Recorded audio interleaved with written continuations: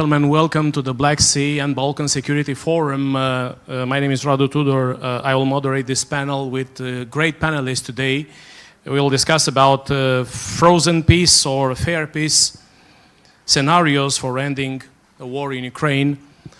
Our panelists today, I will start with Kirill Petkov, is a former Prime Minister of Bulgaria.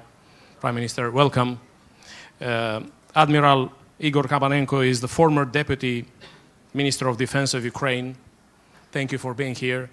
And James Carafano, you know, a great analyst, and you know, he's a great specialist to the Heritage Foundation, our friend and our strategic expert for everything that is happening in transatlantic relation. James, thank you for being here. We will debate this difficult subject about peace in Ukraine. We all want to reach this point, but seems that the war is not stopping. Even there are a lot of diplomatic efforts made for peace in Ukraine. And we want to analyze the impact for present and the near future, and to talk about also the security in the Black Sea region, which is transformed in a war theater by Russia, and also how the European security theater will be transformed if United States will withdraw some troops, and how NATO will be affected. So many things to analyze in this panel. I will give the floor to Prime Minister Petkov to start this debate. So the floor is yours. Thank you. Thank you. It's very good to see all of you here. Many of you, we know each other. First of all, I want to do a little bit of definition. I don't think there is such a thing as frozen peace. I think there is a war pause, but not a frozen peace.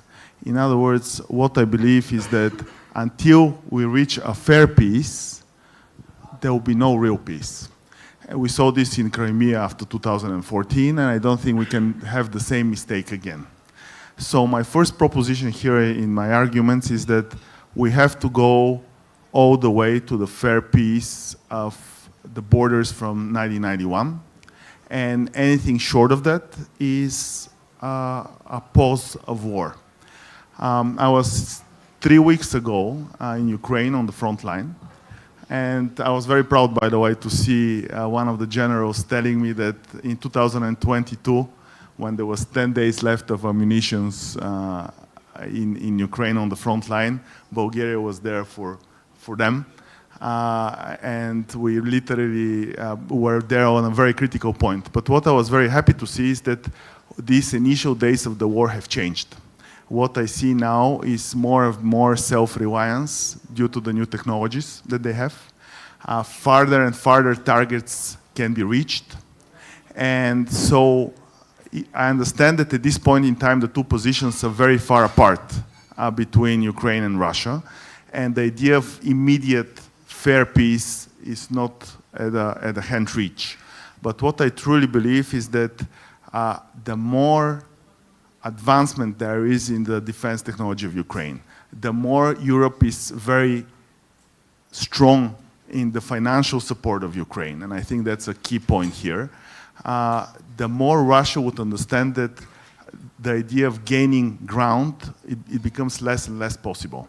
The moment they see that they're losing people, and right now the ratio, I believe, is 1 to 8, roughly, if I'm correct, 1 Ukrainian soldier to 8 Russian soldiers. If this continues, I think frozen peace will be the first step. But then I think the next step for Ukraine is, with its increased capabilities of targeting farther down the line, to make Crimea, for example, not as strategic as it used to. If you cannot position your ships and your air base in Crimea because there are drone attacks that can reach you, Crimea starts losing some of its strategic appeal, some of it. And my hope is that as this happens, and as Ukraine, and this is the other key point, continues with its EU accession path, So it actually becomes stronger economically, stronger innovative-wise. Then in the long term, fair peace can be achieved. But fair peace is the only peace we can have. Anything less of that would be a temporary war pause, which I don't think we can repeat again.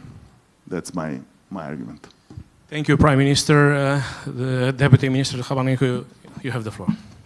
Yeah, thank you very much. It's my pleasure to be here today.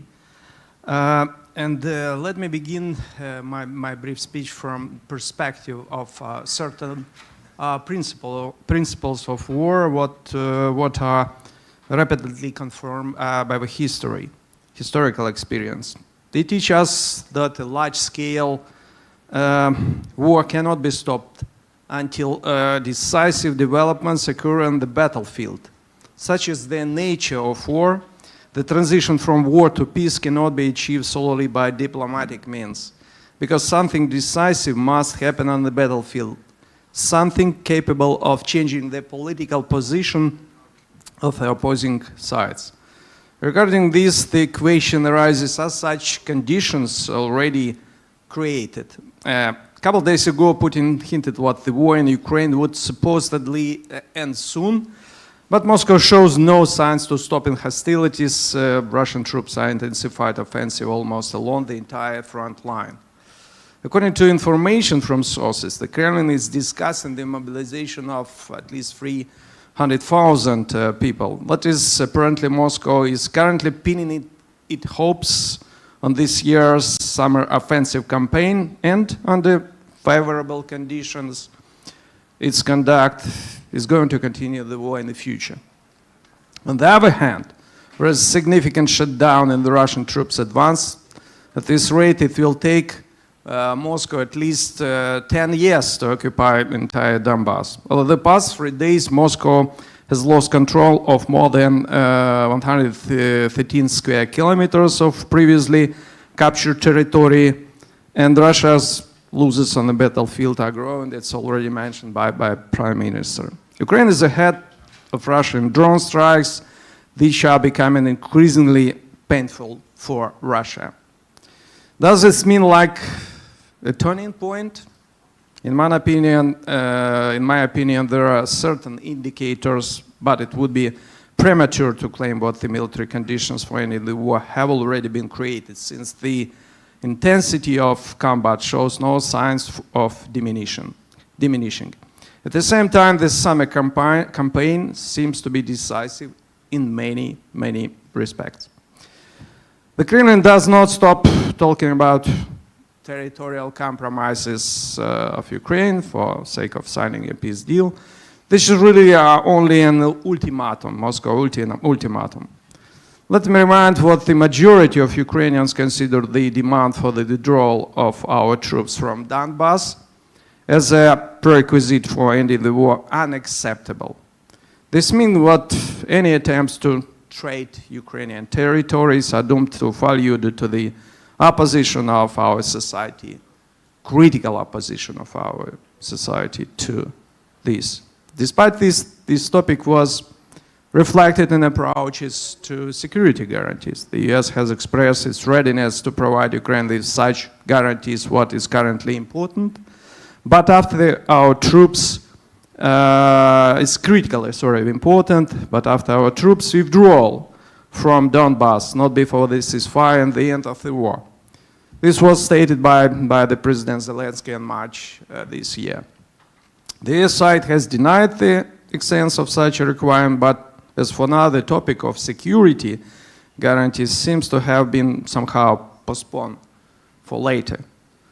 This is quite illogical from my perspective. The very process of actively working out these guarantees and reaching at least initial agreements with partners could deter Moscow from escalation, as well as help to approach the long-awaited peace. At the same time, given our negative experience with the Budapest memorandum, it's well known, security guarantees must be reliable, reinforced concrete, in a sense, as President Zelensky said. This means what formal assurances and even a dedicated military contingent alone are insufficient. Real long-term security of Ukraine and the entire region will depend not only on partners' military capabilities enabling the reliable and effective deterrence of Russia from repeating its aggression, but also on the political willing to employ them if needed, as well as on the effectiveness of the C2 structures responsible for implementing these guarantees in the face of pressure from Moscow. Accelerated NATO membership looks the optimal solution for Ukraine regarding above. However, we do not observe a consensus in the alliance regarding this. Under these current circumstances, a more realistic step appears to be Ukraine's accession to specific security cooperation formats existing in Europe, such as NORDEFCO and others, or joint creation new ones, capable of yielding tangible practical results in the immediate future rather than at some distant horizon. Such sub-regional security coalitions could constitute a substantial contribution to ensuring Ukraine's security, not only in the post-war period, but also for bringing the ongoing war to a close. Thus, taking into account a wide range of current circumstances, the logical strategic path toward achieving a ceasefire and establishing peace, however paradoxical it may sound, lies in forceful neutralizing the aggressors' war-waging potential through decisive and effective operational actions. In this paradigm, if this paradigm is accepted, then achieving this objective is possible by stabilizing the situation along the entire front line, while simultaneously exhausting the advisory to such an extent what Moscow is compelled to cease hostilities. The success of such a strategic approach depends on the strength and resilience of our defense across all dimensions: military, political, societal, economic, energy, maritime, and others. Ukraine is taking significant steps in defense and resilience strengthening, demonstrating proactive adaptation to the realities of modern warfare. Taking this opportunity, let me express my sincere gratitude to our partners for critical vital support of Ukrainian defense in other spheres. At the same time, it is evident what our, so to speak, shared success in bringing the war to the end and strengthening European security will be largely determined by targeted and timely military support from partners, as well as by tightening sanctions aimed at limiting the Kremlin sources to wage the war. Therefore, the current security situation that Russia is raising the stakes requires a closer convergence of our Western partners with Ukraine. If it works well, the situation on the battlefield develops favorably for Ukraine, and Russia's drift towards a ceasefire and freeze of the war is possible by the end of this year, from my view. The duration of such peace will depend on how robust security guarantees are, as well as political will to activate them to prevent Russia from repeating aggression. At the same time, such a peace will not be fair, as issues concerning the restoration of Ukraine's sovereignty and territorial integrity within its 1991 borders, the withdrawal of Russian occupation forces, and the punishment of the aggressor remain unresolved. If there are gaps in Ukraine's urgent defense needs, primarily in air and missile defense, air superiority and deep strikes capabilities, the war will likely continue next year. Thank you for your attention. Thank you, Minister Kapanenko. Now I giving the floor to James Carafano to see the Atlantic view of the Russian war in Ukraine, the Black Sea security, and also about NATO posture. Please, James. Well, first of all, a sincere and deep apology. I'm really sorry.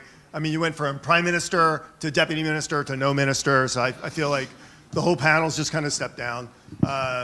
And obviously I can't, speak for the United States or for the transatlantic community, but I'll just give you my personal view, which is I don't know how the war ends, and I don't care. I mean, obviously, of course I care. I mean, we all want the suffering to stop, but I don't think as a community writ large, we can do anything at this point to really know that. So what we can do at this point as a community is work with what we do know, which is that Russia's never going to win this war. There's going to be a free and independent Ukraine that can defend itself.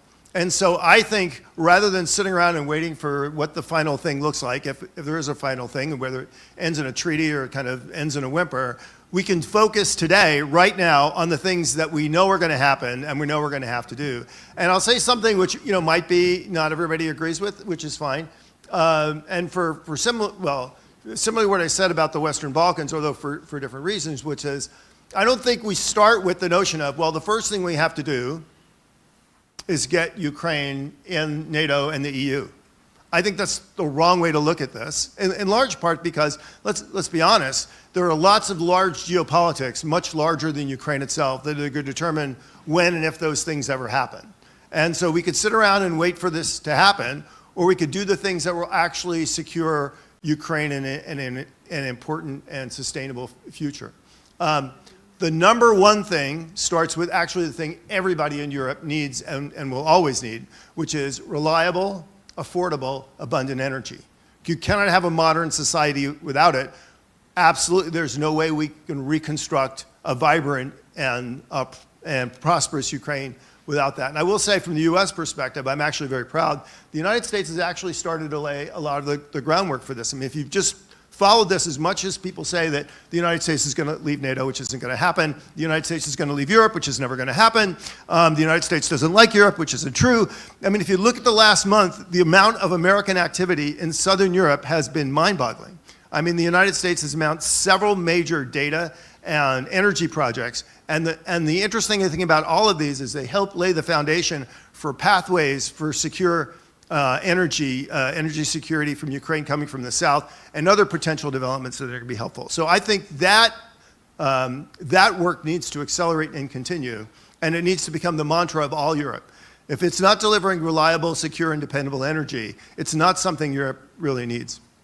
The next really comes with this incredible defense arsenal, and you personally have contributed to help building this, which is really unprecedented. I mean, the time we say we need to rebuild the transatlantic arsenal, and particularly in Europe, Ukraine is actually doing this in real time every day, actually delivering some of the most cutting edge capabilities that not just Europe, not just the United States, but literally everybody in the world wants.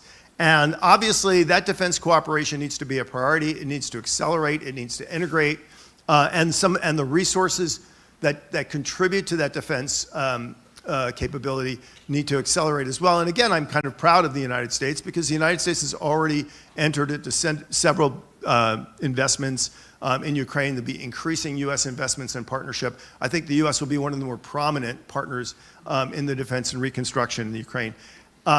The third thing is, and there's only two more, so don't worry about it. The third thing is tying Ukraine into this incredible opportunity that we have to build this resilient and prosperous and thriving and energetic backbone of the European economy, going from the north of Europe to the south of Europe, and integrating Ukraine deeply into that. We just had an incredible, well, not us actually, but the 3 Seas initiative for Forum in Dubrovnik, which I think was a success beyond anybody's expectation. I was super pleased to see a massive US footprint there, the most ambitious footprint that we've ever had. But investing in the infrastructure and the energy and digital connections is so important.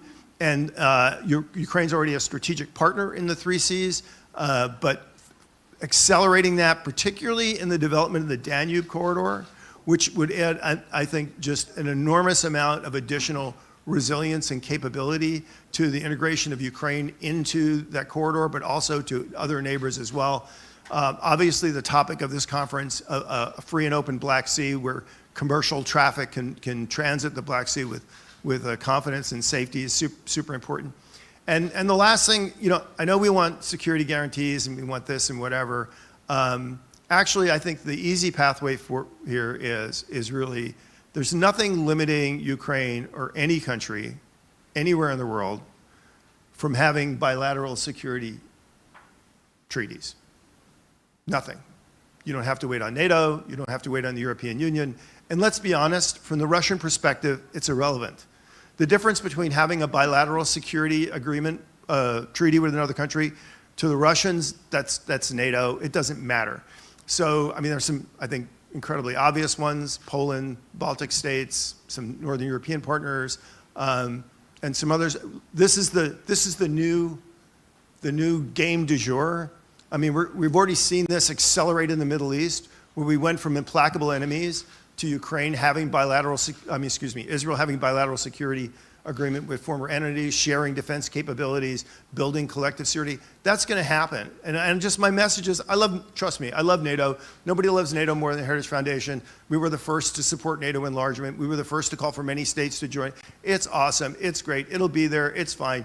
But it's not the only game in town. And if you want to strengthen NATO, the stronger bilateral relationships are, the stronger economic partnerships are, the stronger energy security is. That will give NATO the confidence and resilience it needs to go into the future. So we can sit and talk about membership forever, security guarantees forever, or we can get on with the business of building the Ukraine of the future, which is going to happen.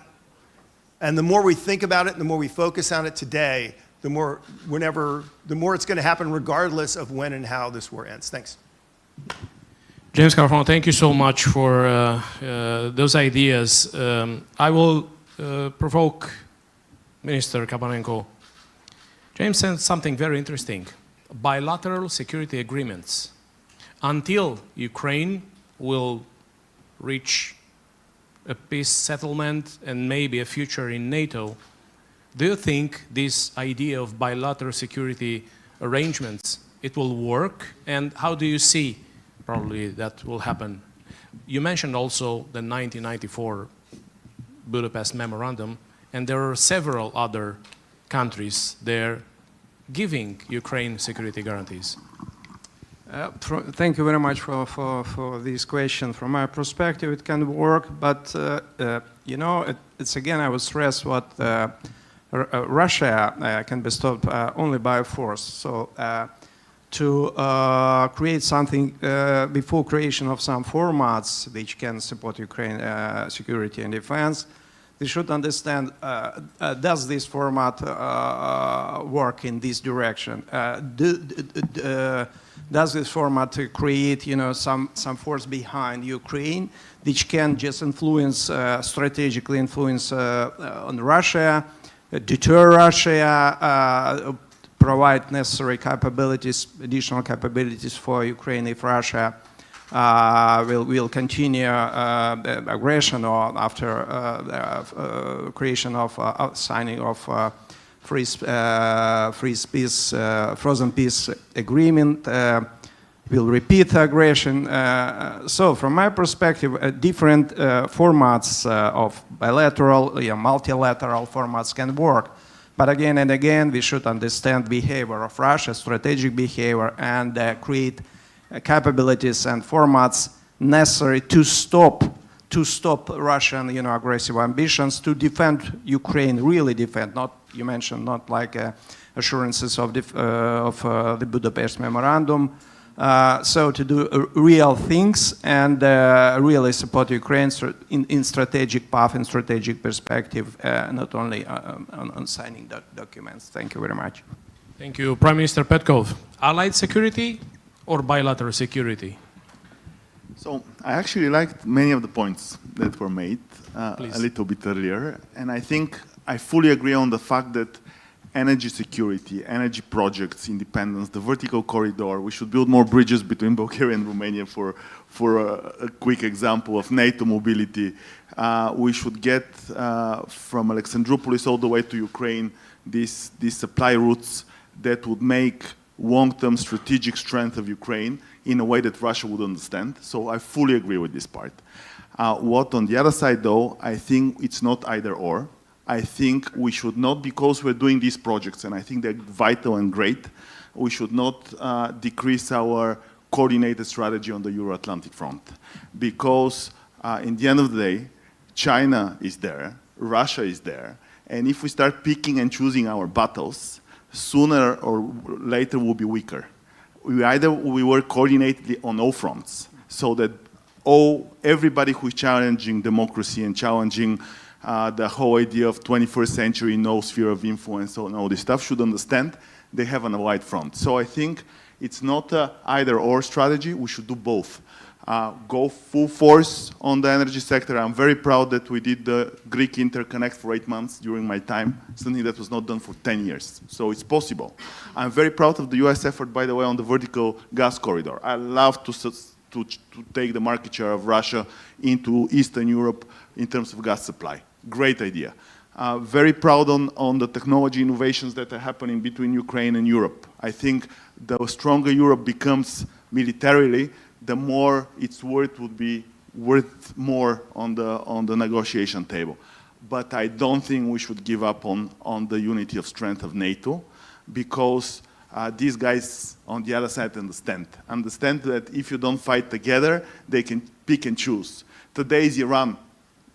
Imagine if we were all together strong on a single position with Iran, we'll be much stronger than just having separate games. The same thing would be with China, the same thing with Russia. I fully agree here with the Deputy Defense Minister. Russia understands from strength. You either show strength or you're weaker. There is no middle ground. So in that respect, I agree with both of your points, but I don't think it's a game of choosing. It's a game of putting all of our strengths together and playing all these games at the same time. Can I just agree with both of them and tell them they're both wrong? No, I actually do agree with both of you. So to your point, you're right. I mean, we can play at the multinational, but here's the difference, I think. If you look, for example, you mentioned China. China's interest in bilateral relations was to pick everybody apart. I mean, the 16+1 was not to have a united Europe. It was the Chinese ability to pick and choose who would advance. And so bilateral relations were designed to destroy the EU. Now, I think the US approach is completely different. Bilateral relations are what's going to save NATO and maybe save the European, because it's going to build strength from the bottom up. It's going to build commonality of effort. So I think they're both fine, but I think the playground today, the one that can move the fastest, is the bilateral way, and I think will make us stronger. And I do agree with you that you have to look at this from the Russian perspective, and I think the Russians look at the correlation of forces, and that's it. They don't look at treaties and lines. So, you know, I used to tell my good friends in Sweden and Finland, right? It's just easier to just call them Swindon, right? I don't care if you're in NATO, and they were shocked, like, what? You don't care if we're in NATO? I said, look, the Russians don't care if you're in NATO. When they write their war plans, they just assume that Sweden and Finland and Norway are going to fight as a flank on the flank of NATO. They don't care. My good friends, the Austrians, who for years said, well, we're nice, small, and neutral. You know, we're okay. We're protected. Nobody will bother us. And if you actually look at the Russian war plans during the Cold War, the avenue of advance was right through Austria, right? It's like we're not, you know, they don't. So I do believe that actually any bilateral cooperation or deals and stuff, that is valuable because it shows that Europe is united. And so I do think in the absence of a quick vote on NATO extension, bilateral security agreements will make a huge difference. And I've always said this, the most important country in NATO today is Poland, because it literally is the West Germany of the 21st century. It is the frontier state that you cannot bypass. And Polish commitments, both on liberal and conservative governments, to improve is the savior of this alliance. I really believe that, which is why the United States calls them the model ally. The second most important country in NATO today is Ukraine, because it doesn't matter if Ukraine is in NATO or not. Russia can invade almost nobody and just wave at the Ukrainians and said, oh, no, it's okay. We're heading over to Tallinn. Don't worry about us, right? Ukraine is an unmovable obstacle. And that's why I feel that the accelerated path that we're on, that we're actually seeing happen in real practice, is going to deliver real results. So it's my confidence for Ukraine is through. If Ukraine was a stock, you know, I would buy. I would put it in my 401k. Can I just agree and challenge a little bit? Please add Bulgaria and Romania in these important countries. No, but it's important. It's Romania is the third most important. Okay. Thank you. See, there is even in Europe. Let's not even target and have it as only the U.S. argument. There are people in Europe that saying Europe of the nations, and let's do single country identity type of deals. In my opinion, that's a wrong path for Europe and wrong path for the Euro-Atlantic relationship. Why? Bulgaria, for example, with 2% of the European GDP. As 2%, what kind of an impact can we make for the Ukrainian war? Nothing. But as part of Europe, we actually could make a big deal out of it because we supplied 5 billion worth of weapons to Ukraine because of the EU coordination support. Romania is the same thing. Even Germany, when we talk about Germany as the strongest engine of Europe, it's 22% of its economy. So China and Russia understand this. They understand very well that they have one advantage. They're a single entity. And if they can split us apart and make deals of the nations, as you said, I fully agree with this, they just win. It's a strategic win for them. So I believe it's totally bullshit, in my opinion, the idea of having separated countries in Europe to play by themselves and try to help, for example, Ukraine. We either play together or we were not considered on the table. I furthermore agree that there should be no free riders. I understand. So the idea of free riders should not be the case. But having no free riders, the more coordinated we are on the Euro-Atlantic relationship, the more serious we are. People look at number of nuclear weapons, people look at GDP, people look at populations. These are the big numbers that actually count in the long term. Thanks. I'm sorry we have to end this panel here because George Koutaro was here showing me we have only 1 minute. Of course. Please give a round of applause to this panelist. And thank you so much. In 10 minutes, it will be the next panel here, Unlocking the Black Sea Offshore Energy Resources and the Future of European Supply, in 10 minutes here in Regina Maria Hall. Thank you.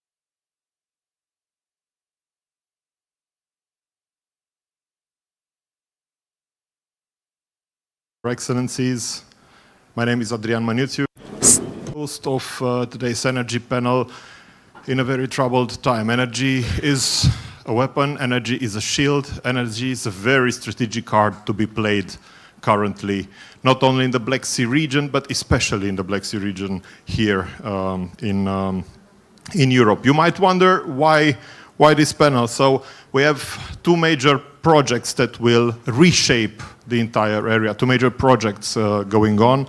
Neptune Deep is one of it, starting to produce gas early next year. And of course, Sakarya approaching phase 3, the Turkish project.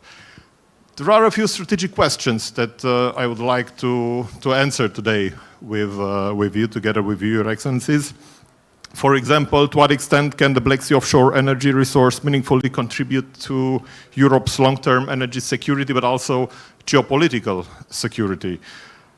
We have to identify the current risks, of course, and we have to identify how the littoral states can cooperate, and of course, the cooperation with Ukraine. Hopefully, a Ukraine not only approaching peace, but embracing peace very, very soon. So let me introduce today's panel guests. I'm very honored to have His Excellency Ambassador Lazar Komonescu, Secretary General of the Organization of the Black Sea Economic Cooperation. Also, Ambassador Tachan Ildem, Chairman of the Center for Economics and Foreign Policy Studies from Turkey. Mr. Bogdan Ivan, former Minister of Energy, also Mr. Vladimir Malinov, Mr. Kirill Ravnatsky, also joining us in this panel, and Alexandru Maximescu, Vice President of OMV Petrom, operator, of course, of the Neptune Deep project. So, starting. I would like a very short comment from all of you in the panel regarding today's topics, and then we'll have some questions prepared, and also hopefully from the audience, inviting you, Excellency, to have a first grasp and short comment on the. How many minutes? Let's say 2, 3, 4 minutes each, between 2 and 4 minutes each. Thank you very much. First of all, allow me starting by saying that, as an inhabitant of Bucharest, it's always good for me to be back home. But when I say back home, it's not just for the sake of the fact that my house is here, but also I feel at home when I'm with the New Strategy Center. Not least as a self-suspended member of the scientific board of this, but you know, under my current position, I had to self-suspend myself. But it doesn't mean that I'm not following with interest developments and projects developed, implemented by the NSC, and that brings me to really congratulate the Center for having introduced on the agenda of this session of the forum, the issue of energy. Because when talking about security, I hope you'll agree with me that, well, of course, under the current circumstances, it's understandable that a lot of discussion and debate, deliberations are on the so-called hard security dimension. But I hope that everybody will agree with me that we should not neglect that there is also a very important economic dimension of security. And when I say economic dimension of security, of course, I here include energy as well, because at the end of the day, economy means energy. Without energy, you cannot develop economy. So once again, I really congratulate the Center for having put this on the agenda. And well, there is a third reason why I'm happy to be here, because you may not be surprised that the organization which I have the honor to represent has as one of its priority areas of action is exactly energy. Developing the cooperation in the Black Sea area, in the wider Black Sea area. All the more so as there are untapped already, still untapped, but soon tapped important sources of energy. And I am glad to see that the progress is done in this respect. And I will conclude this part of my comments. I would like to stress how important it is in all these endeavors to keep to the principle of regional ownership. And then I see, and that makes me being, optimistic in this respect, as I see that there are very important projects developed either through cooperation or individually by the member states of this organization. I'm first and foremost referring to, of course, my country, but Turkey as well. The two big projects about to be starting, fueling energy, Neptune Deep and Zakaria are there. But there are other opportunities as well. But I will elaborate perhaps a little bit more when you may give me again the floor. Thank you. Ambassador Ildam, please, your introductory thoughts.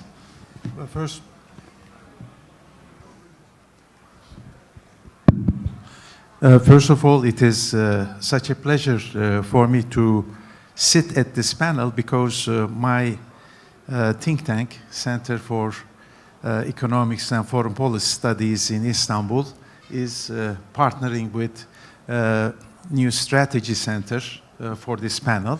But not only that, we, since 2023, also together with our Bulgarian colleagues at the Sofia Security Forum, developed two reports. One was on the general Black Sea security, which produced one idea of mine countermeasure task force concept.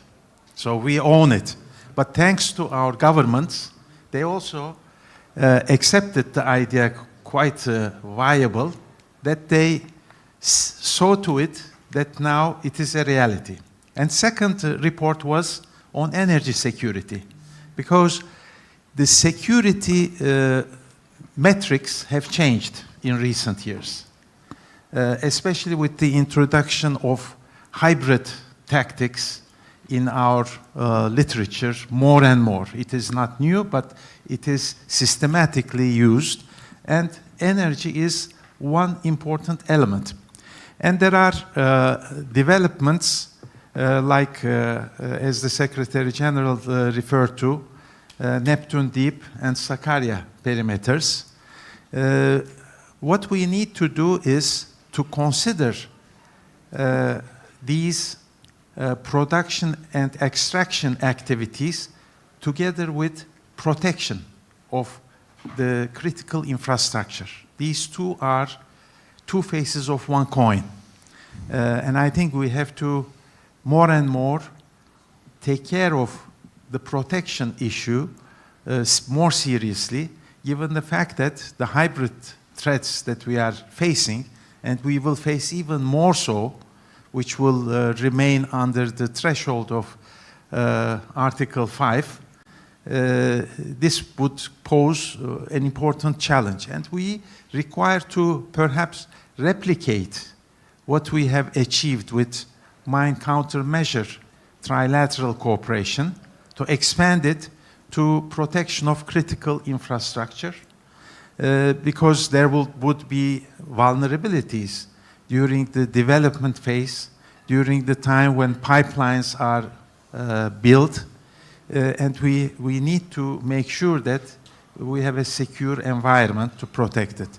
My third element is to reinforce the idea of regional ownership, because we are the countries sitting in this geography. We know the requirements more than anyone else.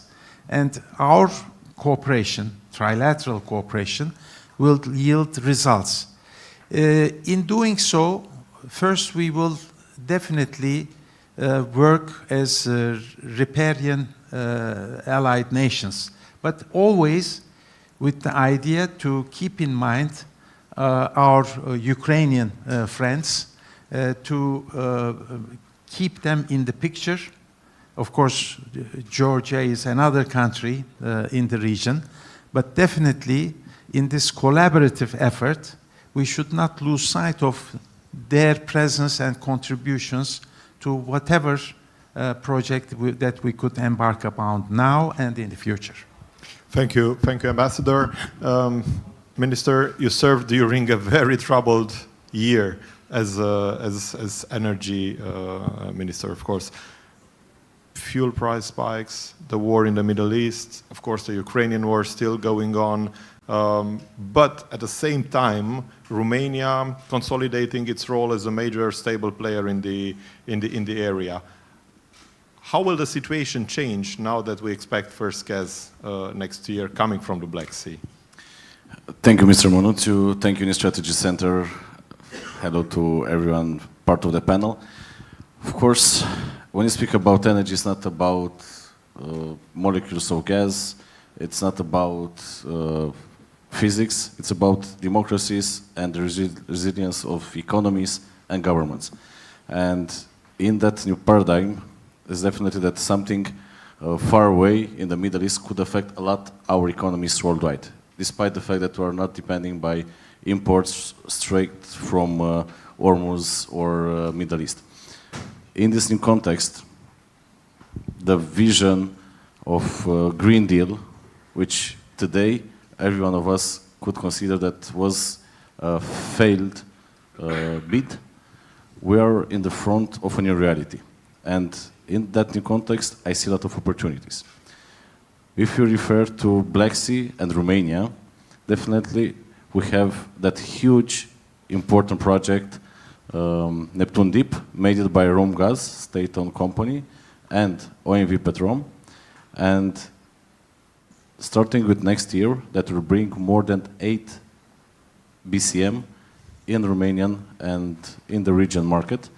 And that means almost doubling the entire Romania production, which today it's around 10 BCM per year.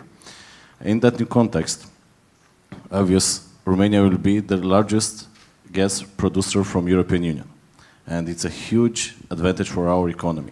Second, once we are increasing the energy security of Romania, we are increasing the energy security of European Union. We are cutting off all dependencies from Russia. And that's the main message for the entire European Union. But that's only the start, because in this moment, Romania have around 22,000 square kilometers in economic exclusive zone. And we are exploring less than 20%. So we have a lot of exploring space in Black Sea, Romanian economic exclusive space, where we could go and to drill after new gas resources. And that's one. The second one is offshore wind opportunities. Since I left 2 weeks ago the office from Ministry of Energy, we left over there all the procedures started for perimeters for offshore wind energy. And that could start this year, and the opportunity, it's up to 35 giga. It's a huge opportunity in that manner. And the third one, we have Cernavoda power plant, one of the greatest in the world. With our 2 reactors, we are producing around 20% of our Romanian production of energy. And we are number 1 and number 3 worldwide as productivity of nuclear power plant with that 2 reactors. And 1 month ago, when I was in the United States, we have an agreement with World Bank Group, with IFC, and with US Exim Bank to finance a refurbishment of Unit 1 of Cernavoda power plant and to build Unit 3 and 4. That will double our energy production of nuclear energy. And getting back to the 4th point, and I stop here, it's the way that we are working with our neighbors in the Black Sea. With Turkey, with Georgia, with Azerbaijan, with Kazakhstan. We are working and we put in the European grid finance for green corridor from Azerbaijan to Georgia and to Romania with a cable set at 4,800 megawatts, which will provide baseload energy for Romania and for our neighbors. And it's a huge step forward, and we have finance for that project. And in the end, what we're making with that energy, beyond industry, beyond householders, we could bring most added value in AI. And we start last year one big project, a gigafactory, 5 billion euros, starting with 100,000 GPU. And in this moment, the Ministry of Energy are making selection for the leader of the consortium. And with that, we are positioning Romania, together with our neighbors, as first of a kind of that project in entire Central and Eastern Europe. And we are working with Turkey, with Bulgaria, with Ukraine, and with Moldova on that important project. So it's about future. I will get back to the transatlantic nuclear cooperation and to the program itself, to the new investments coming shortly. Mr. Maximescu, maybe a short operation from an operational point of view, a short introduction from an operational point of view, regarding, of course, the gas coming next year. Hello, also from my side, and thank you to New Strategy Center and to Mr. Scutaru for maintaining energy as a focus of these debates. I think it's important to have them, especially in these very complicated times that we are living. I think the new norm is a crisis after the other. This is the new norm. It's good to see our partners here from Turkey, from Bulgaria, the former minister with whom we worked very closely and very effectively in order to bring forward all the major energy projects in Romania, and especially Neptun Deep, where we have with our partner Romgaz a very good cooperation to bring forward Neptun Deep and first gas into 2027. Perhaps before giving you a very short update of where the project is, two remarks. It's very good to see that countries around the Black Sea are aligned in order to a common vision to defend energy assets in the Black Sea. I think it's not only for us important, but for the region and the Southeastern Europe as such. And this gives us confidence. And I can only encourage our ministers, our authorities to work closer together into putting an operational model of how those assets can be better protected together. Now, coming to our project,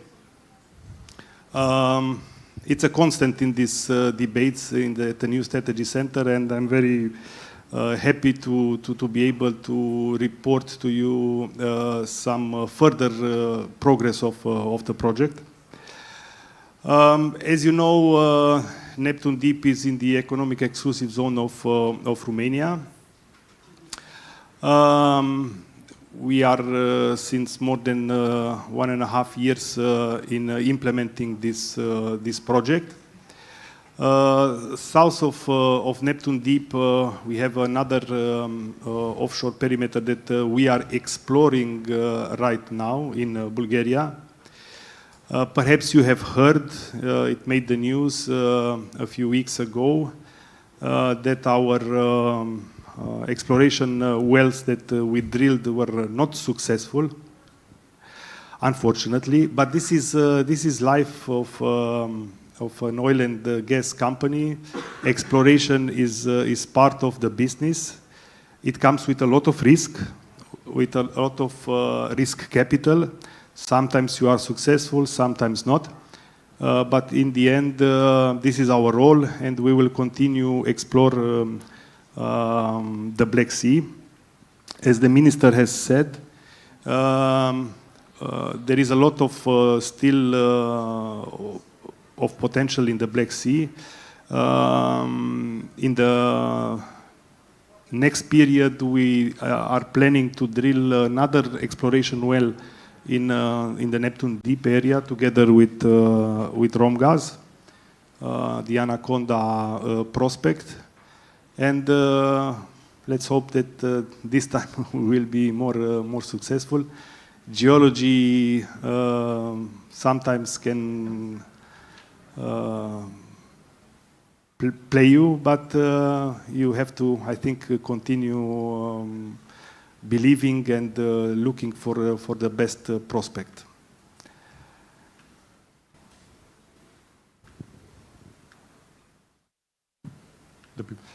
Okay, I don't know exactly what is happening with the next slides. Why I think it's important sometimes. Thank you. This is our model, how we are developing the project. As you can see, we have two areas of where we are drilling the production wells. One is in the deep part of the Black Sea, so water depths of more than 1,000 meters. The other part is in the shallow waters. Everything will be connected via 160 kilometers long pipeline towards the metering station. And the production will start in 2027. Here are some, I think, insightful picture of vessels that are already present in the Black Sea and are working on the project. We have officially started laying down the pipeline connection from the metering station towards the production wells. So very intenseful period for the project in order to conclude it in time and in budget. One important fact about Neptune Deep is the following. The very low carbon intensity of the project. If you look at the left side of this slide, the GHG emissions of Neptune compared to the global offshore average is very, very low, 8 times lower than the average of other similar projects worldwide. So also from this perspective, this project is very unique. In order to conclude, I would like to highlight two important things about the project. The project as such, of course, has a unique and is a unique opportunity for Romania, but it will transform Romania into a security supplier of the region. It will change a lot of gas influxes in the region. And I think it is important that we play this role in the region. This is part of the Romanian influence, I think, in the region for more energy security.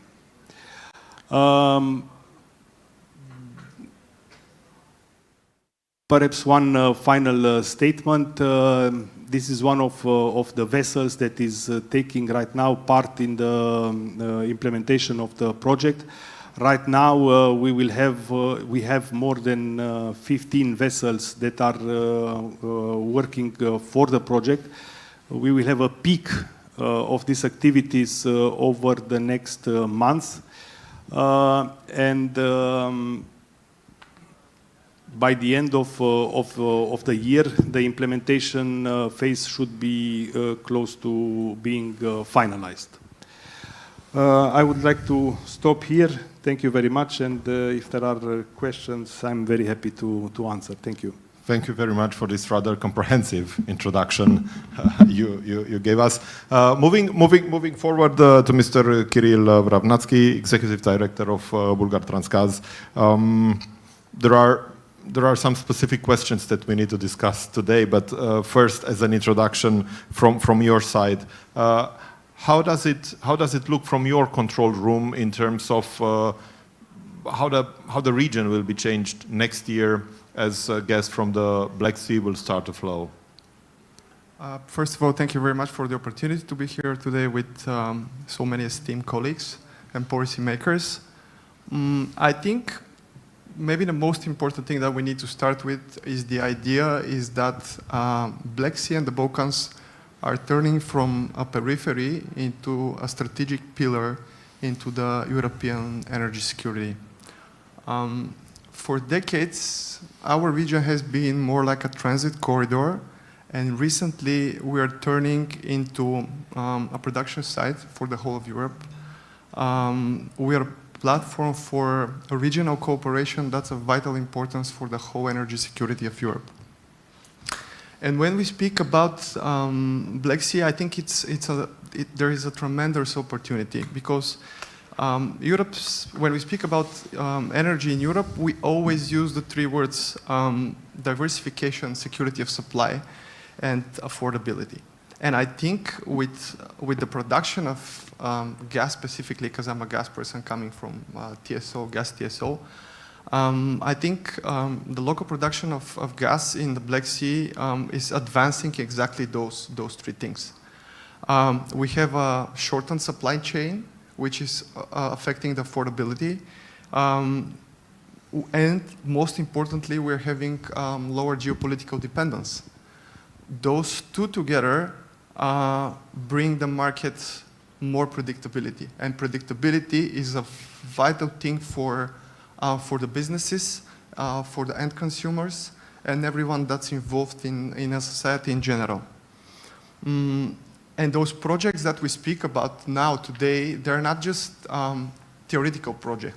They're tangible projects that would affect the security of supply, not for our countries, but also whole of Europe. Speaking about the commodity, a logical question would be whether the local production would somehow compete with the LNG, and I don't think the answer is yes to this. It's exactly the opposite. I think those two can complement each other so well that we can build a resilient energy foundations that are good for our countries. And I'm sure everyone in the room would agree that there is not a single source of energy that can get at the energy security. It's a combination and balance of different energy sources. Historically, this was proven. If we look the past through two energy transitions that we've been through, 18th, 19th, and 20th century, namely wood to coal and coal to oil, they were namely energy additions rather than transitions, so not omitting previous type of sources.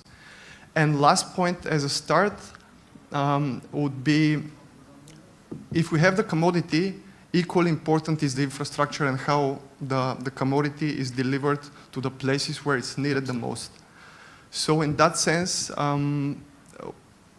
from Bulgar Transgas perspective, we've been building for the past 10 years a lot of investment projects, good interconnection points with all the neighboring countries, and currently I would call it the energy highway, which is the vertical corridor, and maybe a bit later I'll speak about it a bit more. So thank you.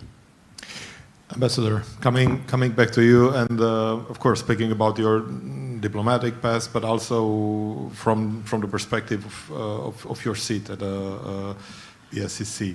Is Europe finally treating the Black Sea as a strategic priority, finally, or are we still patching together regional responses for each crisis? And what needs to be done in order to act as one? I'll come back to it. I'll try to answer to your question. Sorry. Yeah, please. But before that, if you allow me telegraphically 4 very, very brief points. And I'll start by picking up from what Ambassador Ildem was referring to, that making use of the resources in the Black Sea, energy resources, is not just only a matter of extraction.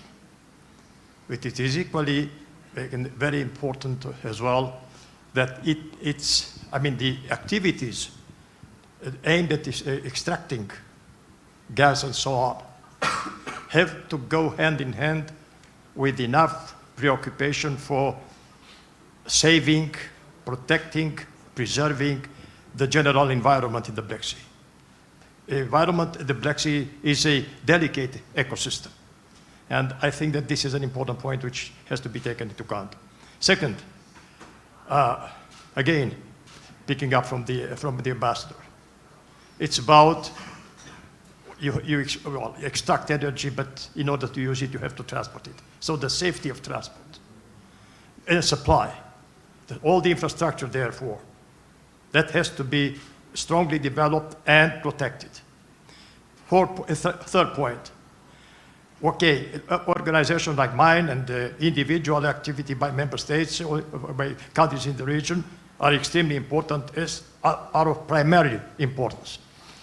But at the same time, you have to take into account that there are other regional organizations where energy is also high on the agenda. I'm referring, for example, the Southeast Cooperation Process, Southeastern Europe Cooperation Process, Central European Initiative, the 3SI, 3Cs Initiative. All these organizations of platforms, they are placing energy up on the agenda. There is need of synergy, at least for better use of resources in developing projects in this respect. That's an important point. And my fourth point is that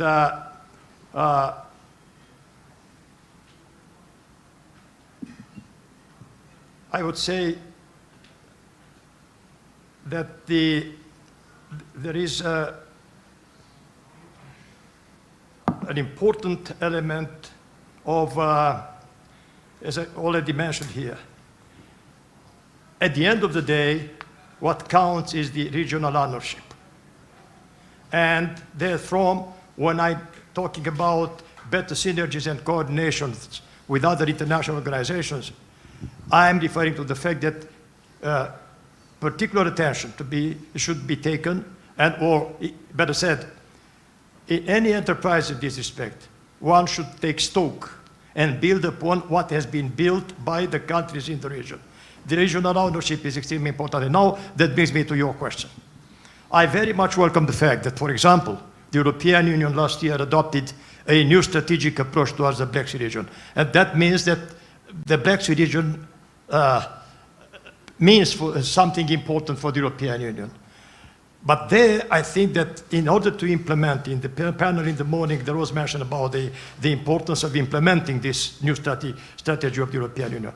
The European Union should take due account and build upon what is being done in this region. Because, as it was said already here, the best knowledge about what is in the region, what is in the region can be made use of, comes from the countries from the region. And this is an extremely important point, and I am looking forward to see that in the implementation process of the European Union regarding to the strategy of the EU with regards to the Black Sea, this aspect will be appropriately reflected in any endeavor thereon. That's all I want to say. Thank you. But following up on this, Ambassador Ilham, the NATO summit in Ankara is weeks away, early July. So from a Turkish perspective, from a Turkish strategic perspective, what should the alliance be expected to deliver on the Black Sea maritime security and on protecting offshore energy and subsea infrastructure? And where is realistic burden sharing with the EU to be expected? So what has the alliance to do? What are your expectations? Let's put it even in a wishful thinking format. How should it look like? Well, first, if I may react to a couple of points, then I will come to the summit. First, I think that the offshore extraction by individual littoral states like Romania, Bulgaria, and Turkey is very important to reduce dependency. And it also adds to capacity of resilience. But for that to be effective, we should also look at different important areas. You rightly said synergy to be created in different initiatives. Energy security and connectivity in general go hand in hand. We cannot separate one from another. Therefore, while tackling with the connectivity issue, we applaud the 3Cs initiative, which is a very important endeavor. But there is also another important initiative to be followed up vigorously. It's middle corridor. And I think synergy can be brought about between the two initiatives. They are not competing with each other. They are complementing each other. If we have such a mindset of cooperation, I think we can achieve more. Regarding the summit meeting, we have to be very realistic because the attention span of some of our leaders are rather short, and they can only concentrate for a few hours for a specific topic, and they cannot have a long list of issues to be tackled. First and foremost, the unity and cohesion among allies and maintaining transatlantic bond as strong as ever would be the first priority. Second would be, since one important leader would be looking at it by heart, it is the burden shifting. So European allies together with Canada to do more in terms of security and defense of the continent, the European continent.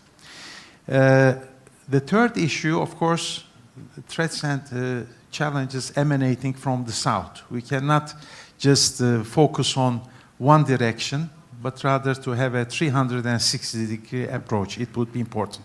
Now, coming to Black Sea relevant issues, of course, our leaders would be cognizant of the importance of Black Sea as a strategic region, especially at a time when we have systemic competition. It's a geopolitical reality. But on that, you refer to the European Union. European Union should also be aware of the importance of some of the regional players.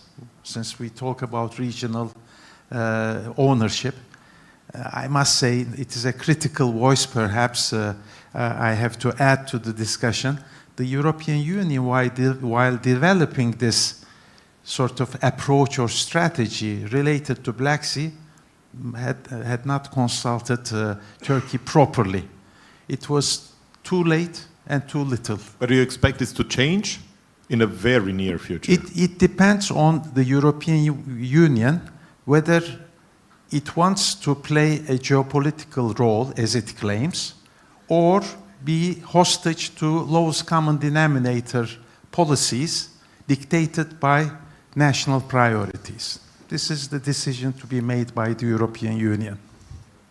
Thank you, Ambassador. Minister, coming back to you, because as I told you before regarding the nuclear program, during your mandate, if I'm not mistaken, $3.5 billion in energy-related investments were secured coming from the United States. So, and it includes the nuclear sector and the Chernobyl project, but also gas projects and so on.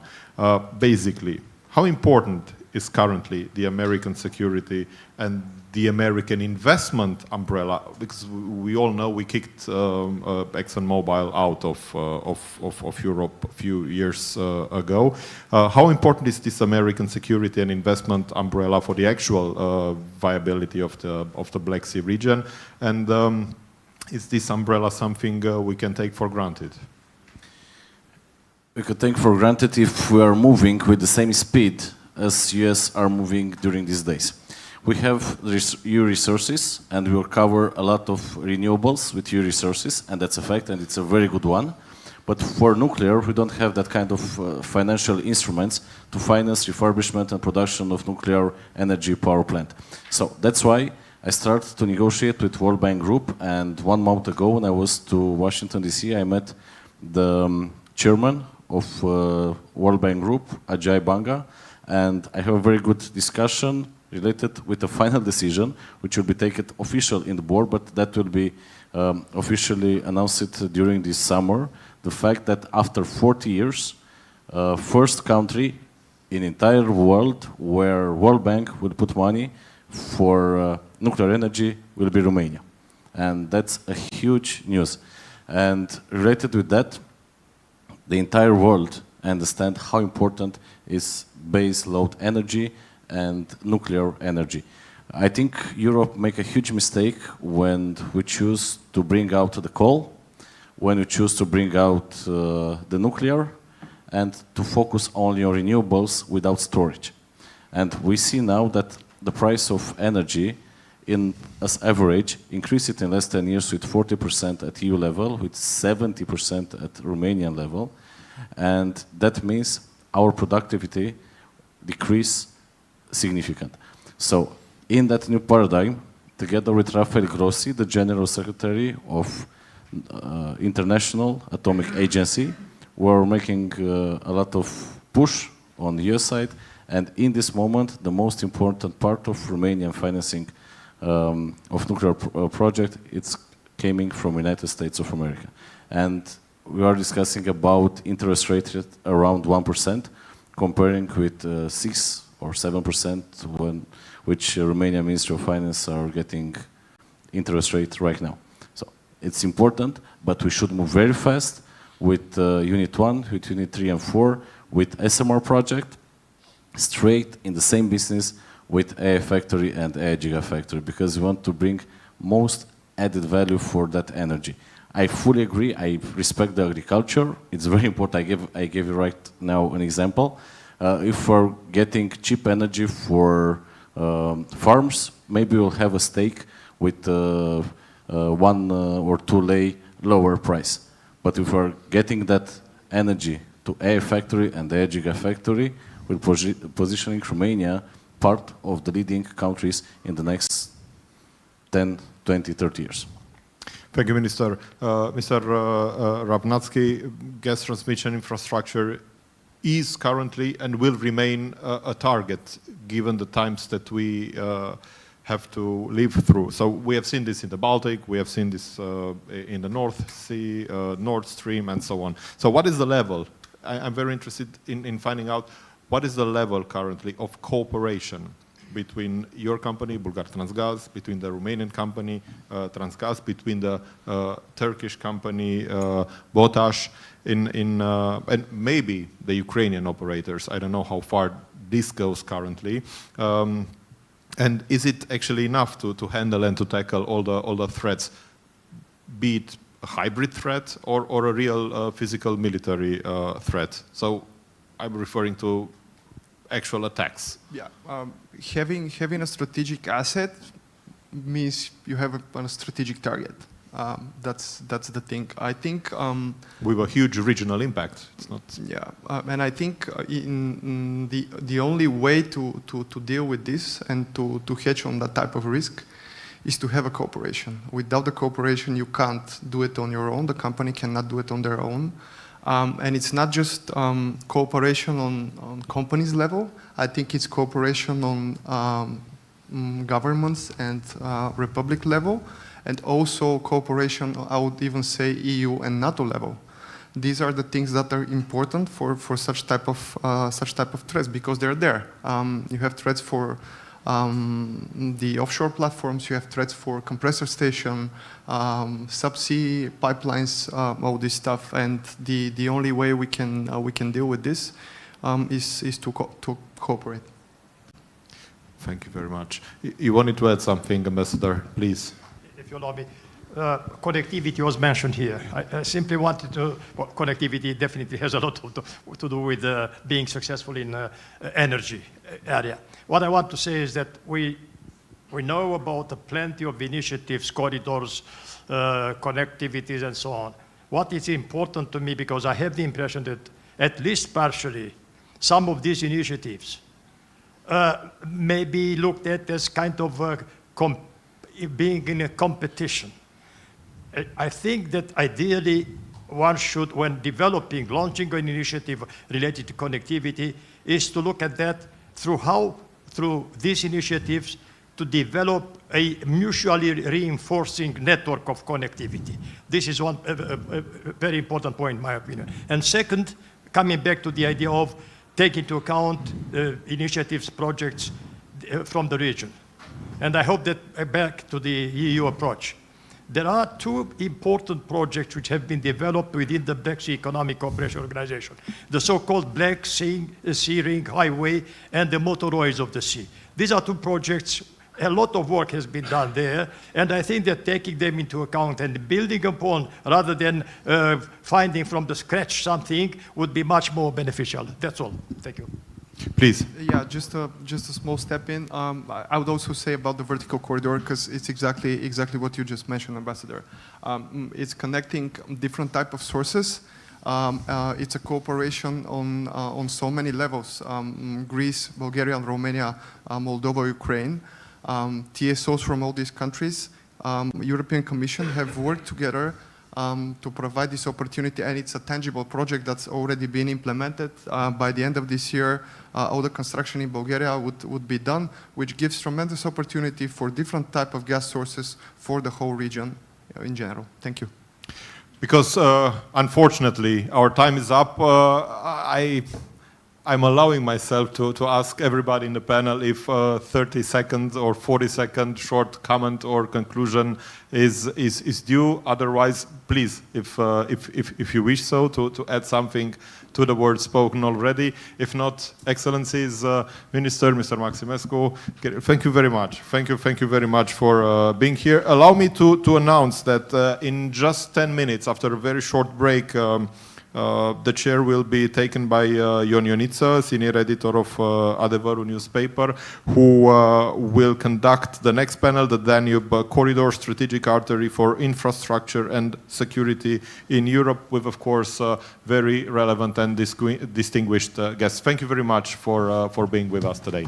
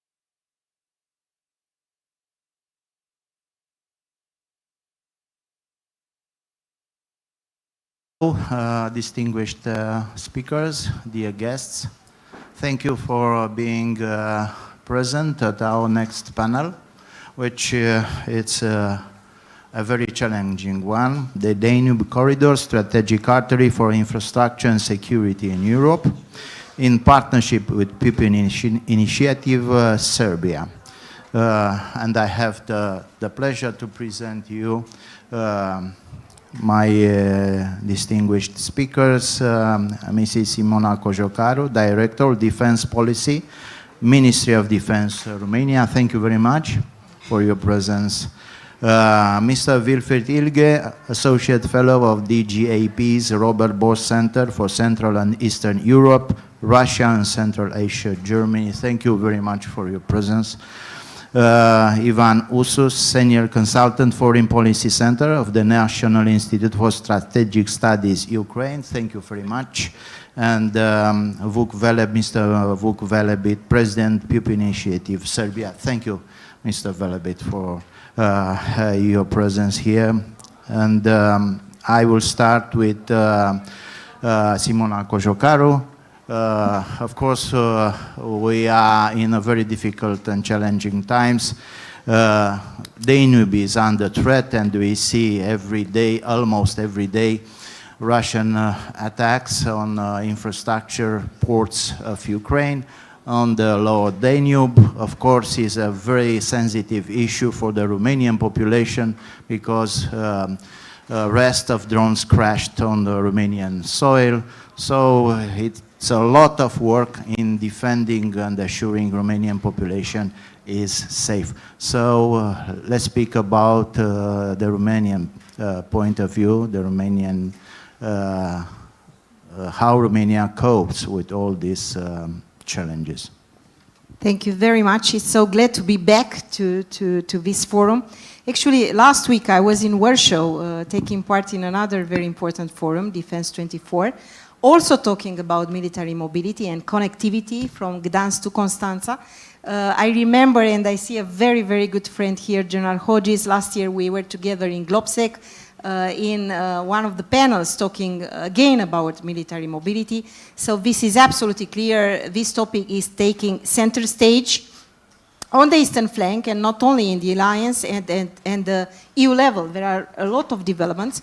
You mentioned a lot of challenges. Yes, indeed, the geopolitical and geostrategic landscape is conducting fundamentally to the transformation to the way we understand infrastructure and connectivity and the threats and risks to our, to our territory and populations.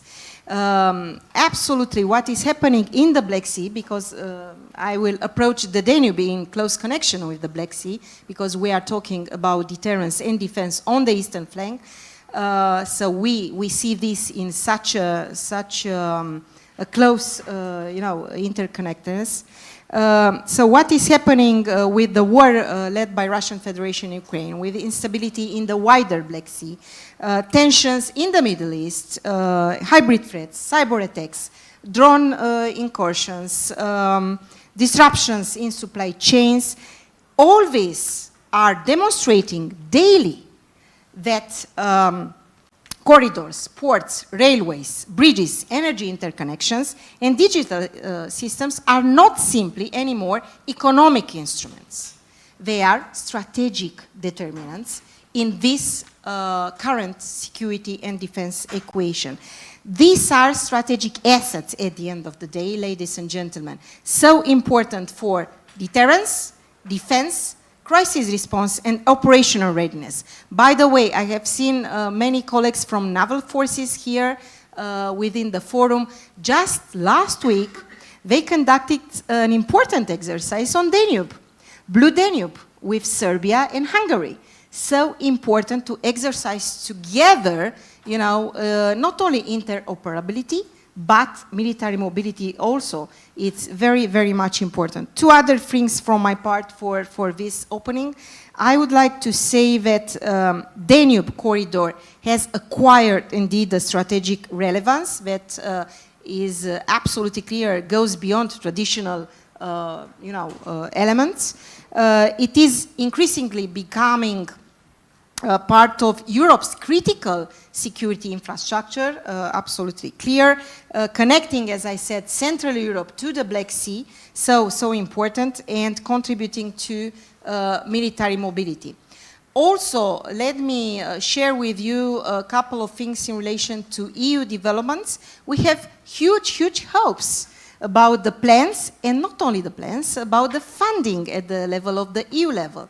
1.69 billion euros in the current multi-annual financial framework, and a 10 times increase for the future framework.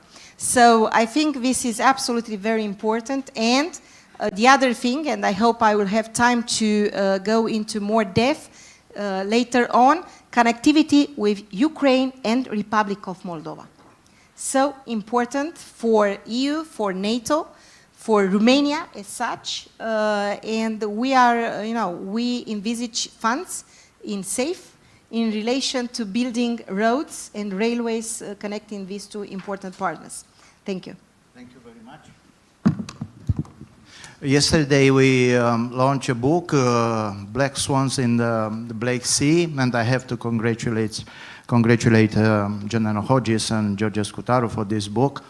Extremely interesting. And what I can remember, I saw a real swan in the Danube in 1991 when a cargo ship sank in Sulina and caused major disruption of traffic on the Danube. And it was a lot of discussion about this event. And now we can see and we can be afraid such an event can occur again in a different situation. We are in a war situation on the Danube. And I'm going to Mr. Ivan Usus for Ukraine point of view about the security, connectivity in the Danube. And we all saw the strategic importance of the Danube during the grain crisis when Russia tried attempt to block international grain commerce with huge consequences. Please. Thank you very much. Greetings, first of all, to the audience. Thank you for interest in this topic. Actually, really, when the full-scale war starts in Ukraine, because actually war starts in 2014 when Russia annexed Crimea, but then it was a full-scale war. Russian idea, one of the main idea, was to limit Ukrainian capability to export grain and some other products to other countries, first of all, with one purpose: to increase threats to global food security, to create the global hunger at the real means, due to one reason. You know, in the year of 2021, just 1 year before full-scale Russian war against Ukraine, it was a very good article in the Reuters where they write that Russia built so-called wheat diplomacy, making the idea that this dependence on Russian energy sources that the European Union has should be from Russian wheat. Russia is the main wheat exporter. You know, if we a little back return to the history, Soviet Union disappeared mainly due to one moment. Soviet Union received money for energy sources, but purchased wheat from Canada. And when they have not enough sources to purchase this wheat, they faced with the danger of hunger, and split of Soviet Union was a logical actually step after that. When Putin came to power in 1999, at the end of 1999, he understands that first thing that Russia should do, from the countries that purchase wheat, they should turn into a country that actually produced wheat. And since 2003, Russia from netto importer turned to a net exporter with one purpose: to really make this dependence. When they start the war against Ukraine, they understand that first thing that they should do, and Russian propagandist Margarita Simonyan said the phrase that we should actually create this global hunger, because in that situation, every country will come to Russia and ask for our wheat, ask for our help, and we can say to the whole world what to do. So it was a Russian direct interest. And of course, knowing that Ukraine can substitute Russia in this area, when they start full-scale wars, they started from blocking the Black Sea shore of Ukraine and not give a possibility to export our products. But in that moment, Ukraine started to search alternatives. It was western direction and it was Danube. Just because through Danube we can sell our products to Romania and then it go to Constanza, other ports, and go to countries that purchasing our wheat. So Russian plans practically was destroyed. Plus, Turkey made the pressure on Russia that Russia should go on so-called Black Sea grain initiative that blocked Ukrainian ports. And so we actually win from that situation, but Russia in a year decided to return to pressure. But they understand that they could not close Danube because Ukraine used it for selling our products. And that's why, unfortunately, for Romania, first of all, Russia started to attack our ports on Danube River. And we know that those drones not only come to Ukraine, they come to Romania territory. And for Russia, it's by purpose, because they understand that they need to stop this way. So now I go to my presentation because a little bit prepared, yes. So that's why, of course, just to understand what Danube means, really it's practically 3,000 kilometers, 10 countries situated near to this river, and it's second river of Europe, so it's very important for whole Europe, this river. And in Ukraine we joke, one of the reasons of Ukrainian Euro integration is the fact that we saw Danube country. That if we have attitude to one of the two main rivers in Europe, probably we should be inside European Union. So nevertheless, as we are talking about pan-European strategic terrorism that Danube actually is, it's, as I said, European integration, but of course it's some legal framework based near to Danube, and of course it's corridor of influence, because we understand that a lot of things could be realized through the Danube and opportunity to use this river. As for actually a more Ukrainian look at the situation, of course, for us it's export opportunity. We have three ports on the Danube River, and of course now we increased our exports through Danube due to the fact that, as I said, other opportunities limited. So it's first of all way to sell our grain, some other products, and when we saw how Ukraine remained one of the main world exporters, for example, oil, not oil, but sunflower oil. Actually, it's our product. 33% of global export is Ukrainian share.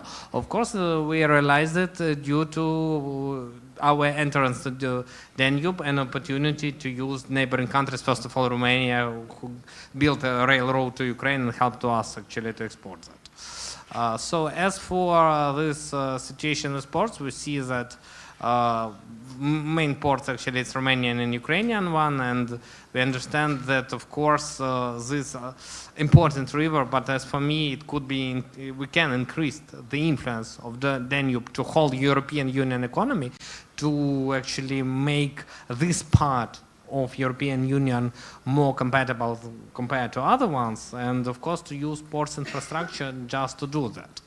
As for the threats that actually exist, of course we understand that first of them, as I mentioned, drones, but so the Black Russian Sea Fleet, yes, it's decreased due to our Ukrainian attacks, but we understand that they could block something. But another, probably as of now, not such a large threat, but it exists, it's mines, because we understand that, like in the Strait of Hormuz, one of the problems that Iran make a lot of mines in this area, and how we could cooperate in Hormuz, knowing that a lot of mines there. Hard to say, the same situation now in Danube and in the territory of Black Sea close to Danube, because we know that sometimes mines appeared even near to the shore of Turkey.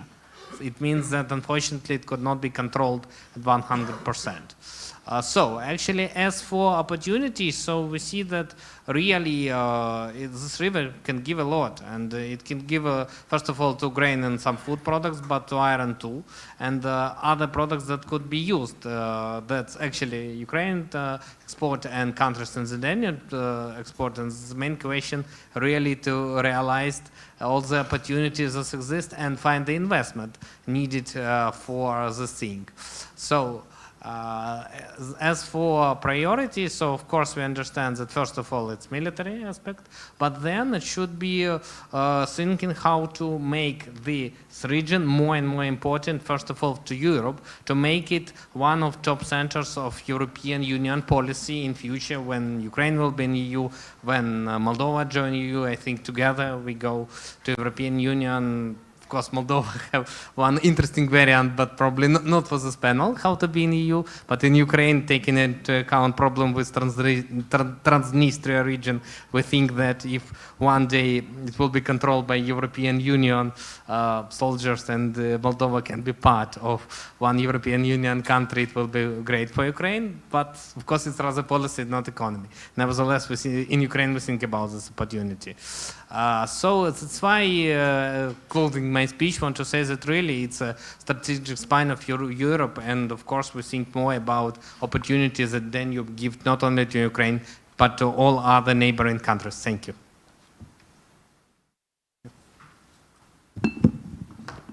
Thank you very much. A lot of strategic issues here. And I'm going to Mr. Vuk Velebit, President PUP Initiative Serbia. Please, you have the floor. Thank you so much, Mr. Jonica. It's a great honor to be back in Bucharest. Last year I was just a participant. This year I'm a speaker. We are partnering at this panel discussion, and we have developed a great policy proposal with the new strategy center. So I'm wondering whether there is something left for the next year. Please, after this panel discussion, take a look at the policy proposal we have developed with the new strategy center, because the Danube is one of the central pillars of that policy proposal. I'm speaking as the president of the PUP Initiative. It's a leading Serbian think tank focused on strengthening ties between Serbia and the United States. But we also work on different issues focusing on the connectivity and how Serbia can be better positioned in the Eastern European and Eastern Mediterranean region. And so that is the reason why the Danube is one of the central pillars of our work, because we see Danube as the most important river that goes through Serbia, its strategic corridor, economic artery, and increasingly relevant security infrastructure route for Europe. Danube was one of the three pillars of this policy that we have developed with the new strategy center. Other tools are energy cooperation, and the IMEC initiative, and how Serbia can serve as the link between the Black Sea and specifically between the Trieste port and the port of Constanza. My main message today is simple.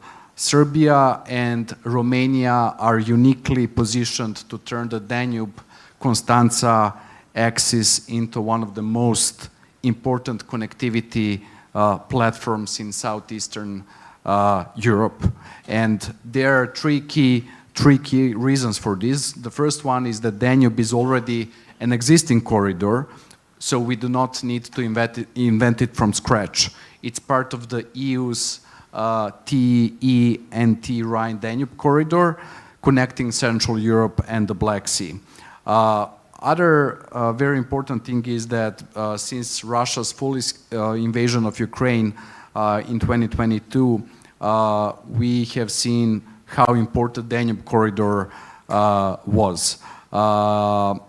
Specifically, the port of Constanza became essential channel for Ukrainian exports. For Serbia, this has direct importance because in 2024, Serbian river ports handled 17 million tons of cargo, with volumes continuing to grow steadily, and around 30% of Serbian traded goods already passed through Constanța, showing that the Danube corridor is not a theoretical corridor, but an existing strategic economic link that should be further strengthened. In practical terms, Serbian ports can serve as upstream aggregation, storage, and pre-processing nodes, while Constanța serves as the principal maritime export platform. Having said that, we believe that Serbia and Romania need to make this corridor much more efficient, specifically to have more synchronized barge schedules, standardized cargo handling, and interoperable customs procedures, and also digital cargo tracking. Second point is that Danube must be modernized as European infrastructure, so not only as a local or bilateral infrastructure. And today, Danube corridor faces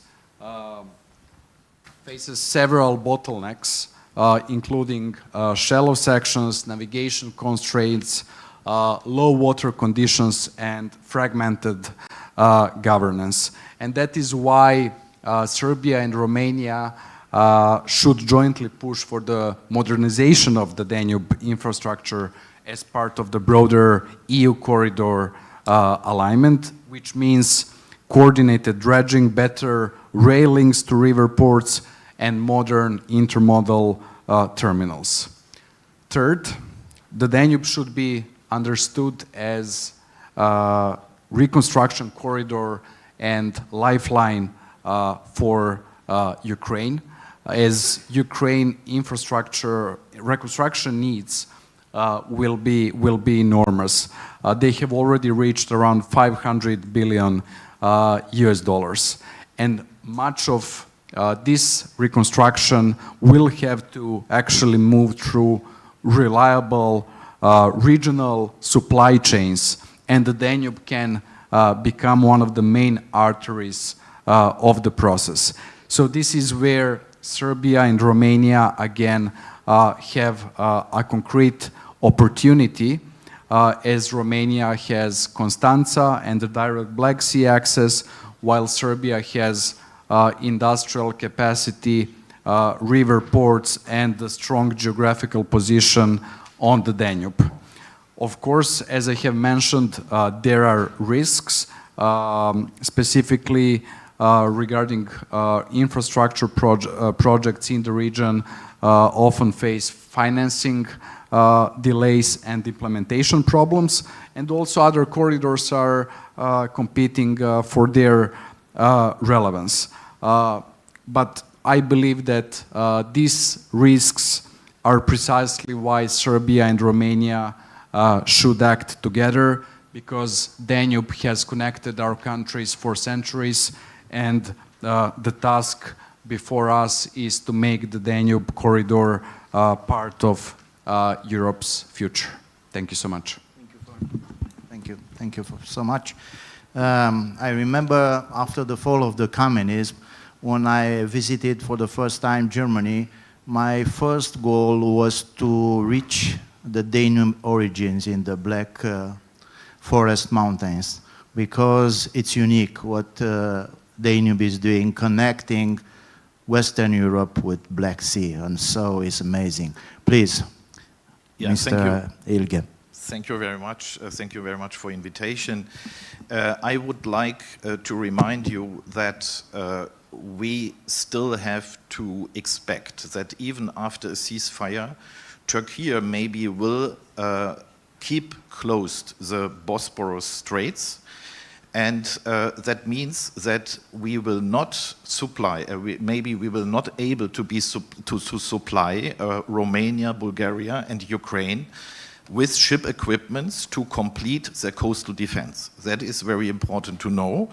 And we also should understand that the closure, of course, is important. It's important that Russia cannot renew its fleet in the Black Sea on the one side, on the one hand, but on the other hand, we see that Russia is heavily decentralizing its fleet strategy, using the underwater deep water system in the European Russia for deployments of so-called little corvettes like Boyan class and Karakurt class, to deploy it to several waters. So the closure of the Bosporus is already not a full guarantee that Russia will not reconstitute its fleet first. Secondly, therefore, military mobility of the so-called Rhine-Main-Danube Canal is crucial to be connected also now to the lower Danube region and to the Moldova, Ukrainian, Romanian Danube Black Sea corridor.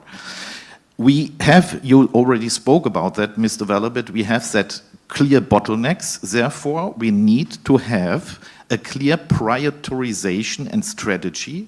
What equipment, let me say, for a flexible mosquito fleet is important now to complete Ukraine and to make Ukraine capable to oversee its coastal security.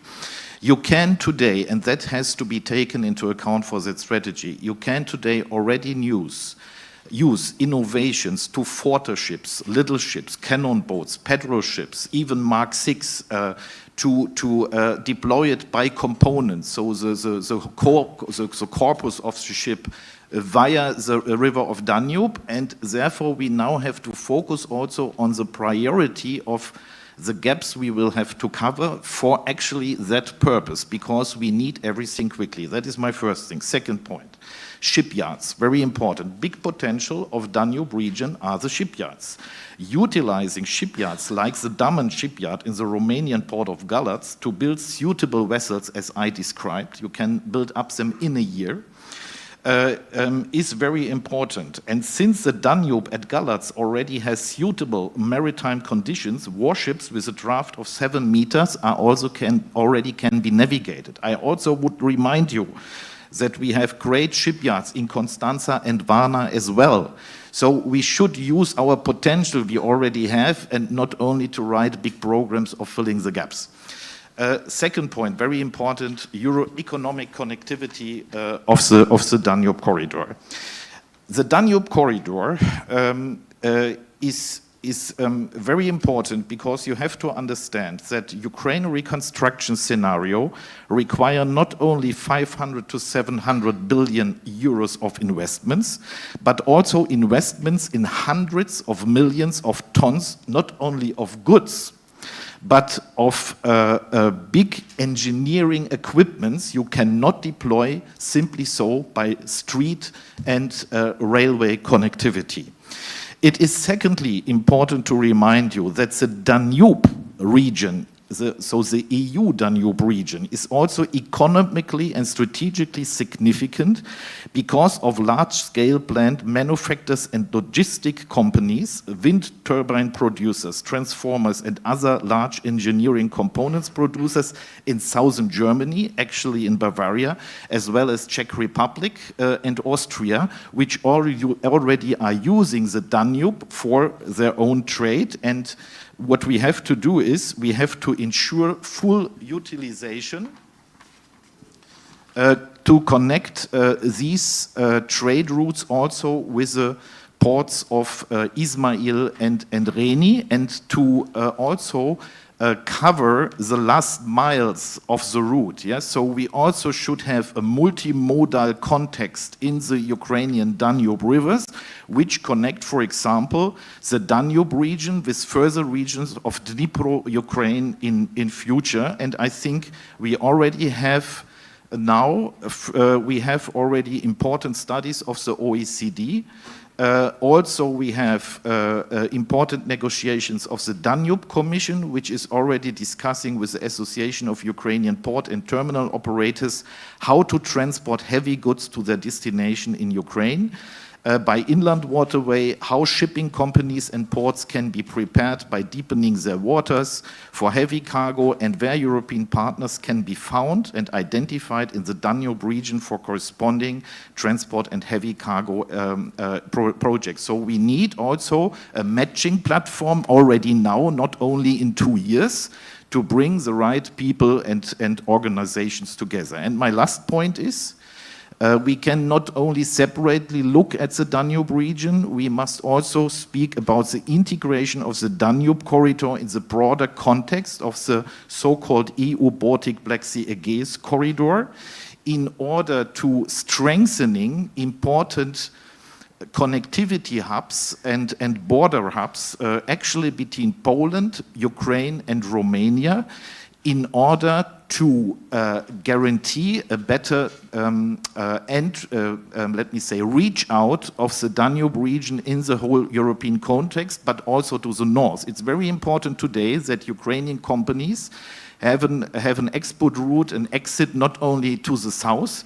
They are actually, the metallic industry is heavily searching for the transatlantic oceans to have also something in the Baltic Sea. And herefore I would also name 2 examples and then conclude. That is not something illusionist what I say. Look, for example, at the already existing railway between Lviv and Chernovitz.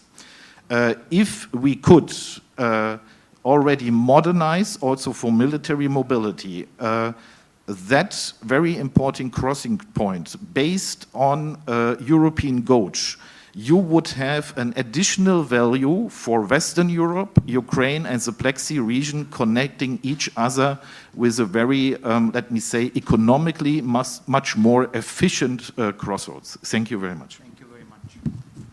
If you have further remarks, please intervene. Also, it's open for question and answer session. If you have any, please raise your hand. Can I just add to your 3 remarks?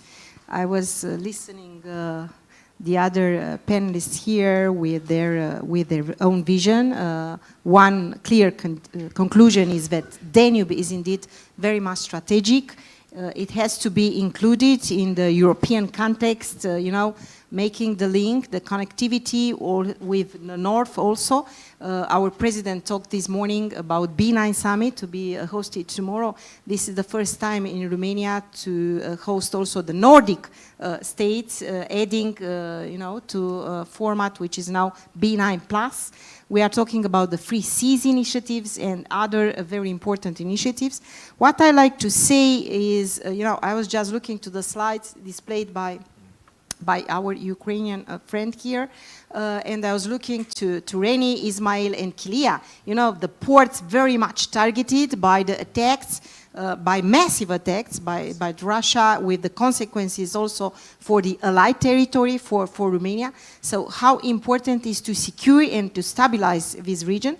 But our assessment is that, you know, irrespective of a ceasefire or a peace agreement, the Black Sea will continue to be a hotspot with consequences also for the Danube, very much important. Unfortunately, peace is not around the corner in Ukraine, and this situation remains very much pressing. Of course, in Ukraine, for the brave Ukrainian people and armed forces, but also for neighboring countries here, you know, at the Black Sea and and at the Danube. What I like to say is that we have different formats. There is one very much important European enhanced response for military mobility, EMERS. We think that Danube should be included in this military mobility system. And we have to look, you know, as a frontline state, Romania is very much interested about reinforcement and rapid deployment of allied forces. We are a NATO country, and we are, you know, conducting a lot of exercises. I had mentioned one with Serbia as partner, but right now we have in Chinku another major exercise, Scorpion Legacy. 1,700 militaries are there, exercising, as I said, military mobility also. And what is very important at the end of the day, that our troops to move. This is very simply put. Our troops need to move to be ready to fight tonight, and for this we need to focus more on reducing administrative and regulatory barriers. This is very important, and to improve infrastructure, resilience, and dual use, transport capacity, and of course digitalization and interoperability in relation to custom procedure. So very important regulatory, if you like, a framework to be achieved by NATO and EU also. Thank you. Thank you very much. The question is, are we using the full potential of Danube River or not? Generally, you have a question, please. Thank you. Of course, the U.S. Army would love to use the Danube as one of its principal arteries for moving heavy bulk material vehicles on barges, for example. But my concern is over governance of the Danube. Russia is still a member of the Danube River Commission, and Russian language is still one of the official languages. I mean, I looked at a map, and it goes nowhere near Russia. So why is Russia still allowed to be on the commission and have anything to do with the governance? I'm not sure who to ask, but that's my question. Yes, it's a very good question, and I think it's not only a question on Russia, because we have also other riparian states which maybe would also not like to see too much military mobility on the Danube. I would only mention Slovakia, for example, and we have the so-called Danube Convention. You are absolutely right. Riparian states are allowed to ship military vessels, but only with the approval of all riparian states when it comes to the shipments through their sections. That's the first point. Second point is Russia is maybe not the major problem. Russia's membership has been suspended, and I was asking for that in the Commission. And that means that we can already take decisions without the approval of Russia. But nevertheless, that Russia is somewhere still there, it for me also quite antagonistic, I would say. So, more questions? Here. Thank you, Rambujo, Sofia Security Forum. I don't know, maybe to Simona, but also to Wilfred. Danube River has been used during the Second World War as a transport route for military goods. But after that, it seems that we never came back to this idea. Now it is back on the discussions, but obviously we never put it in real plans. And here probably Ben Hodges can also say why Danube hasn't been, in the plans for military mobility. Is it because of geography, or as you stated, governance, or there are other reasons for that? Because if we label something important for military mobility, it receives money, support, etc., etc., etc. So, please. Thank you very much, Jordan. Actually, we have been, I remember, in Constanza together, and we touched upon, I remember also the issue in relation to Danube. Actually, what I said is that we are trying very much to link Danube to the EU instruments right now, to the military mobility. Heavy equipment transportation on the Danube is quite contradictory question, because at some point, you know, the heavy technique is used now on the roads and railways for our command and control structures in Romania. And let's not forget that Danube is also very much linked to the Black Sea. I mean, all the equipment should go to the Black Sea in any case. And we have the same convention applying there for these heavy equipments, for ships and for other kind of ships, and it's a matter of capacity at the end of the day, and I think we have to take into consideration also the climate conditions. I was in Bulgaria a couple of times now, very recently, and the level of the river, you know, in summertime. So we have to look to different factors impeding upon the transportation of heavy equipments on the river. Very much important. Wilfried. So that is actually why, excuse me, Jordan, that I have to show the back to you. That is why we need a clear strategy, not with illusionist big corridors or something like that. We should be very concrete. And it is very important that we make use today of what is possible. For example, I'm absolutely convinced that we need a robust maritime presence in the Black Sea, already now, but actually after the end of the war.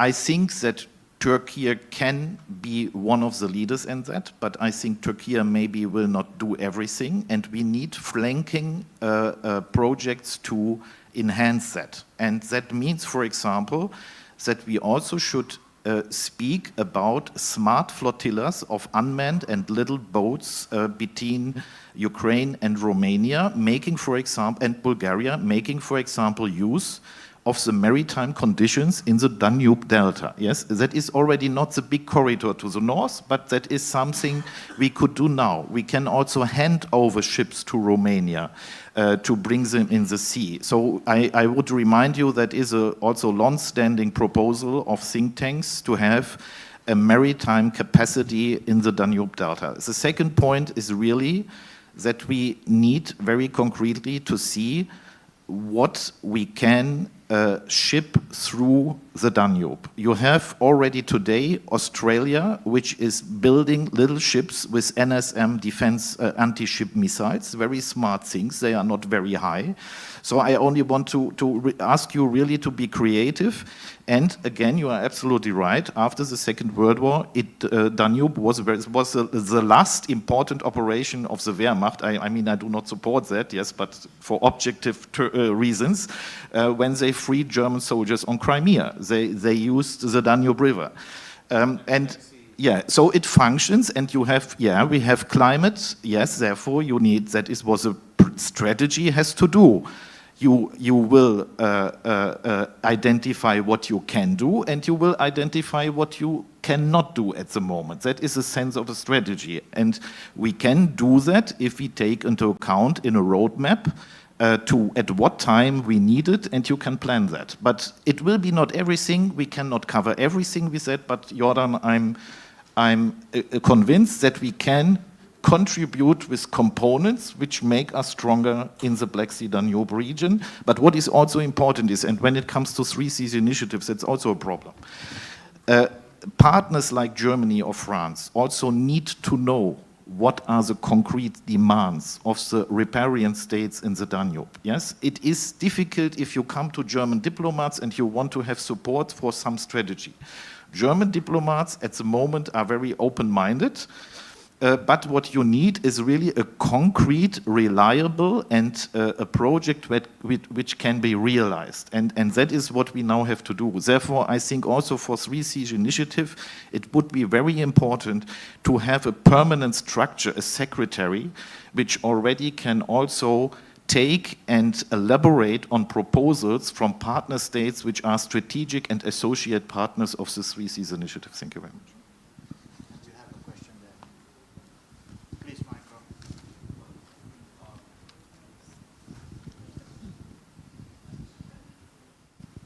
Well, thank you very much. Wilfred, just to build up on something you said to ask this question, it's great to have this panel prioritizing Danube. We've talked about it now for 2-3 years. The discussions are similar, that it's important.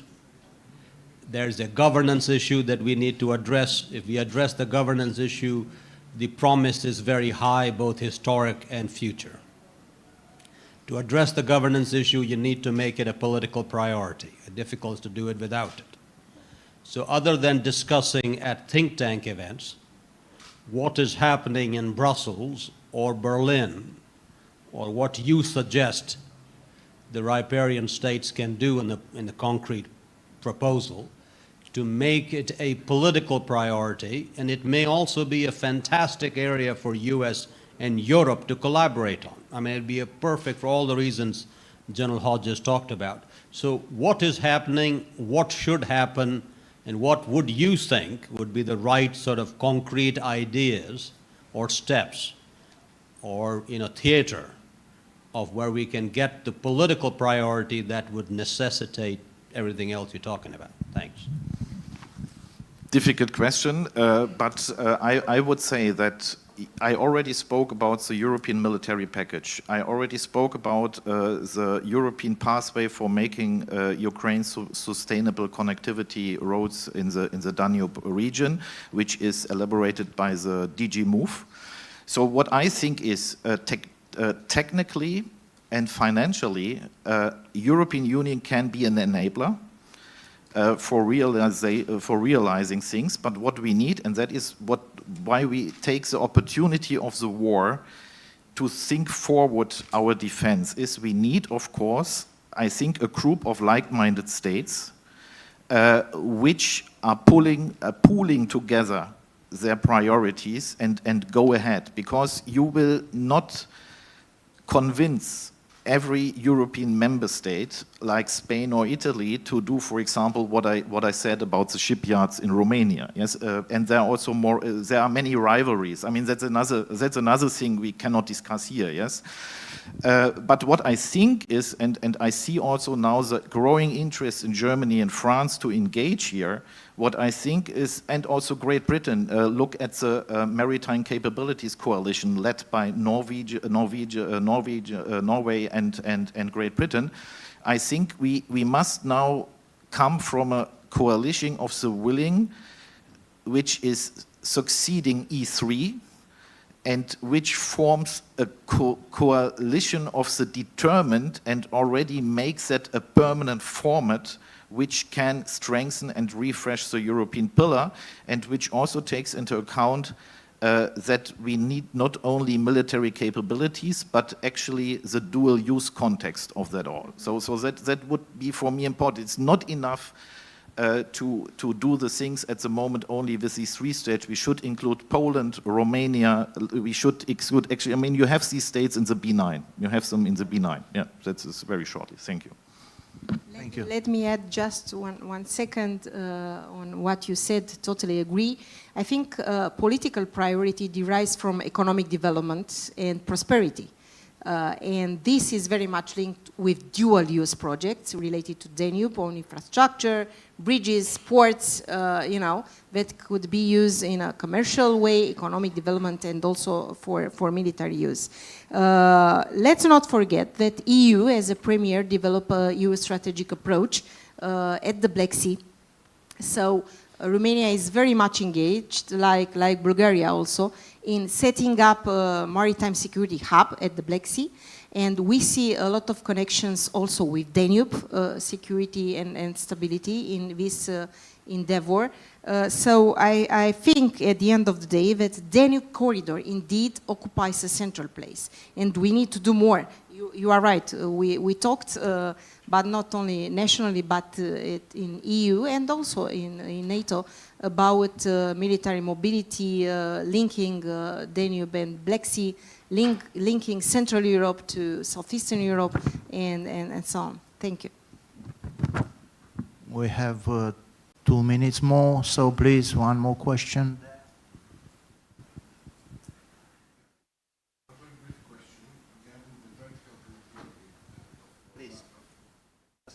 Yeah, my name is Nikolaos Vlachakis. I'm Minister Counselor for Public Diplomacy at the Greek Embassy here in Bucharest. So, one very brief question about the vertical connectivity of Danube.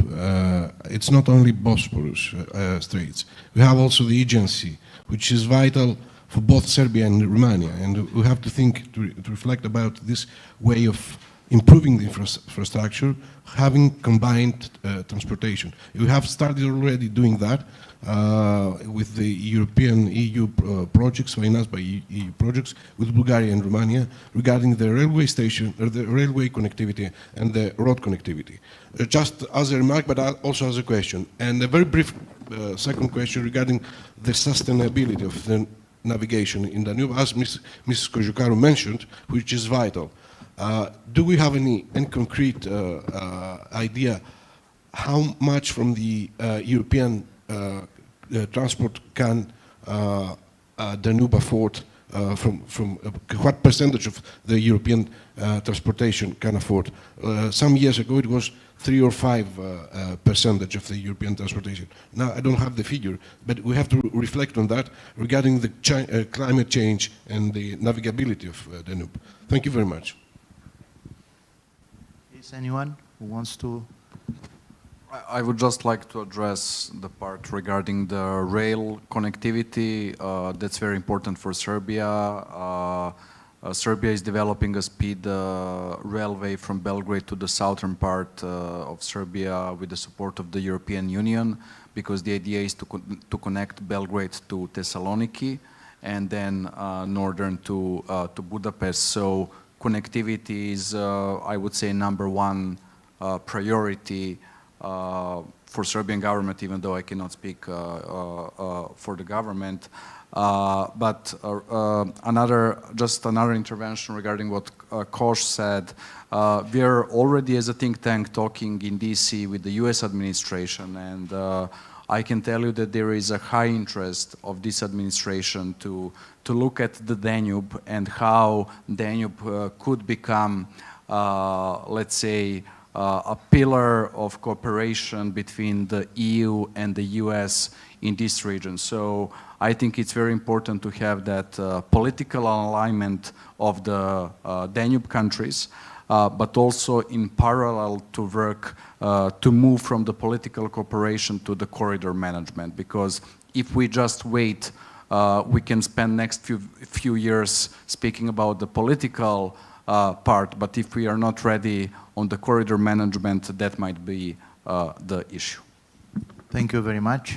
Just 30 seconds, please. To complete that very shortly, you are absolutely right. That is important to take into account, but we also have to say that actually in the West European section of the Danube, the trade flow was not so high. I mean, to be honest, Rhine-Main-Danube canal was a flop in economic sense. Yes, please believe me, for a certain time. So we have a big potential, because if we strengthen now through European integration the Black Sea regions, we will have new demands. And I again would re-underline what I said at the beginning, that there are heavy German constructing companies in the lower Bavaria, which are very low costly, can transport things through the Danube. So it's merit-based and it is efficient.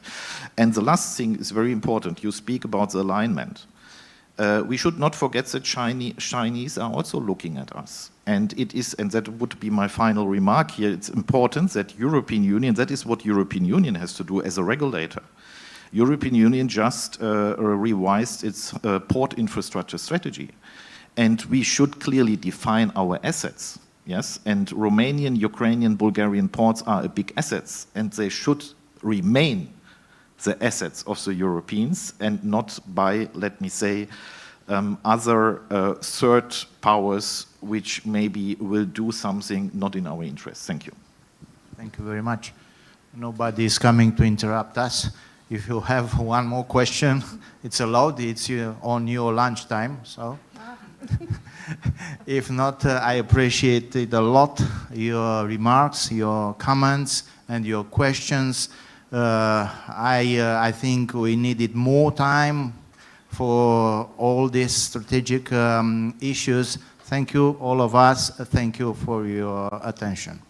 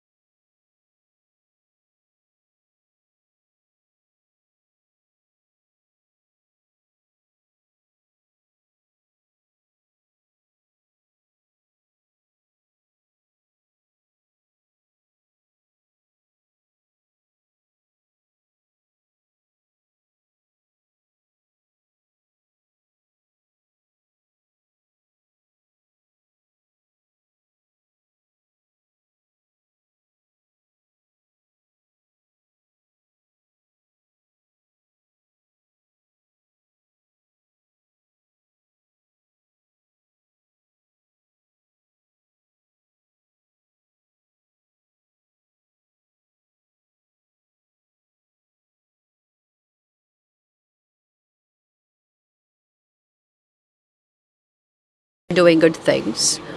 Beyond these appreciations, we also look forward to political decisions that we deserve and our Ukrainian friends deserve and look forward to, and discussions about decoupling and accelerated accession that took place indeed, and all of us know this.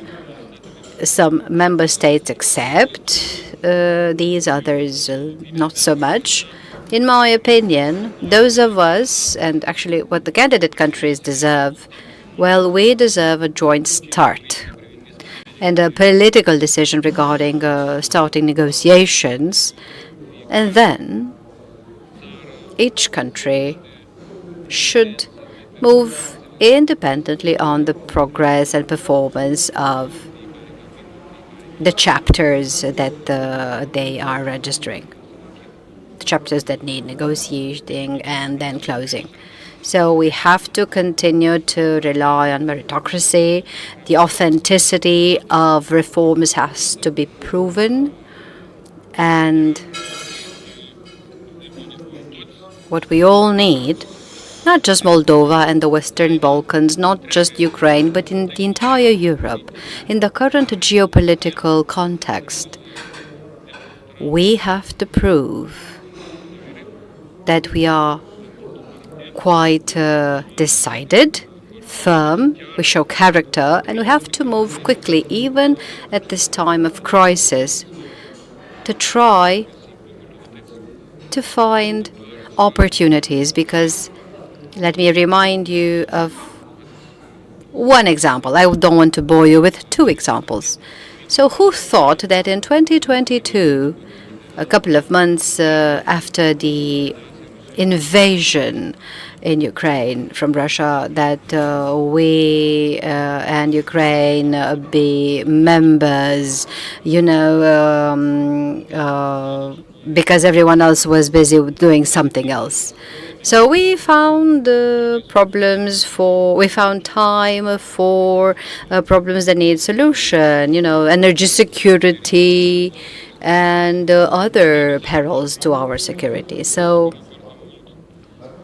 this is our message, and we truly hope that the EU will take this decision. It is not our interest alone, or Kiev's interest, or the Western Balkans. It's also in the interest of the European Union, because we speak of matters of security that are very complicated, and only through own decisions can we meet this challenge and get over it stronger. In addition to that, we bring our own experience. Some experiences are more painful, others less. We have to show solidarity and learn on the go, because there's no time for breaks, and we have to prove resilience before the dangers around us. Thank you. Thank you, Chair. And so I'm sure that we will circle back to some of the very valuable ideas that you outlined during the second round of questions and the discussion. But basically, EU enlargement has become a geopolitical necessity from a merely normative process. And as you have outlined, it has come back to the forefront in 2022 with the Russian invasion of Ukraine. So I would like to ask you, Ms. Kowalczuk, there is a very ambitious agenda that you two have set for your own membership to the EU. Are you afraid, given the very complex process of accession talks, that your countries might develop some sort of enlargement fatigue if the process will not go as fast as you expect in your capitals? First of all, thank you very much for having me here, and thank you very much for your question. I would like to start and say that actually European integration is not any more political ambitions for Ukraine or for Moldova. It's structured, ongoing process. And of course, for the last 2 years, we did very, very big progress. We moved from candidate status to real negotiations. And we really hope that in June and July, cluster will be open and we will start with more practical steps. From our side, we we do all possible reforms and in the speed which is unprecedented. Of course, if you have time and costs are not high, you can do your reforms in more simple way. But if you pay with lives for your reforms and for hesitation, you will do it as quick as possible. It doesn't mean that we do half a reform or that we are trying to avoid some kind of responsibility or to reform our institutions halfway. We do it on the proper way, and we really try to do what is possible under constant bombardment and constant challenges. And we are really successful in this way, and we really hope that it's understandable also by EU member states. Of course, there are some complications, but they are all the time. Again, if you don't have pressure of open fire, of open bombardment, you can hesitate, you can have very long negotiation. As my Vice Prime Minister for European Integration, Taras Kachka, told, Ukraine is doing reform very quick. But I would add that we are not only reform ourselves, we also reform process of membership of European Union, because it used the formula was very simple. First do reforms and then membership. And so what we are trying to do, we are trying to do everything in parallel. And we proved already that it works. For example, now we have common roaming markets, it's work. We also have good progress on common energy markets, it's also work. And we really sure that it will work in the other areas, other clusters as well. Because what want our neighbors Moldova, we want to be free and democratic states. And we are fighting for the values, and Ukraine, we are paying with our lives for this. And I would like to emphasize also that we are not only asking, we are not only reforming ourselves, we also deliver with our security, with our new technologies, and we deliver to defense for the whole Europe. And which decisions will be taken and when, it depends not only of us, not only of Moldova, also of people in the European institution, and if they really understand that hesitation costed already a lot, and all decisions should be taken very quickly.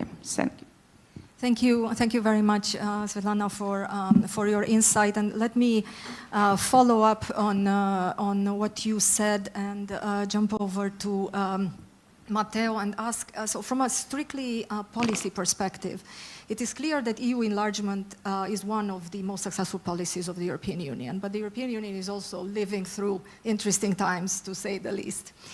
So how are we going to walk this fine line and balance merit-based, which is the core of the EU enlargement process, with a very clear methodology, and also not losing the geopolitical momentum that has been created in 2022, while also discussing internal reform of the European Union? Thank you very much, Ambassador, for your question. And first of all, let me thank New Strategic Initiative and for organizing this panel with the Institute of Affari Internazionali in Rome. I will try to respond to your answer through three main points. First of all, I think it would be a mistake to make this contraposition between old normative Europe and a new geopolitical Europe. I think especially enlargement policy has always been capable of combining at the same time these two functions. On the one hand, it has always been a merit-based process based on reforming candidate country in order to become member, and on the other, it has always have a strategic role, anchoring and associating third country to the EU. This was clear already when Europe enlarged to the south, towards the Mediterranean, even more clear after the end of the Cold War with the big man enlargement. And so what actually changed after Russian invasion is not really the nature of enlargement itself, but is the intensity and the urgency of these two functions that have to be combined together.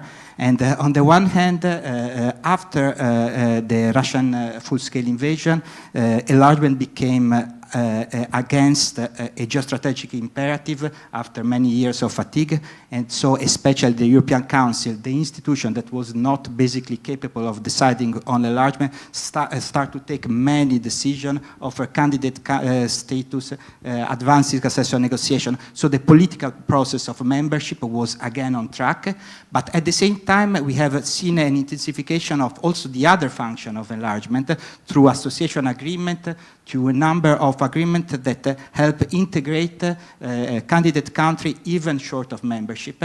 And this function linked more with stability and with crisis management, I would say, was already evident in the Balkans, where stabilization and association agreement came together, but of course it was even more evident with Ukraine.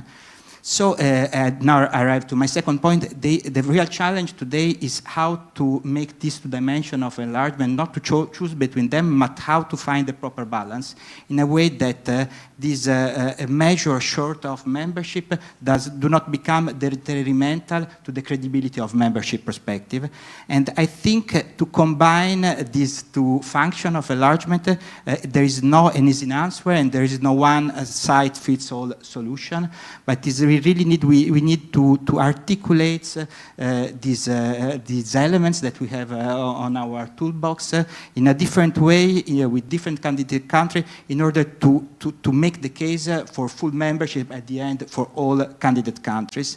And this means, I think, especially with Ukraine, is the kind of support that the EU has been doing, and to go deeper with that, of course, proceeding also with accession negotiation, but really material integration, I think, given the condition, is really should take place first. But at the same time, also don't lose credibility of accession. And this, I think, today is a play more with the Western Balkans than not with associated trio, especially with the front runners, with Montenegro and Albania. I mean, the EU should really make the case that enlargement as a political process, as full membership, is still possible. And so I arrive to my third and last point. All this discussion that we hear today about a gradual integration, stage accession, reverse membership, I think may risk to be not really conductive and more detrimental than helpful. On the one hand, especially for Ukraine, I mean, it's clear that a symbolic membership is not enough, but they need a deep integration in all aspects of the European Union. And on the other hand, also a discussion of stage, gradual accession. I mean, we have many elements already there. We can build upon them, but I think they cannot really, there is no consensus of defining something short of membership that would be not, but that would be consensual among the member states. So we have our methodology for enlargement. We just need to turn the enlargement wheel with a proper political will, and candidate country, I think, will follow. Thank you.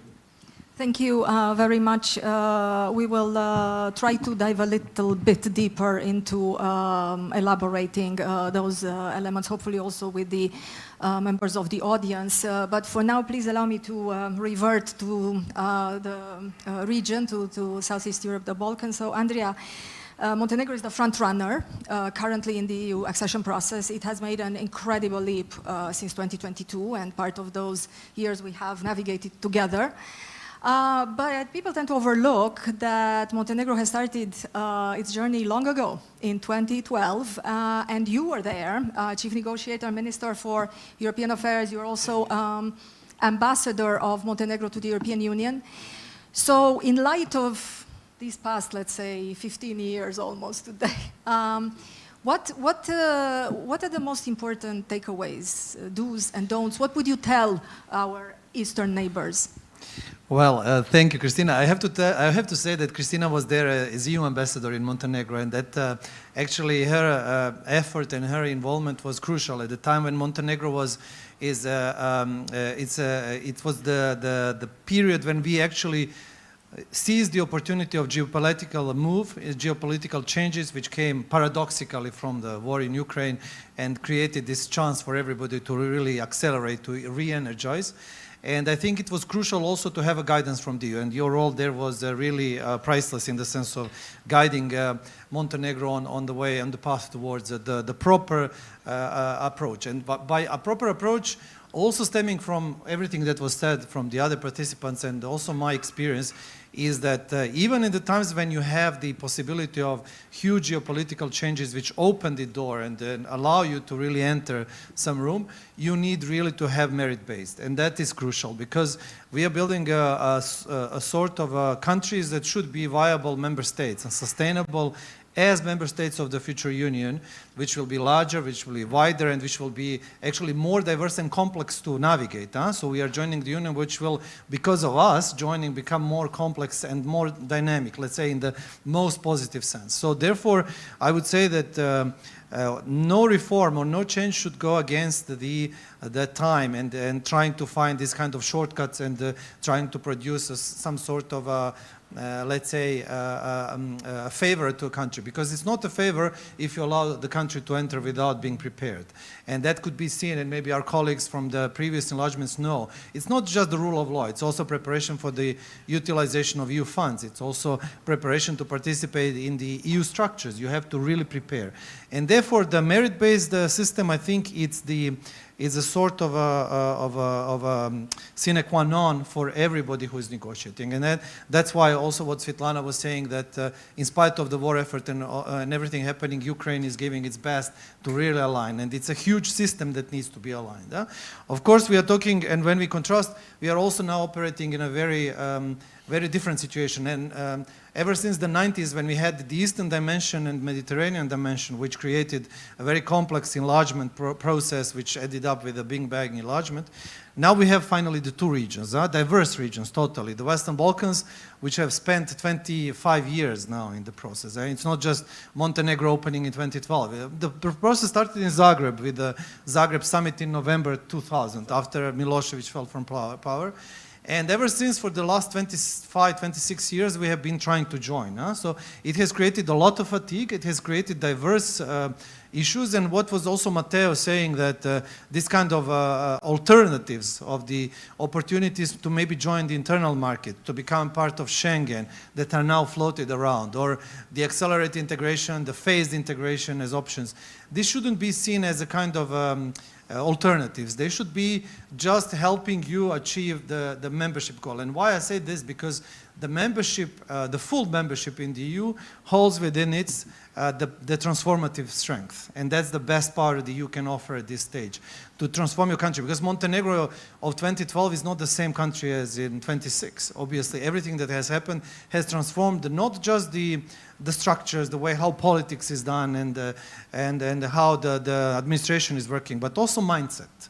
And that's maybe the hardest thing to change. That's why fundamental cluster is the hardest, the most difficult to deal with, because you need to really change the mindset, how people are approaching things, starting from the judiciary that Svetlana mentioned and Speaker Grosso, to actually the smallest bits, how you actually approach environmental issues from your school years, and so on.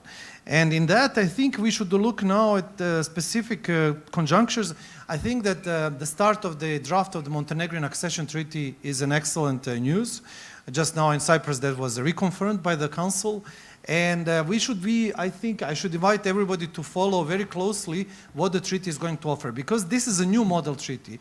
And Commissioner Kos said in Estonia recently that this will be a new generation of the treaty. So this treaty will not be like Croatian one, it will be different, and it will offer some new kind of safety clauses and guarantees for the rule of law and for the new membership of the future countries. We should also look at two other things, and we'll finish with that. What happens maybe with Iceland, because there are rumors that we might have some movement in the summer of reapproaching the possibility of restarting the accession talks. They suspended, they never stopped them. That would also bring new dynamics, and also for Montenegro it would offer a kind of possibility to go hand in hand. And finally, there is the issue of how to approach, we have talked a lot about Ukraine and Moldova, but how to re-energize the Western Balkans, because we see the process is stuck, we see that there's no movement, we see even regression in some regards. So how to find a feasible way to get the whole region, because until it stays outside, it will be a soft belly of Europe, and we know that. Prone to the influences from the third countries, also never fully stabilized, and it will always offer a possibility for everyone to say that the European project is not finished. So I don't know the solution. We need to find it, but it has to be applicable to all the Western Balkan countries, not just. I'm coming from Montenegro. I'm more than happy that we are progressing very fast and dynamically, but without the others joining, the scenery will never be complete. Thank you very much, Andrea. Of course, Montenegro's success is definitely something that the other countries benefit from, and it's a good thing, but also regional integration, which has also changed. Maybe we will have a little bit of time to talk about that in the second round, that it's not confined anymore to the regions themselves, but it's rather the greater region of the Black Sea, the greater region of Southeast Europe, and therefore it's extremely important that all countries converge in the same point. So Antun, I left you last deliberately. Coming from Croatia, you are from the country that joined the EU last, 2013.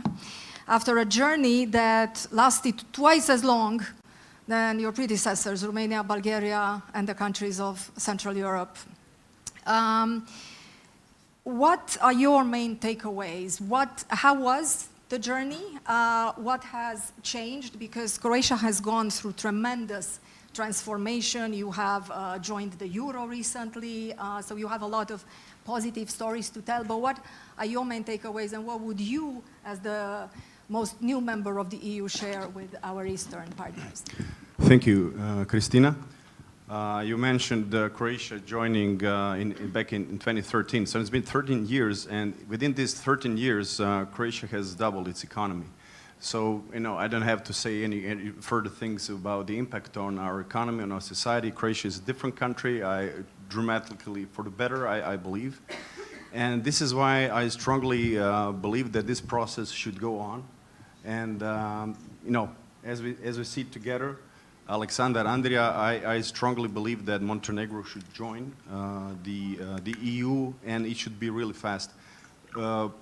Technically, not just optimistically, but technically the process can be finished by spring next year, meaning that Montenegro could join in 2028. It would be really good for a number of reasons. It would be good for the whole of the European Union to manifest that the process is still alive. And the very fact that a few days ago the European Commission has started to draft the accession treaty is a good sign. It's something that we haven't seen for like 15 years. With due respect to other Western Balkan countries, to Ukraine, Moldova, realistically, Andrea, Alexander, you also mentioned Iceland, but together Iceland or do it alone. We did it alone, Croatia. So we have this case in the history of the European Union. You can do it on your own. So it's good for the whole of the European Union. It's good for the region. Croatia, I believe, strongly supports this process. At the moment, things could seem a little blurred for the past couple of years, maybe because of this resolution on Jasenovac that was adopted in Montenegro, a few more things. But Andrea, you were a minister. You remember that from the beginning, we delivered all the documents of our, translated basically for you for free. That's millions of euros saved, and it saved a lot of energy. Then at that period, we had 40,000 pages of acquis. I believe your acquis was like 120,000 pages. For Ukraine, it's going to be 500,000. So or something, or other countries also. So the process, as far as it goes, it's getting more complicated. It's really important, and I'm going to another point about it's important. It's important because of malign influence of some countries. I would here mention a strong influence of Russia in the region. And I would say that Montenegro's joining the EU would be a big blow for Serbian ambitions in that country, because then in 2017 you joined NATO, and now, so to say, we're joining with the European Union. The story is completed. You know, you cannot penetrate in that country, and basically you're losing influence in the region and regarding yourself as a hegemon in the whole region. And going back from that important point and the malign influence of neighbors that we could see also with Hungary, you know, blocking the opening of negotiations with Ukraine, and unfortunately Bulgaria still blocking the negotiations with North Macedonia, I will get to the third point, which is really important, that I think that Europe should not apply the reverse enlargement or membership. You know, like first you join and then you sort of say start to apply to all the conditions. You know, there was this idea. It was floated by Albanian Prime Minister Rama and President of Serbia Vučić. You know, they said, you know, to European Commission. Also, they had a big op-ed in Faz in German media, you know, saying, you know, it's like, you know, cherry picking. You know, we will take certain parts from EU membership. You know, we'll take the Schengen. We'll have the free movements of goods. You know, we'll have some trading relations, but with no values, and for, you know, in return, we don't have the veto right. I think this is the wrong approach, and that regardless of all the situations that we have in Ukraine, we need to stick, you know, with the European Union of values. We need to stick to that, and it's really important because this is the foundation of our union, and this is how we fight. And sticking to our values is actually bringing us that, you know, in the case of Ukraine, after 4 years and 3 months, actually Russia is losing war. This is because Ukraine believes in our values. Thank you. Thank you very much, Anton. For sure, Croatia can also be a model for our Eastern partners, and I hope that this cross-regional cooperation between Southeast Europe and the Eastern Partnership will build up and continue. So thank you very much all for this first round of interventions. I really want to leave the last 10 minutes for discussion with the room, but before that, very briefly, I want to launch one question for all of you, the same question, and I'm going to kindly ask you to answer as concise as possible. So we have countries here with really ambitious agendas for EU enlargement, not impossible. Montenegro 28 for 28, then we have Albania also 2029, and then we have Moldova and Ukraine waiting to formalize the process this June and then to properly continue with the reform-based process. So what do you think, and I'm going to start with you, Speaker Grosu, what do you think needs to happen for these scenarios to become reality? What are the most important one or several things that need to happen in the next years for these scenarios to materialize? Two things. Very briefly, two things. On the one hand, we need to prove that we have political will within the country, those who must implement reforms without postponing, because postponing does not solve problems, just procrastinates. And for second, we need to clearly understand the urgency on the EU side, because any delay, any hesitation will be interpreted by the Russian Federation, believe me, as a vulnerability. And they are good at exploiting vulnerabilities. I'm not praising the Russian Federation, but when it comes to admitting their cynicism, when it comes to exploiting vulnerabilities, well, I feel that, we feel that they feel there is no ownership in society within the Union. And when they feel that, we should all expect surprises. So willingness on the inside and understanding from the EU. What is needed political will from the EU side. When there will be political will from EU side, everything will be possible because we have already experience with negotiating so many years and what is the result. And within the years, the country doesn't change really very properly. And we believe that all changes are possible and very quickly. But what is needed political will? Thank you, Matteo. I think the single most crucial things now is really to go ahead with Montenegro because the credibility of membership perspective does not depend on on individual relation, but it's somehow a system. And if you have a credible enlargement perspective, you can ask reform that otherwise would become impossible to. Andrea? Yes, I tried to put on paper because you gave us a really brief time. So first of all, to answer your question, 2027 brings us French elections. We have to count on that. That might change a lot of perspectives coming from the EU. 2028 is the new multi-annual financial framework. So by adopting that, by the end of next year, we will have a stable 7-year financial period, and we'll know already what the EU counts on which member states to join in the next or before the next financial perspective. And then 29, we have the European Parliament elections and also the new Commission, the new council president, and so on. So these are like the years, and you already positioned Montenegro 28, Albania 29, and then in the plans of Kiev and Chisinau, it's by 1st of January 2030. But for this, I think there are 5 things that need to happen.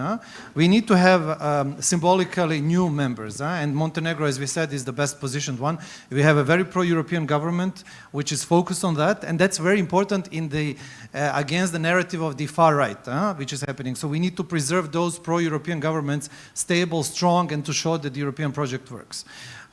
Symbolically, this will have an impact on everybody. We can see that if Montenegro joins alone, it doesn't mean that the others are not invited, but it can strengthen the position in Chisinau of those people who are fighting for the European integration. The second one, we need a new narrative from the EU. We see that some things don't work, and we see that. We'll have, as you said, the TIVAT summit in June for the Western Balkans and EU. We need new narratives coming from the EU, what to do with the countries that are lost on the way towards the membership. We also, the third thing, we need to kill the talk of alternatives. This is really, really dangerous. I mean, you also, Svetlana, you said, and you, Matteo, this is creating the feeling that the membership is not the goal per such, but we offer internal market benefits, or we offer freedom of movement within the Schengen. This is not possible without the membership. We all know it. And all these alternatives are just a kind of decoy for the politicians who don't want really the reforms to happen. The fourth thing for me is very important. We need more neighbors. We see the importance of Romania for Moldova. We see how Poland is very, very crucial for Ukraine. We see Croatia and the role that Croatia can play in Montenegro. But I think we always look to Berlin or Paris and so on. But our neighbors are now even more important because it's in the interest of these capitals, neighboring, and also in our interest to really find the best way how to work hand in hand, because this will bring benefits. And the final one is the merit-based approach, which means that the EU should persist on that and not lose it because of geopolitics, but also we need clear commitment to the merit-based approach from the governments, and that for me is like the fundament, as not the last, but not the least, but really the last, which is the most important. If we have these 5 elements, I think we are on the good path to really enter the next decade with new members, but also clear perspective for the rest that haven't joined in the 20s. Anton? Andrea, I really agree with you that the path to Brussels for Montenegro is not through Belgrade, it's through Zagreb, and we should embrace this idea, we should support. How to move forward? Well, we need to look at the overall picture. What was the effect of Brexit? It was for the European Union, especially for the UK, it was devastating. Now we see the case of Iceland, opening this referendum issue. We saw a few days ago also with Norway. We saw, how things started in 2022. Actually, they started in November 2013 in Euromaidan in Kiev. So people in Ukraine are willing to die to preserve their country, but also to pick in which union they will live. They will not live in a new Soviet Union. They will not live where they have Kazan and Samara. They want to live in a union when you have Vienna or Barcelona. So is there right to live in a union which is the best, so to say, success of this continent in history, and people are willing to die for that. And in order to preserve it, in order to be attractive to the rest of the world and to new, obviously a lot of newcomers that want to join, we need to stick, to the process that's been going on in the European Union since its beginning, and that's the reform process and the enlargement. As the European Union is enlarging, it needs to reform things, and you need to reform things because things change in the world, and the two processes are strongly linked. We cannot say we will now close the European Union for 10 years in order to reform, and then we'll start thinking about enlargement. It doesn't work that way. We need to stick to both processes, enlargement and reform process in the European Union. Thank you very much. So I will open the floor for questions and comments and hopefully have a discussion. Let me just very briefly summarize, of course, incompletely what has been said on stage here. It's impossible to summarize everything, but one important thing is to have the perspective of the journey versus the destination, and this is always an issue with EU enlargement because candidate countries look to dates and exact moments in time, and the European Commission looks at results during the process. And it's important to say that they're both important and essential. Secondly, it's again this balance between rights and obligations. Candidate countries want to reap the benefits of EU membership as soon as possible, but it's also important to fulfill the obligations, to do the reforms, and to continue to give value to the merit-based process. And last but not least, what was underlined is the shared responsibility between the EU member states and the candidate countries in terms of making the European enlargement process a reality. So with that being said, thank you again to all of you for your insightful perspectives, and please allow me, we can take 2 questions. If you can please make your intention known, and the question can be asked to all participants or to one participant. We have a lady over there, please.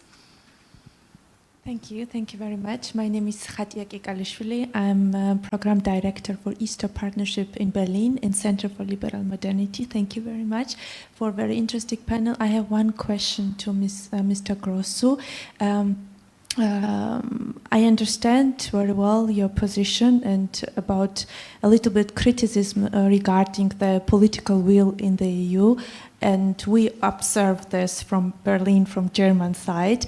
We know that the messages from Ms. von der Leyen and Ms. Koss are different than messages from Mr. Merz regarding enlargement. So my question is, so you mentioned that 3 times already Moldova show the world that you are very much pro-European. If we don't see this progress in June and latest in October, or as in the last summit from European Council, what does it mean for Moldova? Can you explain? Thank you. Thank you. I will, however, be optimistic. Further, I will be optimistic because otherwise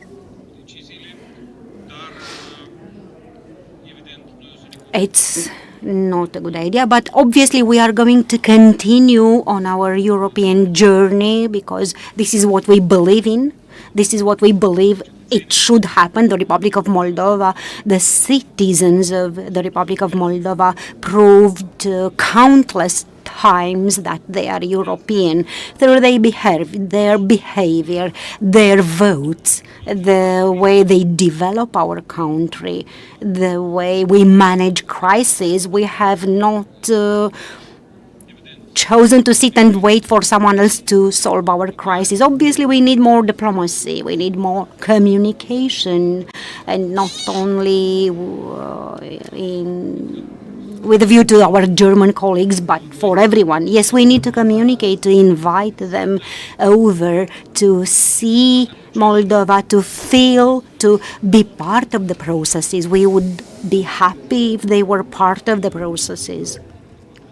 If I'm getting back to the external review of our judicial system, judges and prosecutors. At some point, we had a catchy idea. We insisted that the representatives of EU member states should delegate their experts in the evaluation committees, and it was a very good idea because they could see from the inside how one must push.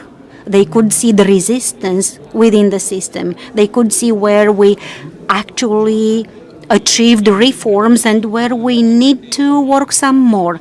Yes, we need hard work. There are no magical secrets. We need to push, and we are going to do that. And the message, I'm repeating, of course, it is merit-based. Obviously, there are things that take time. Reforms take time to settle down, to produce effects, because they are bothersome, they bring trouble, they take many people out of their comfort zone. We insist to say that there is huge danger near the European Union, and that is the Russian Federation.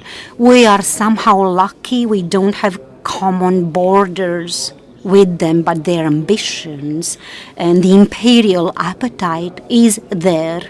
It has not disappeared. Do not look at what the dictator declared the other evening. It's not that he wants to sign an agreement. We are not there, unfortunately. I would love to project optimism, but we are not there yet, unfortunately. And this is what our partners, our Western partners should understand. It's urgency in terms of security.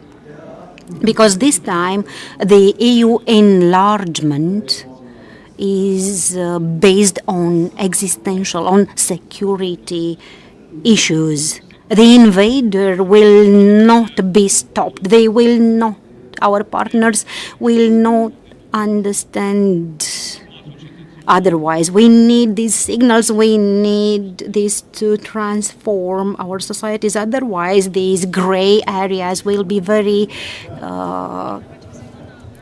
tempting for a dictator or another. Over here for one last question.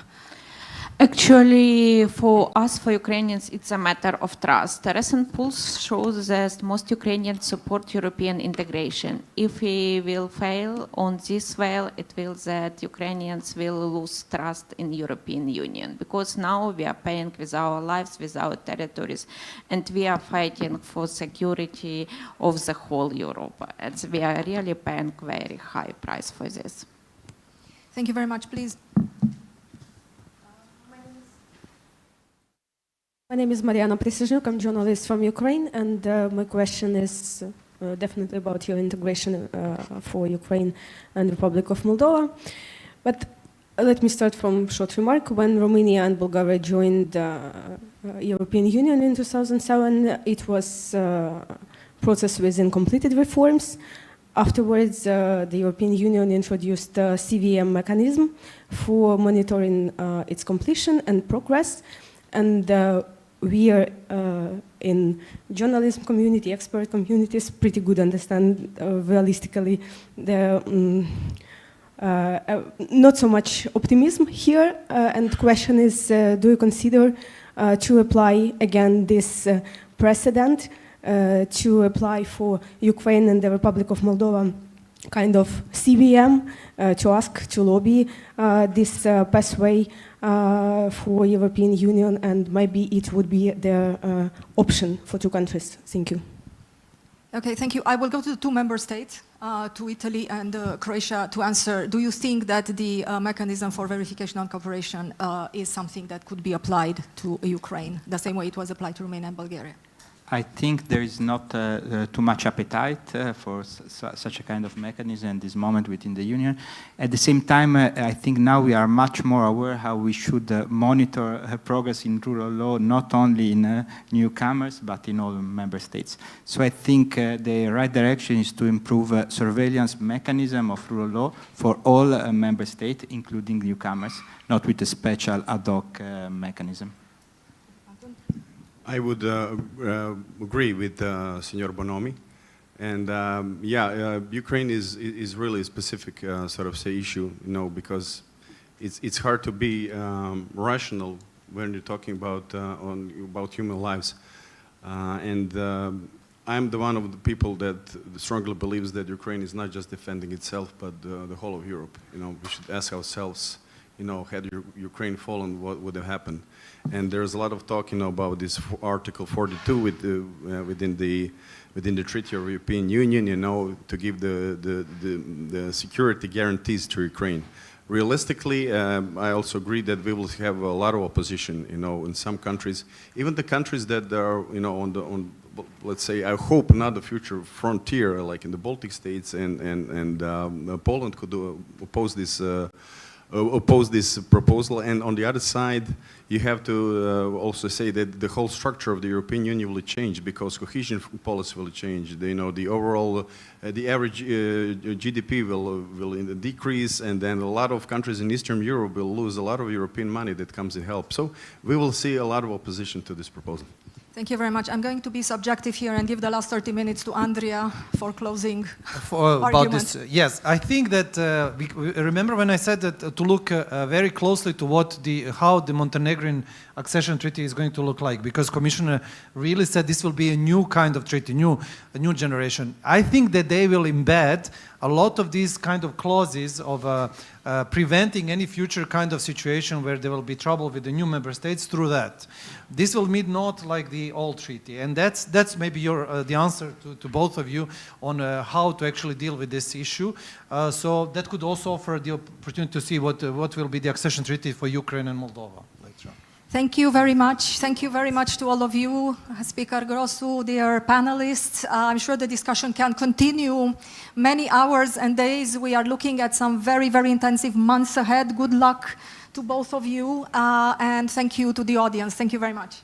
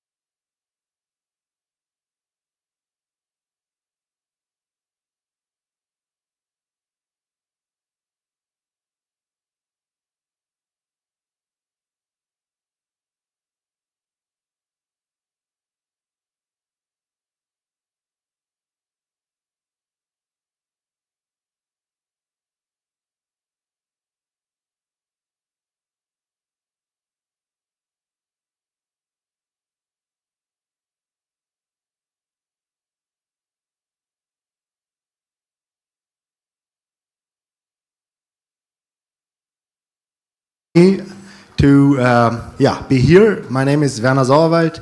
I'm head of programs and sales in Rheinmetall Automechanica in Mediaș, Romania.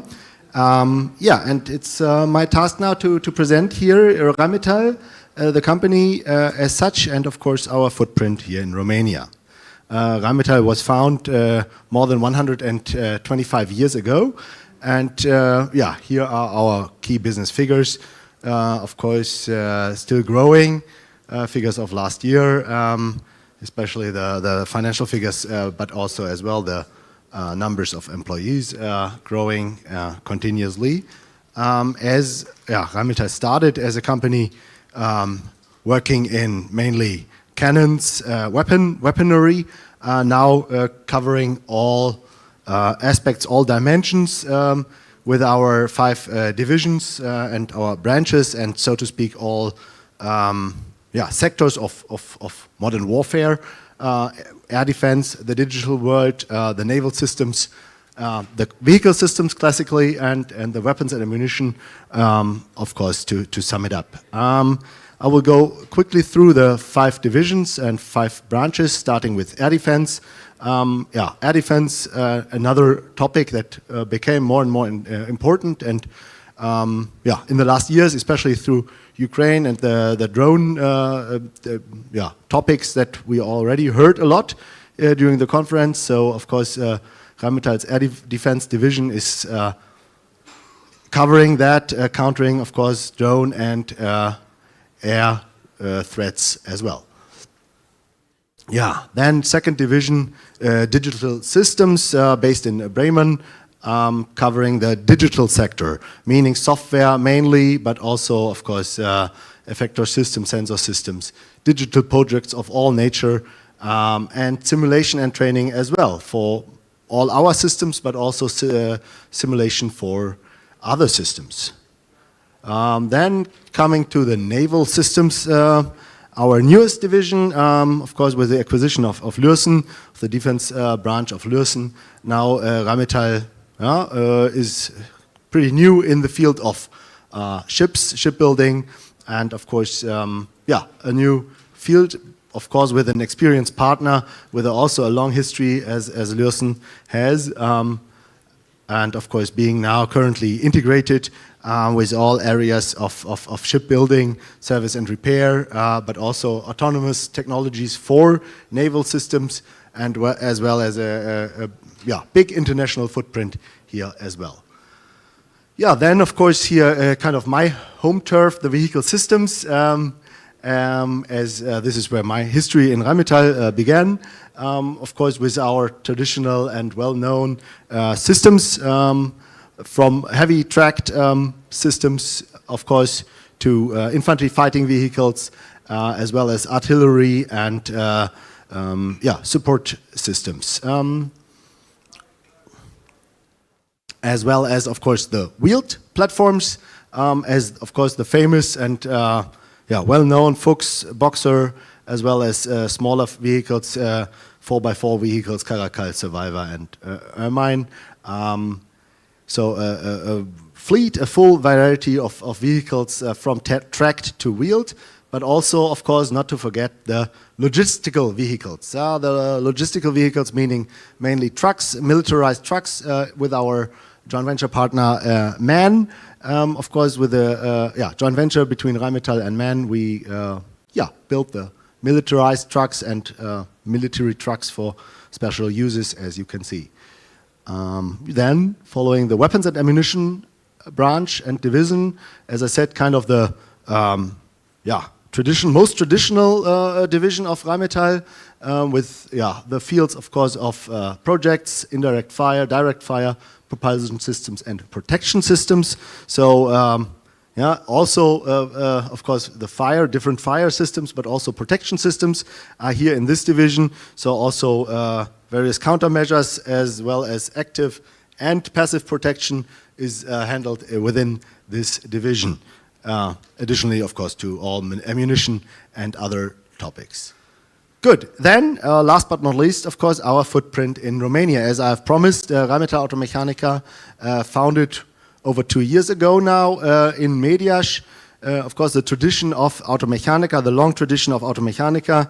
I always like to say, of course, that in the factory already Messerschmitt fighter jets were built during the times of World War II. So now kind of the German footprint is continued here, of course, in a different sense, and Rheinmetall is now in the Automechanica factory in Mediaș. So here you can see Mediaș, who doesn't know it, of course, in the middle of Romania, but also, of course, as I said, all our dimensions and divisions will be kind of represented here in Romania with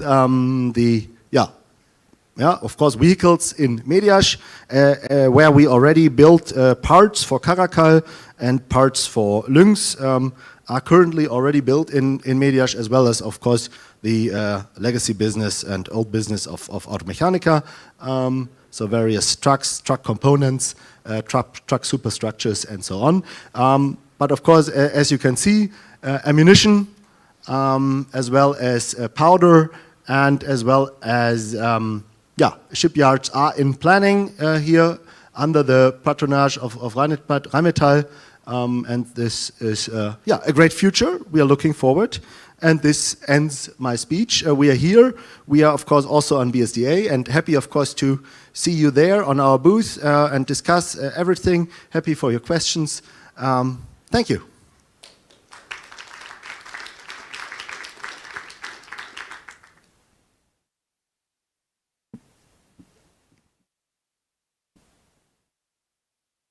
Thank you.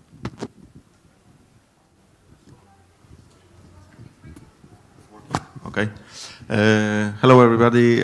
My name is Piotr Małecki. I'm from Defense 24 from Poland. I would like to introduce my distinguished guests. First of all, Mr. Ireneu Darau, Minister of Economy, Romania. Welcome, Minister. Mr. General Volodymyr Havrylo, former Deputy Minister of Defense from Ukraine. Dr. Björn Bernard from Rheinmetall Land Systems. Hello. And Mr. Eric Hubel from Thales Group. Thank you. Hello. So thank you very much. We will start discussion about, I think, very hot topic case. Very hot because it's new financial and not only financial instrument. We are talking about SAFE project inaugurated last month. Last Friday, Poland is the first country to sign agreement with the European Union for more than almost 45 billion euro. Next country under the Poland is Romania with almost 17 billion euro of this loan. It's huge money for our industry, but also for our European, because not only for our country, but for our European security. So this program is absolutely crucial for our countries because it's a great chance for our industries, for our strategy defense sector, for also to armaments of our army. My first question, I would like to move to His Excellency Mr. Minister Ireneu Darau. Romania is a Black Sea frontline country. Of course, our countries like Romania, Poland, Czech Republic, and Baltic countries are all of our countries are frontline eastland countries. And but our countries, I mean Poland and Romania, are the biggest SAFE beneficiaries. From your perspective, Minister, from the Minister of Economy, what is the first test of success? Faster deliveries, of the equipment, new industrial capacity in Romania, or deeper European interoperability between companies, between defense industries? Thank you. I'm happy to be here, and I think it's the perfect moment to have such a discussion. It's very hard to affirm a strict hierarchy between this, let's say, success factors. But I really think, especially in this part of Europe, but in the whole Europe also, we need a sort of reindustrialization, and oriented towards defense industry. I think it's a big chance to have this instrument, this safe instrument, and I think if until now or recently maybe the defense sector has been considered also only as a, let's say, part sector of the economy, now it's clear, I hope, for everybody that it's a strategic direction, a strategic component of the security of Europe overall. Of course, if we are speaking of the time horizon of safe 4 to 5 years, 4 years and a half, I think this, let's say, a success indicator in 2030 should be also the integration of defense industries in Europe. And I always say during the last months when I'm speaking about SAFE, that SAFE is not everything. SAFE is an instrument.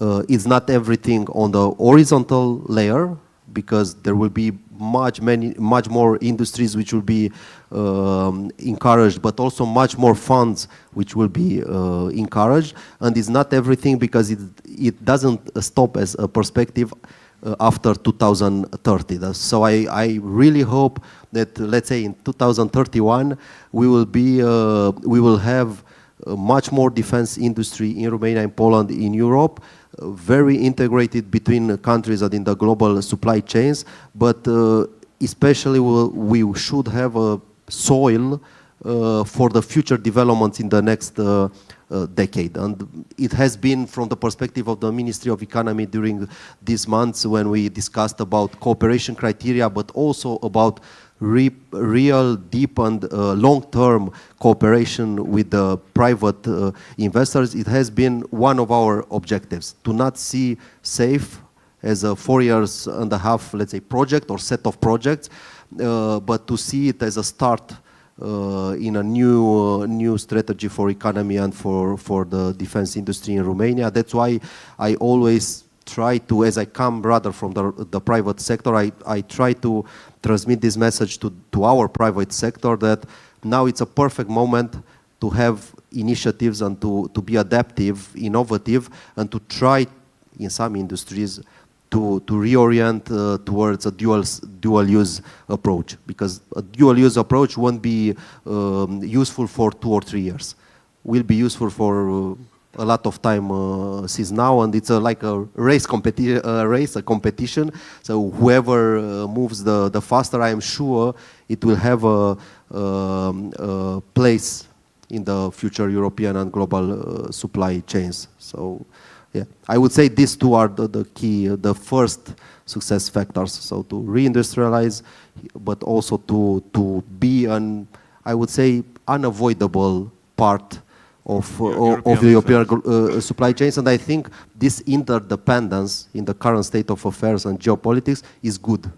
Sometimes there are, even in our country, some narratives which say that we should do everything by ourselves, if possible without European money, and be self-sufficient on defense. I think it's a very, very nocive narrative, and maybe Europe should be as self-sufficient as possible, but no country today can be self-sufficient in the defense industry in European Union.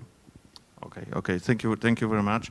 So it's interoperability of our defense industries in Europe, and it's a huge chance for us is the European countries.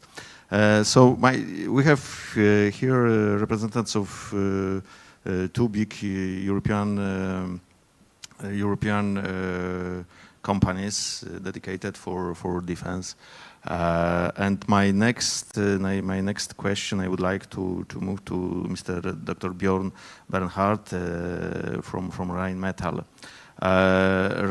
Rheinmetall is a huge German company which has absolutely many activities in defense sector from years.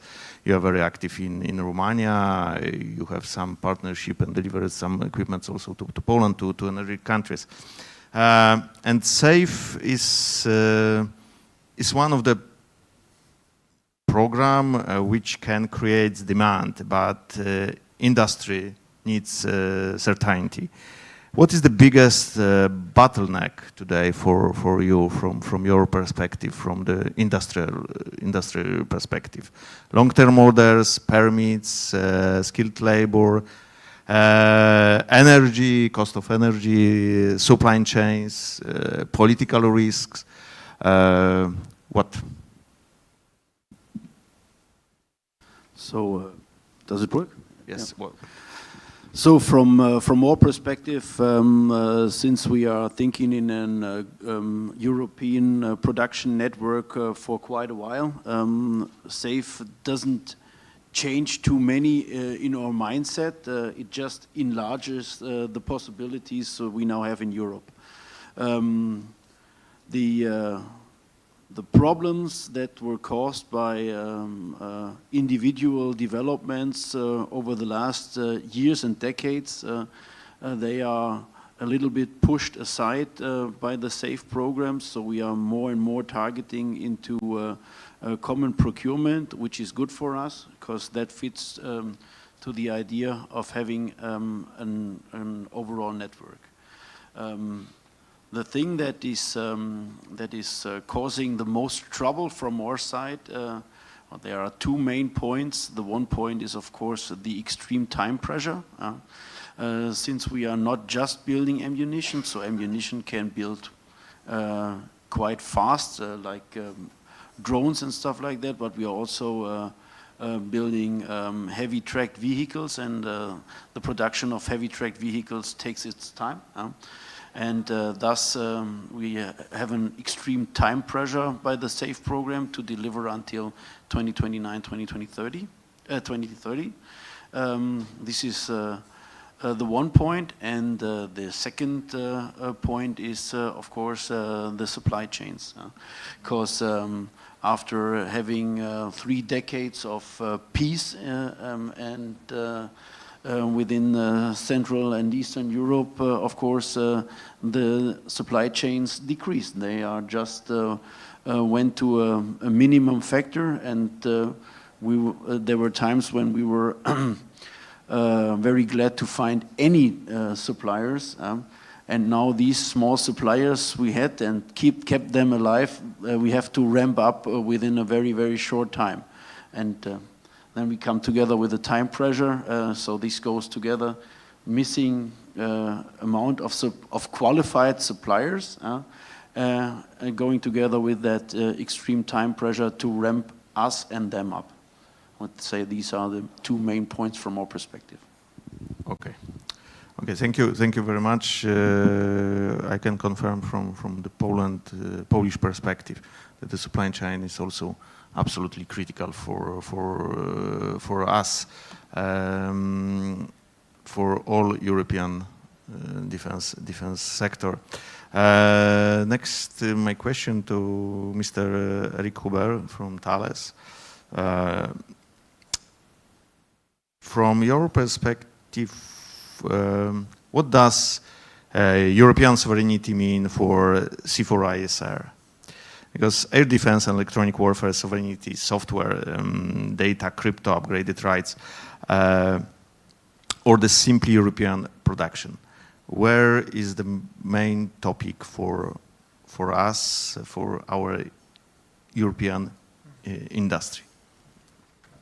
First of all, sovereignty is a complex matter. Yeah. I think that the SAFE program is one of the tools. Exactly. So I think that on one side, the progress that has been made by most defense companies in the last few years about production and production in Europe is impressive and is significantly contributing to sovereignty. It's not uncommon to see products where the production rates have increased by a factor 3, 4, 5 in the past 2 years. In my business, the GM radar production has been multiplied by 4.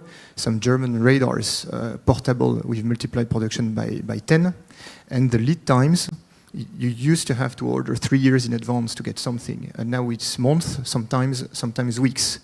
And of course, this progress has been collective, but all this investment made around industrial capabilities is contributing to sovereignty. And of course, the safe mechanism, giving some scale with a common acquisition and giving more predictability and visibility helps. But I also think that production capabilities are not enough. You also need in Europe a mastery of the design of the product, of the engineering, so that we are in control of what we produce together. We know that we come from a time where 80% or more of the defense spending in Europe was made towards foreign companies and mostly Americans. This is shifting slowly. And in this shift, production is key, but having a proper understanding of how the different equipment work, how they can work together, I think is really key.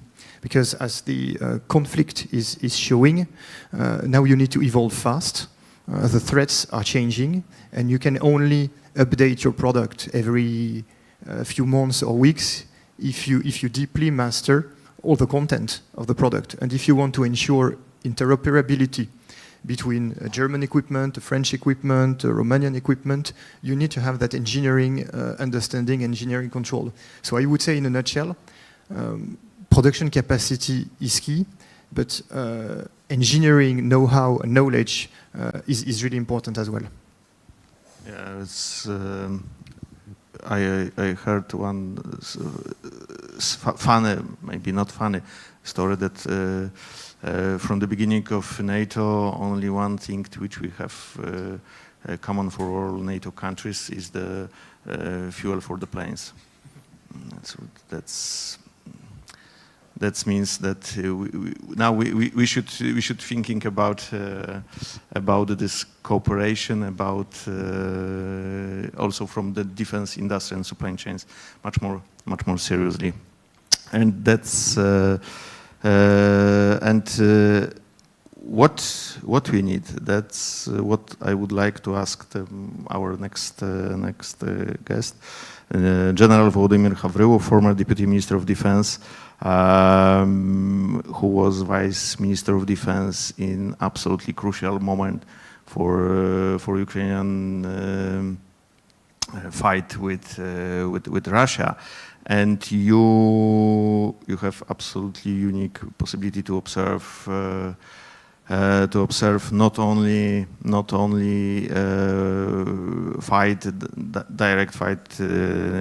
direct war, but also industry. How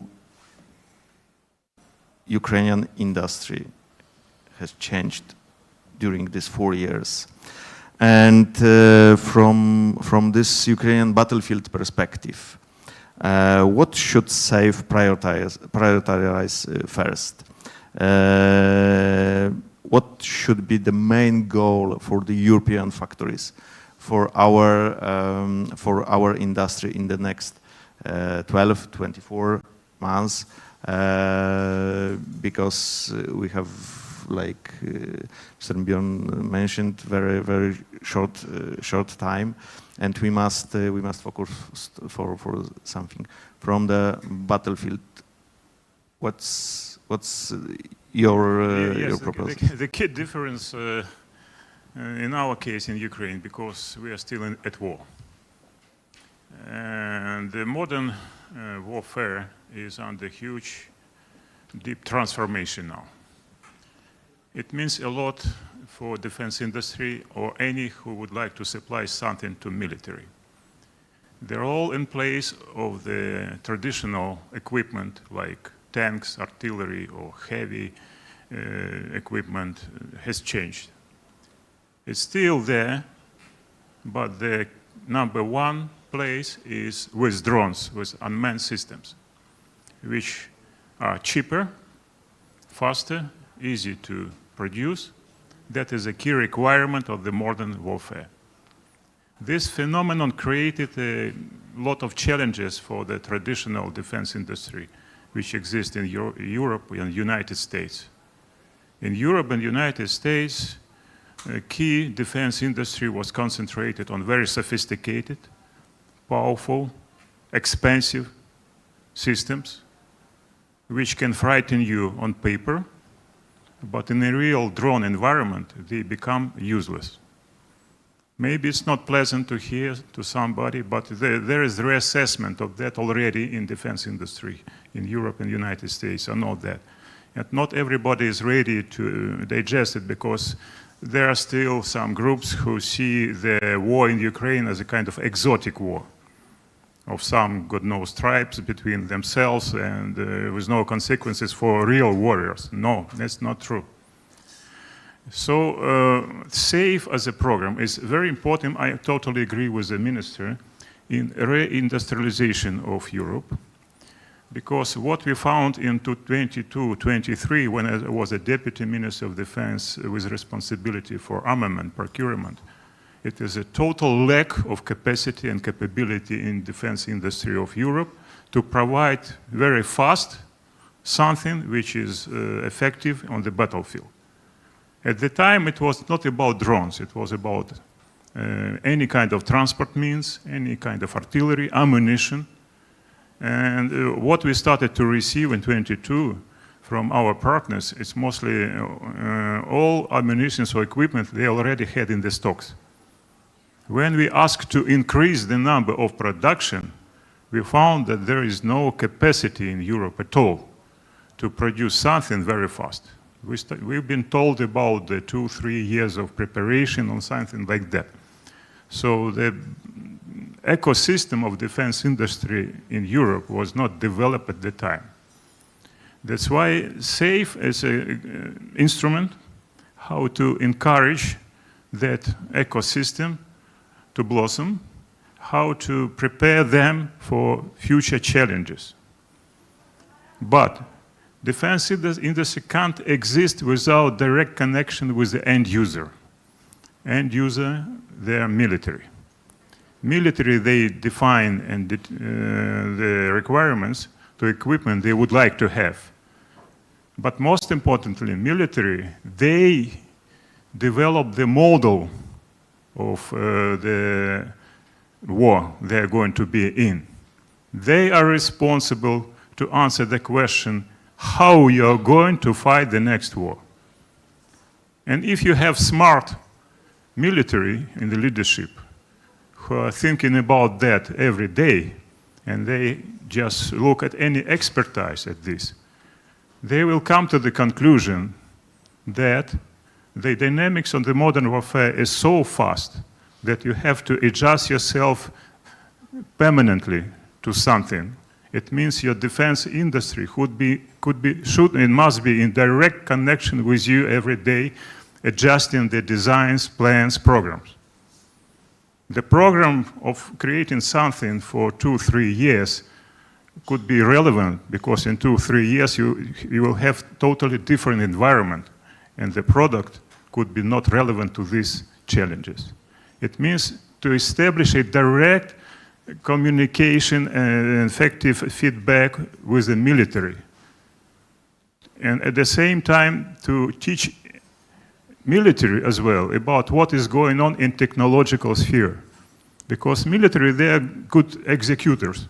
They are not very good in kind of innovations or just following some kind of technological things which are just existing somewhere in the bottom. That's why it's important to feed them about the possible solutions which they can use in future warfare, but these solutions should be cheap, fast to understand, easy to deploy, and easy to scale up. In case of crisis, you should be very confident that behind you is an ecosystem of industry which can react to your demands and needs very fast. With very simple, sometimes solutions, but the next day, maybe in 2 days, maybe 1 month, but not in years. If you have that cycle 1 year, you're a loser in the modern world. Development of this cheap robotic type system, and I'm not talking about artificial intelligence coming to battlefield, demands a lot of engagement of defense industry with military all together, working on the same subject. If you're concentrated only on profit, you're a loser.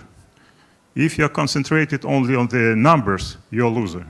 You should think about the quality, effectiveness, and budget prices. It's reality. Today we're in transformation. We still have a traditional equipment which is important. Tanks, artillery, not on the same role. So every military should know how to use them in this new environment. At the same time, we have to think about how to protect this equipment against drones. If you are not able to protect them, they will disappear from the battlefield in future. If you are capable to protect them, and I saw in the Rheinmetall presentation today that there are some branches in the company dedicated to that, about the passive protection, other things. If you succeed to protect your equipment, you can still be relevant at the battlefield on some way, not totally. About the priorities, I would like to stress Europe is very limited with several things which were provided by United States. And because of this situation with the American administration, we all started to feel that deficit. And this deficit should be just filled with something. Number one is air defense against ballistic missiles. Not against classic aircraft or cruise missiles, against ballistic missiles. There is no capability like Patriot in Europe yet. SAMP-T, yes, there is a system which is in improvement stage now. We hope that improved version of this system will be more effective in Ukraine. But Europe should have several systems like that, competing between each other to provide the best effects for less money. Air defense against ballistic missiles is very expensive, sophisticated things which can't be replaced with drone interceptors or something like that. It needs other solutions, and Europe should concentrate on that. And I hope SAFE will create this window of opportunity for industries in Europe to do that. Second, there is no ballistic capability in Europe, ballistic missile capability. I'm talking about deep strike, long-range strikes using ballistic missiles. Not cruise missiles, there are some solutions, but also it would be helpful. But ballistic missiles, which are available only in the United States and some prototypes here in Europe, that is the area which need to be developed because it's the only thing which can be a game changer in case of Russia, for example. In Ukraine, we have challenges with both these areas. We never had a ballistic missiles on the ranges of 2,000 kilometers, for example, even 3 or 100. We never produced them. Ukraine was manufacturing only space launchers. And many Russian ballistic missiles now, they are Ukrainian origin. I mean nuclear carriers, not the ballistic missiles like they're using against Ukraine. That's why we started to develop from zero some kind of capability. And I hope this summer we will test something of Ukrainian domestic design as ballistic missile against Russian targets. And we don't have time to test them in the ranges. We test it directly at the battlefield. With lessons learned, is it okay or not? We already tested our cruise missiles because nobody gave us Tomahawk type missiles or something like that. So we tested, you had that story about Flamingo. And now we have targets deep in Russia up to 2,000 kilometers for cruise missiles and drones. It's because of desperate situation.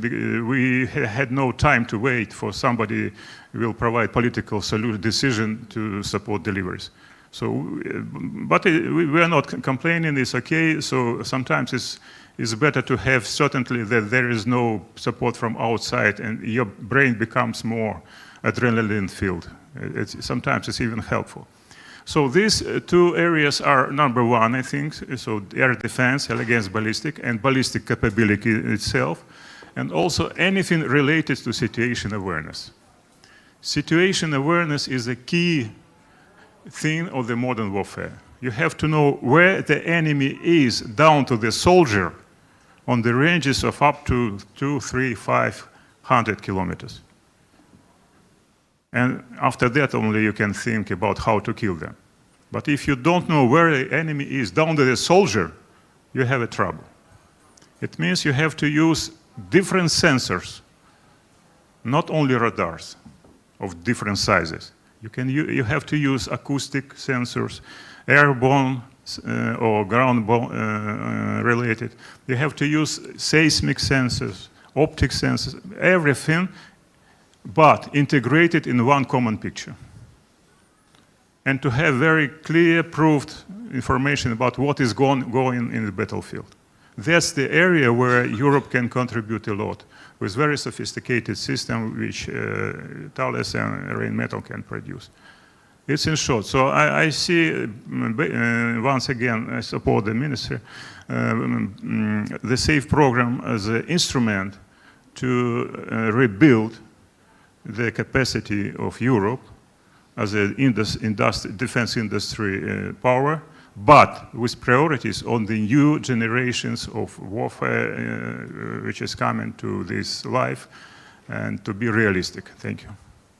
Thank you very much. That was a very, very important speech, I think. And what you mentioned, it's created for me next question, frankly speaking. Who in our democratic countries, where we have procurement law, we have general staff, Minister of Defense, Minister of Economy, who should decide it in our countries how it looks next battlefield, how it looks next war, what we should do order just now? Because I'm sure that industry needs a very clear message. And you are ready to produce everything, what's almost everything, but you need mainly time, what you said. Like we see, the money is in Europe is not a problem, because I'm sure that the SAFE is on the first project, and on the European level we will have next year's absolutely new projects dedicated for our security, for our safety. So maybe for the first part of my question, Minister, from your perspective, you are politician, who should decide that just now, and who will order, who knows what we should order in our industry? Thank you for the question. I know that if I have a restrained answer, but I will build a bit upon what Mr. General said. First of all, I was thinking, I come from the software industry, and I was thinking that maybe it's not for nothing that your Ministry of Digital Transformation became the Minister of Defense, because the same way of thinking, of course, in a more futile, let's say, environment, but the same way of status quo thinking, which was obliged to be changed, has happened in the software industry 10 or 20 years ago. And we were going from projects planned for years to projects planned from month to month, or from 2 weeks to 2 weeks, and very oriented toward the customers' needs. It's a very good question who should define these priorities, but I think true, and we already have discussions, Europe already has discussions to real deep cooperation with Ukraine in this real and difficult situation. We could find a solution, because it could be a win-win cooperation where we, the European countries, really help Ukraine in a more efficient way, and on the other side, on a real battlefield, which nobody wanted, we could test, as you test in Ukraine, new technologies. And I really think we should go very fast in this cooperation, and on one side help, on the other side receive feedback from the harsh reality which is on the field. I really don't know, because I was thinking, by listening, I was thinking, of course, in all this, let's say, safe definitions efforts, we in the Ministry of Economy, we were rather thinking of some economic-centered policies. I don't have an answer if the current army or armies, if we speak about Europe, have a clear understanding of what happens on the field. So I think through cooperation and dialogue between the armies and through testing on a real battlefield, we could find an answer. I'm not a specialist, but I think the answer doesn't, I guess that the answer doesn't, it cannot be found inside, I don't know, walls or ministries on the paper. They should be found on real conditions, and unfortunately we have real conditions just next to us. Thank you very much. Yes, of course. If you don't mind, just to continue. When the war started in 22, we had a traditional military leadership, as in Europe, with so-called maneuver warfare learning, how to fight wars using the techniques of end of 20th century.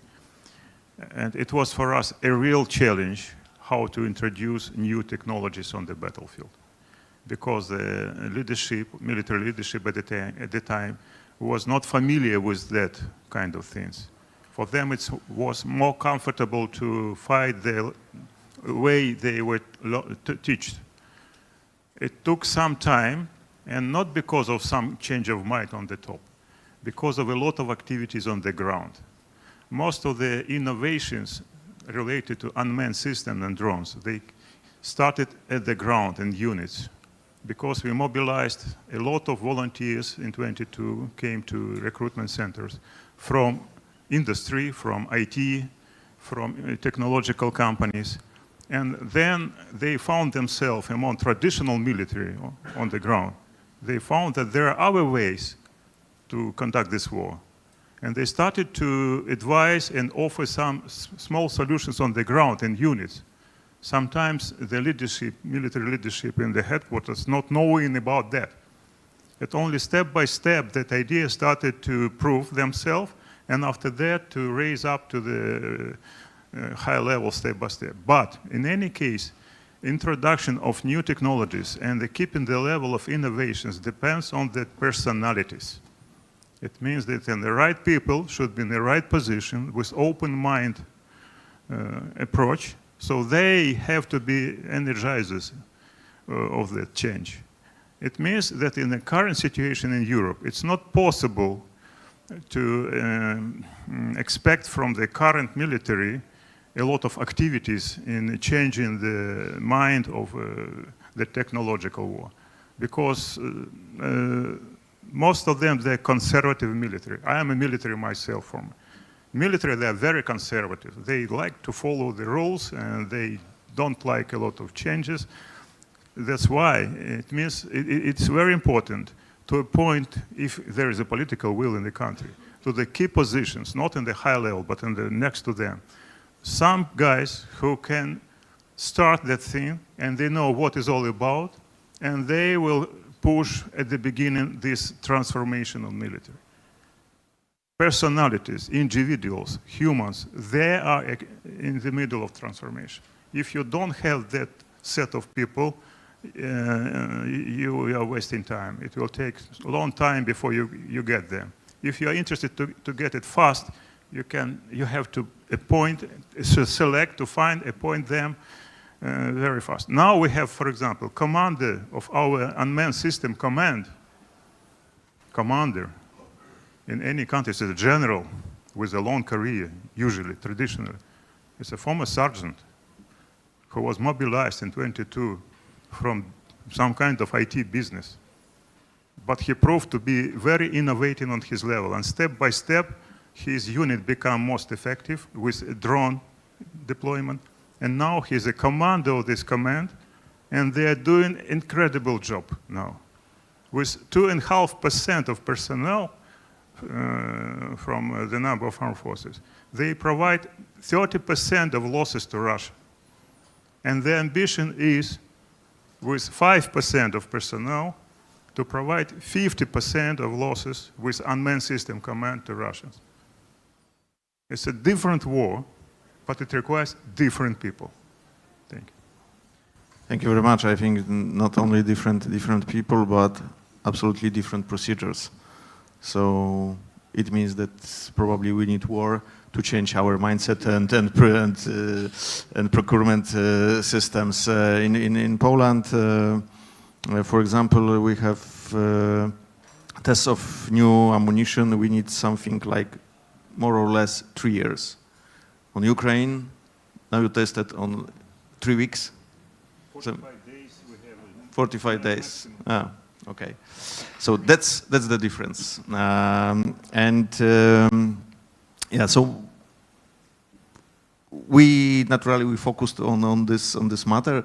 So my next question to Mr. Bernhard from Rheinmetall. Ukraine shown that innovation cycles in war are now measured in weeks, not years. What must change on the European procurement system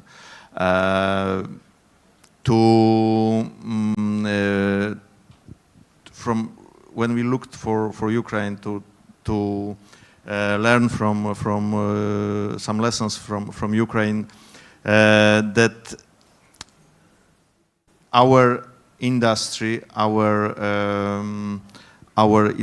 which must know what they should to produce, and how business, how the European companies can move on this way. What's your perspective, and what we should implement from Ukraine? What generals said? What's your dream? What's my dream? So in the end, I'm fully supportive to what the general said, because we need a kind of double approach, a parallel system. So the traditional systems, from our perspective, they won't disappear completely, because there will always be men or women crews on the battlefield somewhere. But we won't see them so much in the death zone or in the kill zone anymore, of course. Of course, the procurement always starts with a doctrine. So we have planning agencies that set the doctrine, and then the procurement and the staffing is put down to the procurement process. And this is too slow. And this is just too slow. So in my vision, as you asked me for, we would have a double approach. We have faster thinking units that start a procurement process for new systems also in parallel, and that work together with the industry to keep the procurement up to date. I mean, in the end, there is a significant difference between the unmanned systems and the traditional systems. The unmanned systems are much cheaper, so you can change the approach or also during the procurement process. And this has to be evolved somehow. This is, from my perspective, the only way we could do it, but we can't see an approach, to be honest, within the European forces apart from Ukraine up to now. What we try to do from the industry side is to help them thinking about what we can do to protect the manned vehicles, what we can do to defend against drones, but also what would be a scenario beyond drones already. So we try to do the thinking, but we can't do it alone. We need the forces. Okay, thank you. Thank you very, very much. We have much more clear situation. Next question to Mr. Eric Huber from Thales. Thales is a representative of big European industry. And from your perspective, you have cooperation in many countries in our region. And how much using the money from the SAFE program or maybe another, how much you are ready to invest or to cooperate with the industries in our region, eastern flank. And you see some chance to for the strategic cooperation, or we, I mean European, will use this money for friendly competition? No, yes, we are willing to cooperate and to increase our activities everywhere in Europe. Being a European company has been in Thales' DNA for decades. We have a significant presence in France, of course, where we come from, but we are also the national, typically radar manufacturer of the Netherlands. We have a significant presence in the UK, same in Germany. So we are a European company at heart, and most of our products have already several countries component in the way they are designed. Not to mention the supply chain, which has always been European.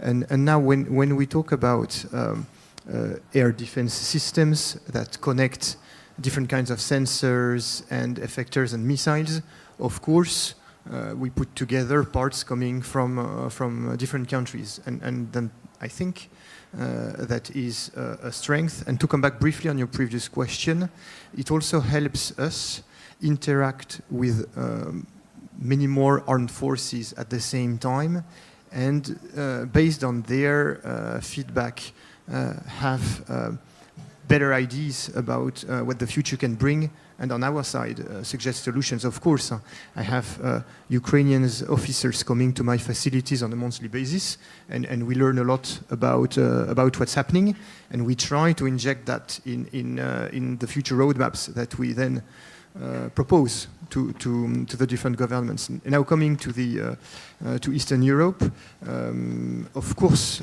we are doing more, and we will do more and more in the future. Our strategy is to have local activity everywhere the volume makes economic sense. We want to produce fast, we want to produce cheap, and we want to produce as close as possible to the use. And when we can get all three, then we work. We are always flexible in the way we find such agreement. It can be Thales premises, it can be a partner. I'm convinced that through the SAFE program, which again provides scale and visibility, these cooperations that we have already will multiply. But to give you a number, Thales typically has been active in Romania for many years. It's one of our biggest engineering center, and we already have more than 850 engineers working in Romania for Thales on different products that are routinely used in Ukraine. And we will do that more in the future. Yes, yes, of course. I would add two ideas very quickly, rather as a politician. But one is a small food of thought. If we speak so much about the 28th regime and the need for Europe to reduce bureaucracy and to do things faster from the innovation perspective, maybe we should extend this, let's say, umbrella, conceptual umbrella, to the military side also. What would mean for Europe, not for a country in particular, a 28th regime for military in order to advance towards a good European common defense? And the second idea, because you asked the question before about sovereignty, and the first question was about priorities. I think sovereignty could be an empty shell if we are not very sincere. Sovereignty can be very temporarily, can be very apparent, can be very weak if we are not ready for the long-term approach and adaptive approach. And I think with SAFE, also with other instruments that will appear, with the adaptation for the procurement and so on, this is the way we should search for, the way towards real European common sovereignty, and it's not easy. I think, as General very well said, Ukraine has been forced to go through a very fast track by confronting the reality. We, in the rest of countries, Eastern or Western, we have the chance to acknowledge the harsh reality and to prepare some years in advance. I think time hasn't no patience anymore, so we should act and we should find the answer to this question: how to assure long-term sovereignty in an effective way, but for the modern warfare. But that's the good question, and we should start it from the EU level or the countries level to show Very good question. the procedures. I started with the 28th regime, my thoughts. So, yeah, sometimes maybe it's easier at the common level that separated. I think that we have also good samples which are boring just now, separately, not from the EU level, not countries level, but cooperations by some countries.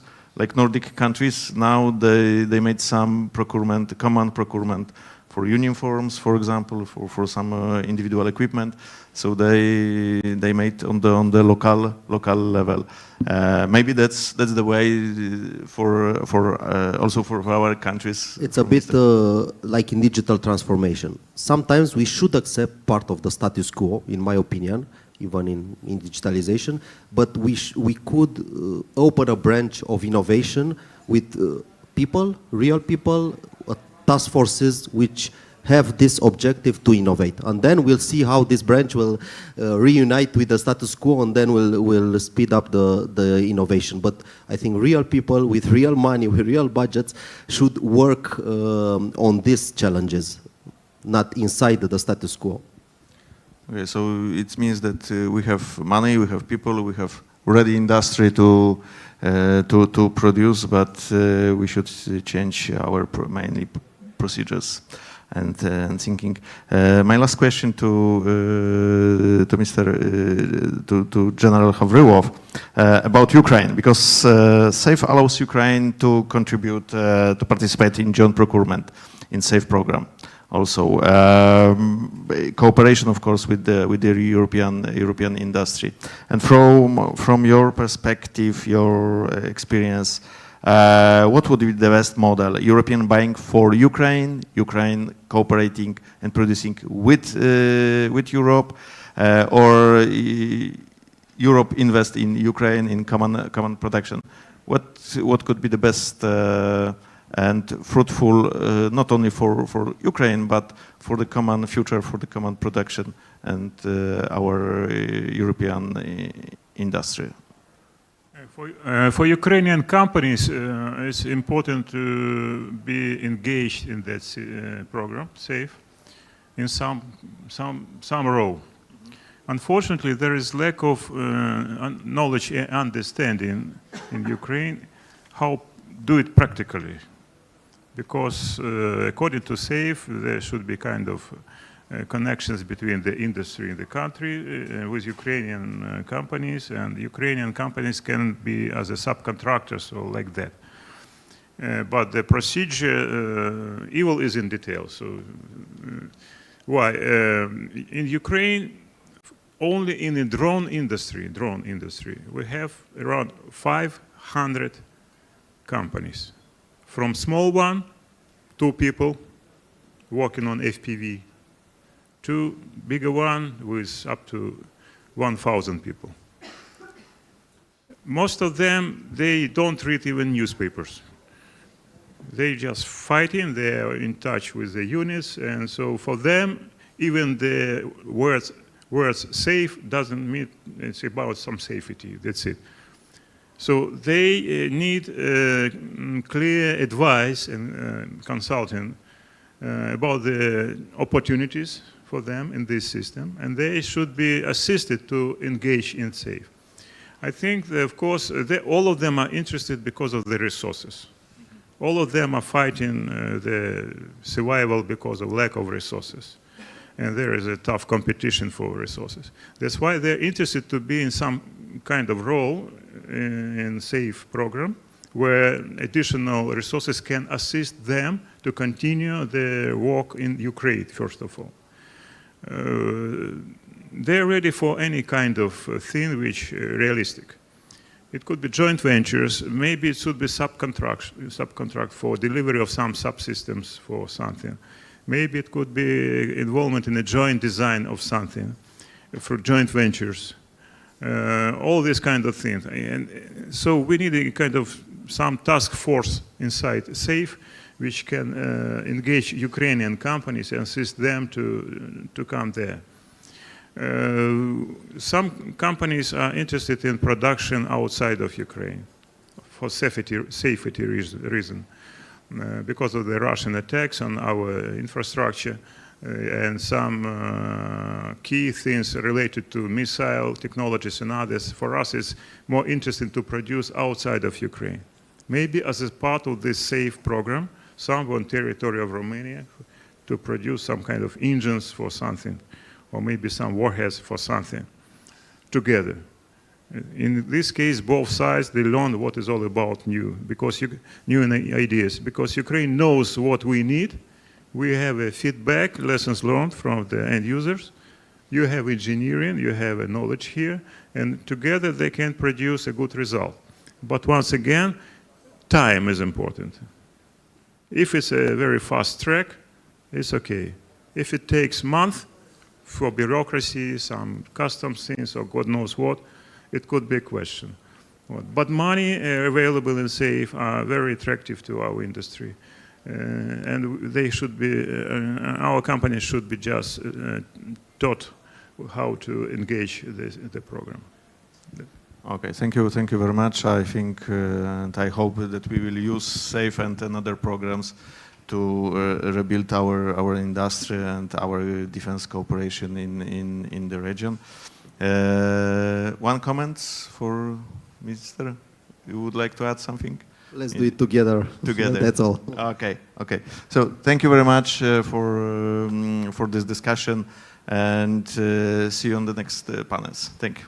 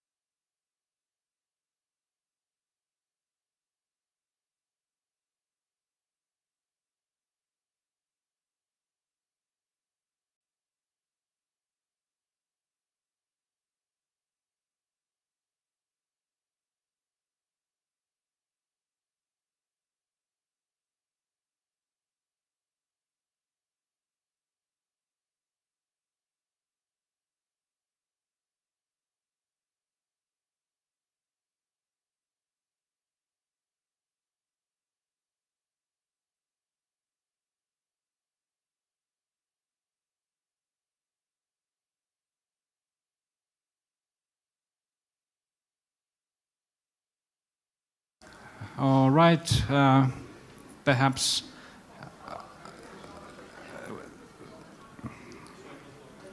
Okay. We trust that other latecomers will open the door quietly. Anyway, ladies and gentlemen, dear friends, a very good afternoon, rather good evening to you all. And welcome to this panel. You've seen the title. It's about the Middle East crisis from the Levant to the Black Sea.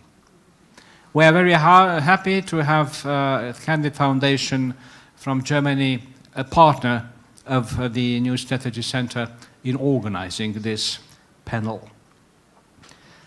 My name is Doro Costa. I am a member of the Scientific Council of NSC. And before anything else, I'd like to kindly invite you to consider, to have a small exercise of imagination.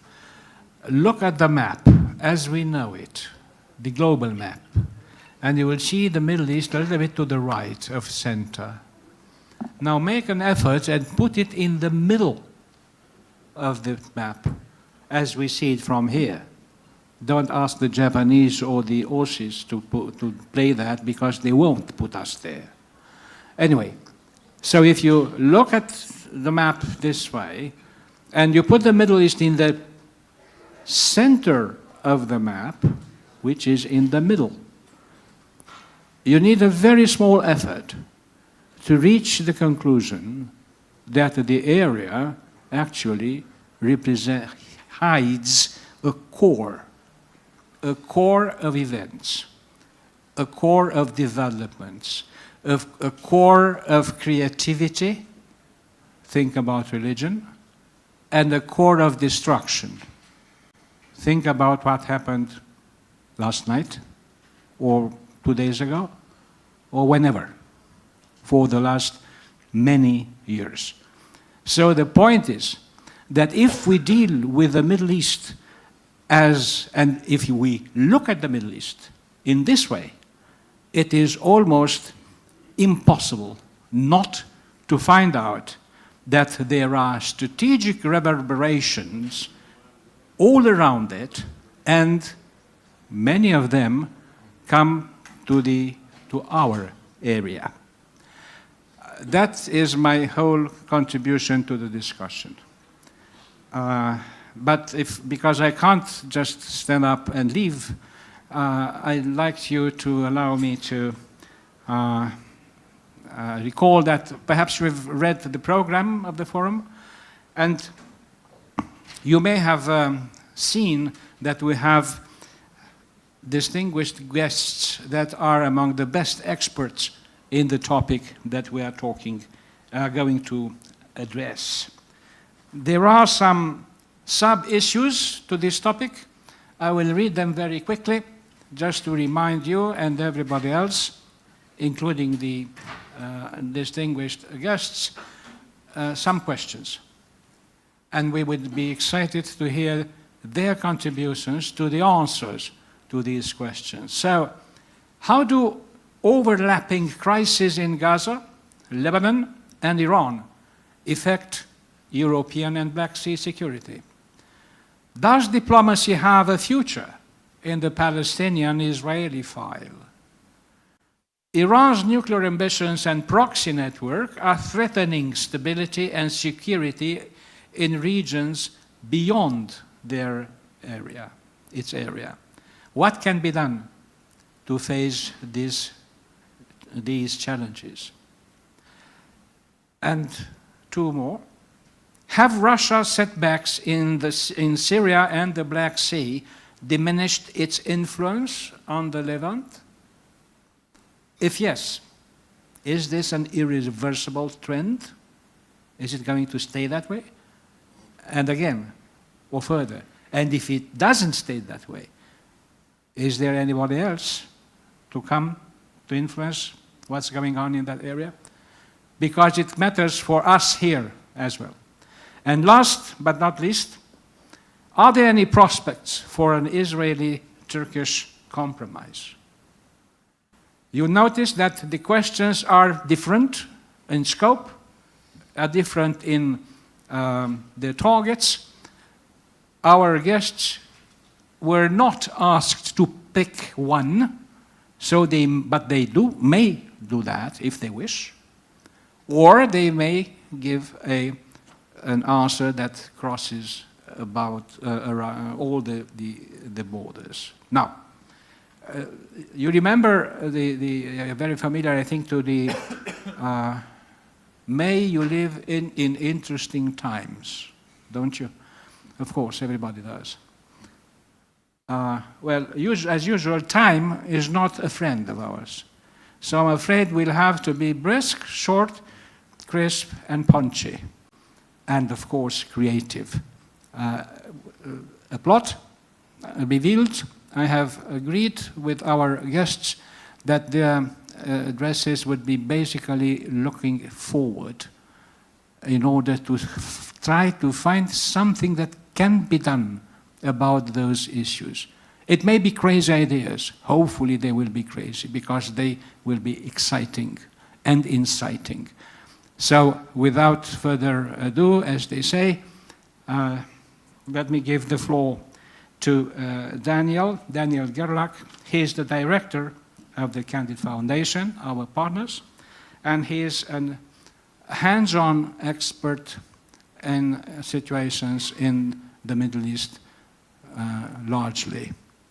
Daniel. Yeah, thank you very much, Ambassador Costa. Thank you for this opportunity. I'm going to keep this intervention very short so we can have time for the discussion. Forward-looking.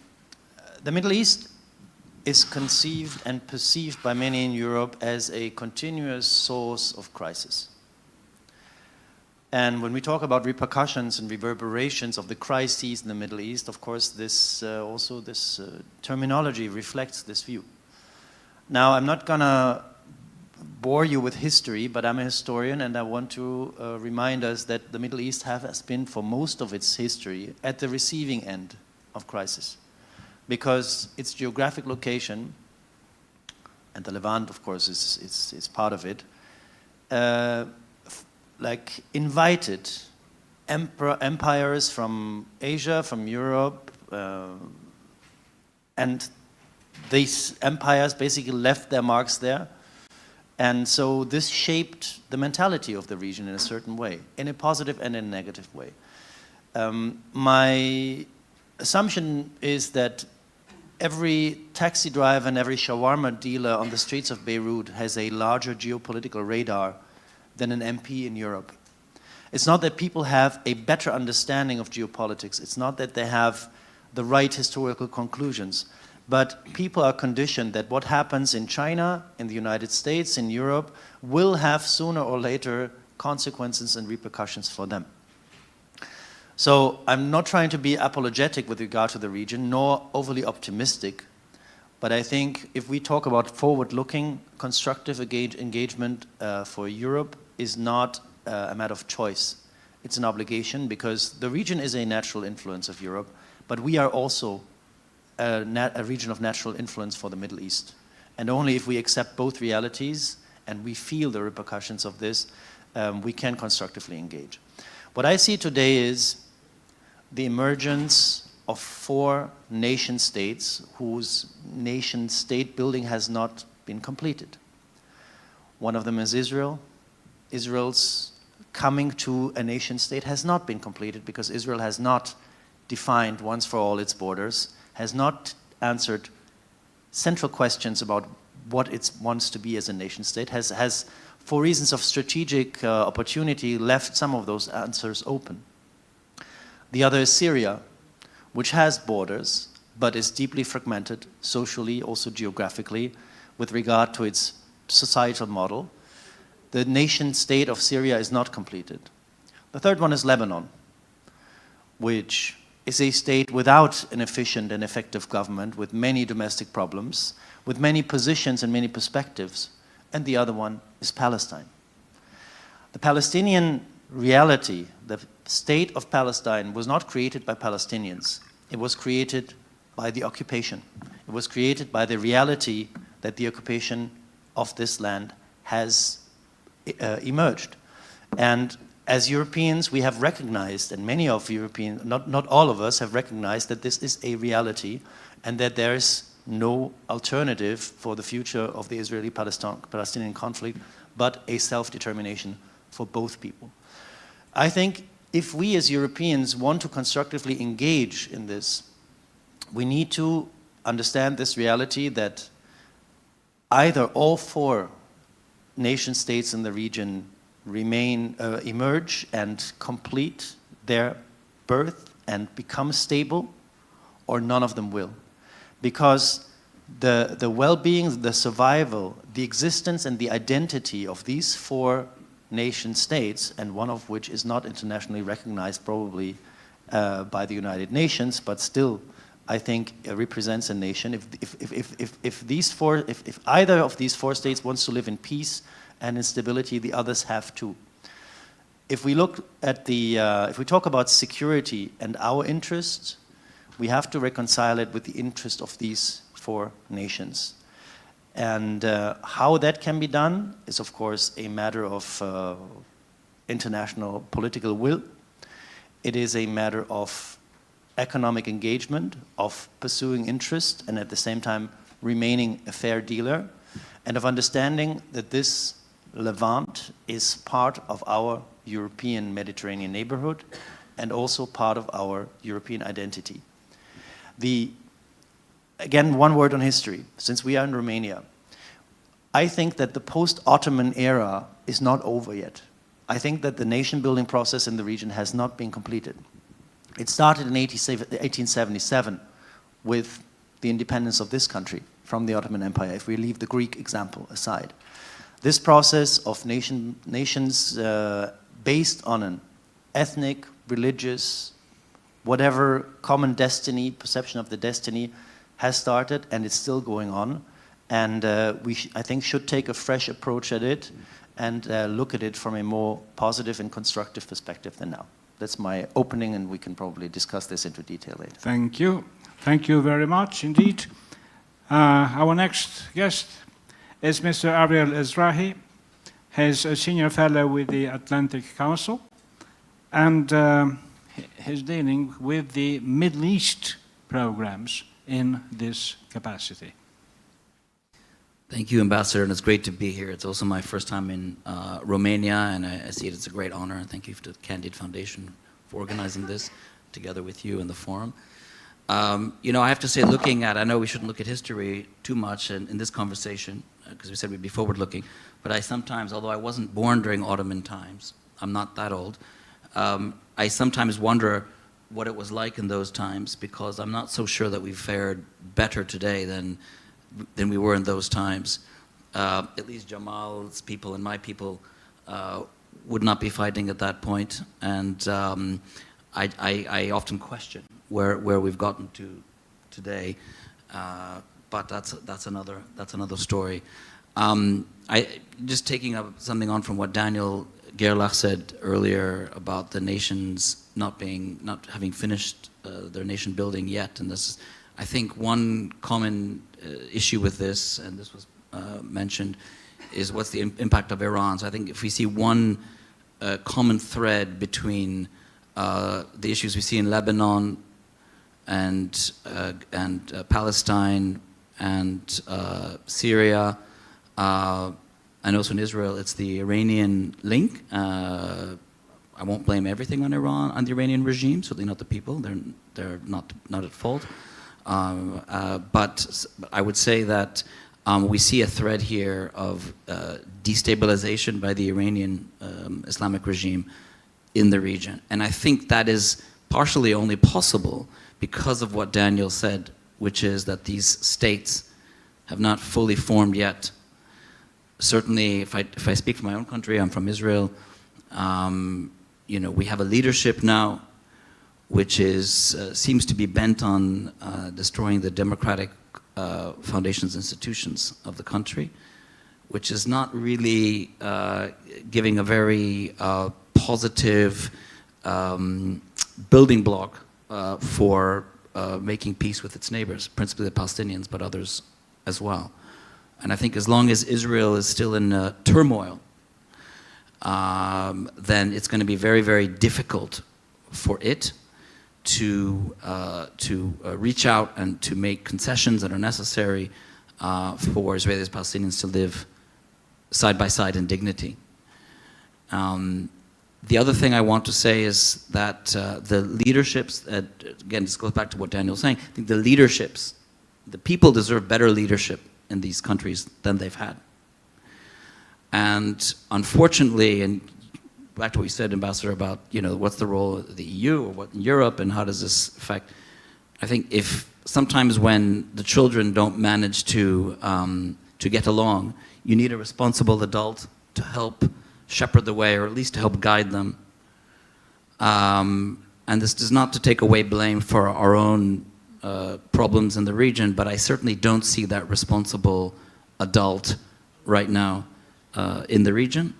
I certainly don't see that type of leadership coming from the power brokers at the moment. And I think, so we have a very tragic situation at the moment where whether it's Lebanon, Syria, Palestine, Israel, massive domestic challenges and issues unhelped by some of the great external powers. I think there's a great opportunity for the European Union and Europe in general to play a bigger role. And I think for a potentially future US administration to play a constructive role, and others as well. I think I'll leave it at that for now. The last thing I just want to say is, you know, we know that in the Middle East, it's one of the regions with the least amount of intra-regional trade. The potential is enormous. There's initiatives and projects like IMEC, the India-Middle East corridor, that are often talked about. And if we look at some of the challenges facing the region, we were just talking about climate issues and global warming. In the Middle East, global warming is more than twice the global average. If we don't work together on these issues to overcome what nature has in store for us because of human activity, then we will all perish. And it won't matter if we're Jewish or Muslim or Christian at that point, because it just doesn't, it won't make a difference. So I think looking forward, we have to work together. We have no choice but to work together. How do we do that? I hope to certainly learn from my colleagues on this panel. Thank you. Thank you. Thank you, Mr. Izrahi. I can't help it. Climate change? That's fake, my dear.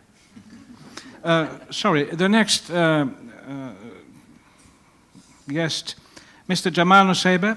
It's a board member of Middle East Policy Council. He's a Palestinian-American scholar. And among other things, he's also a co-author of the Palestinian Armistice Agreement. Shoot. Thank you, Ambassador. It's not yet an agreement, but thank you very much for having me. I'm optimistic. So I'm Palestinian, and you know, I'm the youngest of these nation states in some ways, but also the oldest. Arguably, we were Palestine at the time of the Romans. No, but as I wanted to start out by saying, I mean, there aren't many people in this room, and I think my first point is to explain why this is important. Why should people who are at a security conference in the Balkans be listening to us? Because of the fact that, first, with the massive use of firepower and technology and everything else that Israel has employed or deployed against the Palestinian population over the past couple of years, and it is not history because it's still unfortunately ongoing in Gaza, the West Bank, Lebanon, elsewhere, Israel has basically blown up the foundations of the international system on which we all depend to survive, and which we will rely on, we everywhere, we the Palestinians, we the Germans, we the Romanians, we the Turks. And this is not something that can be ignored, nor is it something that can be put aside and maybe come back to later. It is the elephant in the room. And Israel is essentially a pariah state and should be treated as such. And yet, its ministers are welcomed and feted. International law, ICC decisions are ignored by European countries. And Instead of being sanctioned, Israel is still supported by things like the European Union Association Agreement, visa-free travel, etc., etc. So the second point is systemic issues matter. They matter to all of us. My second point is, it is not something that I, as a Palestinian, can fix alone. We don't expect Ukraine to stand alone against Russia as a pariah state. But we have been standing pretty much alone against Israel and under occupation for decades. Israel has been violating UN Security Council resolutions since 1967, since it occupied East Jerusalem, the West Bank, and the Gaza Strip. And nothing has been done about it. When Russia entered Ukraine, Crimea, so Ukraine, in the first time in 2014, the reaction was muted. It was a kind of, what can we do? Well, one of the reasons for that is because of the fact that unless you apply the law equally to everybody, it is no longer law. And we need to rely on these laws because these laws are what will protect the European borders today and in the future. So this is not something that we can solve alone. It is something that needs others to step in and help. I heard the former Prime Minister of Russia earlier today talking about Putin and saying, look, President Putin, does whatever Europe has allowed him or the West has allowed him to get away with. He has increased.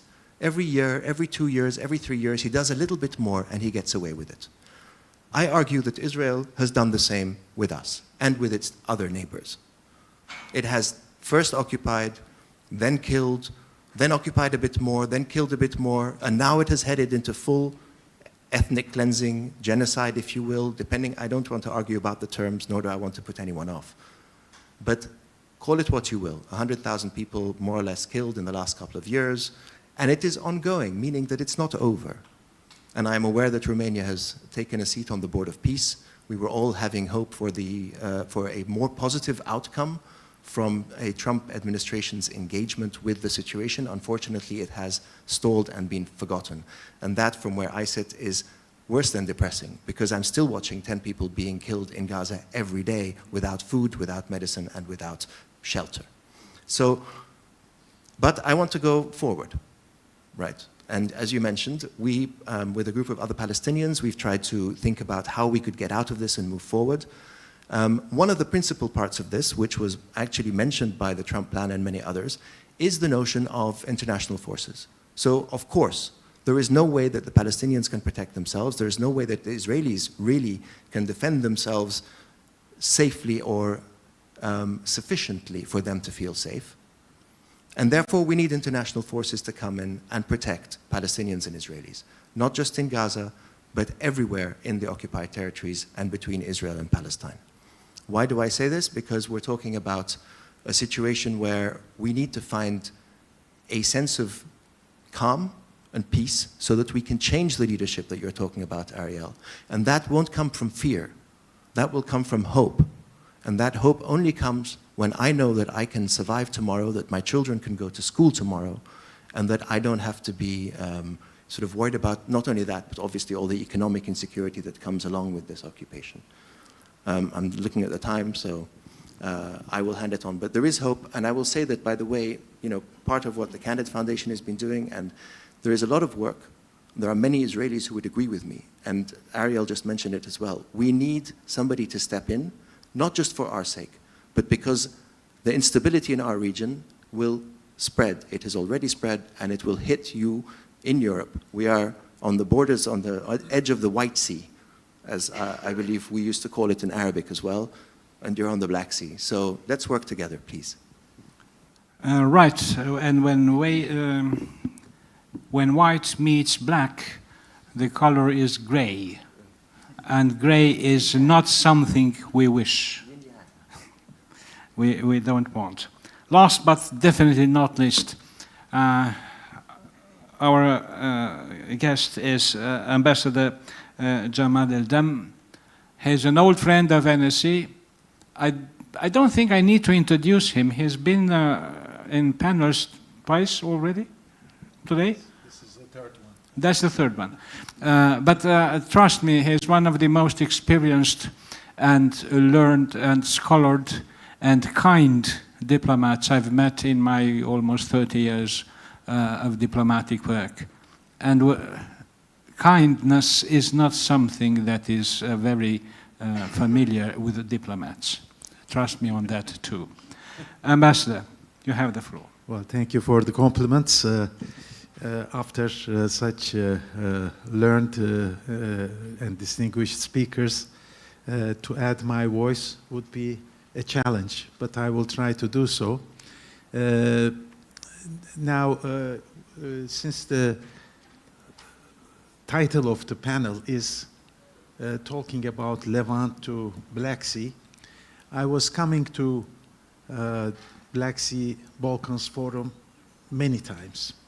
And I was insisting at that time that we shouldn't focus only to the Black Sea region as an isolated geography, but a geography interconnected with other geographies, definitely with the Mediterranean and Middle East.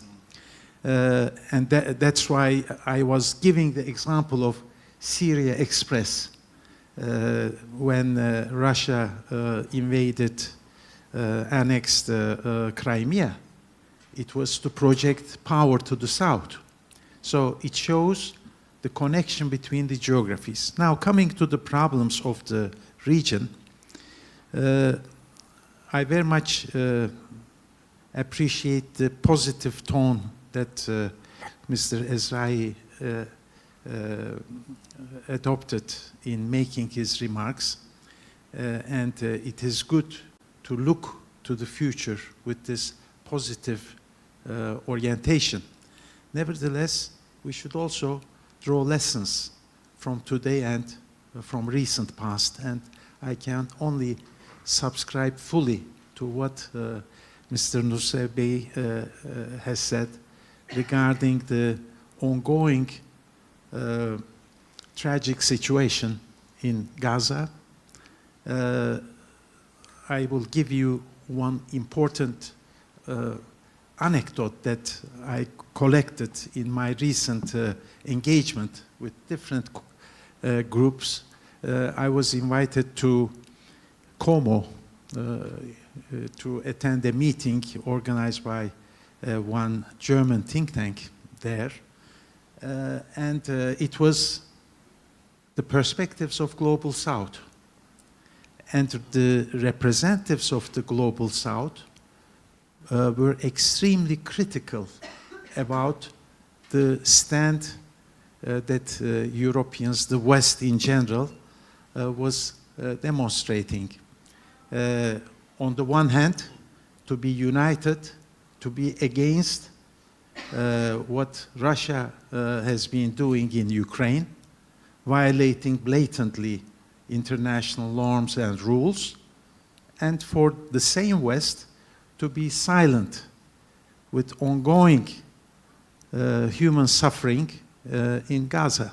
And now, as the previous speakers have already alluded to, it is not only Gaza, but other geographies as well, other countries like Lebanon as well.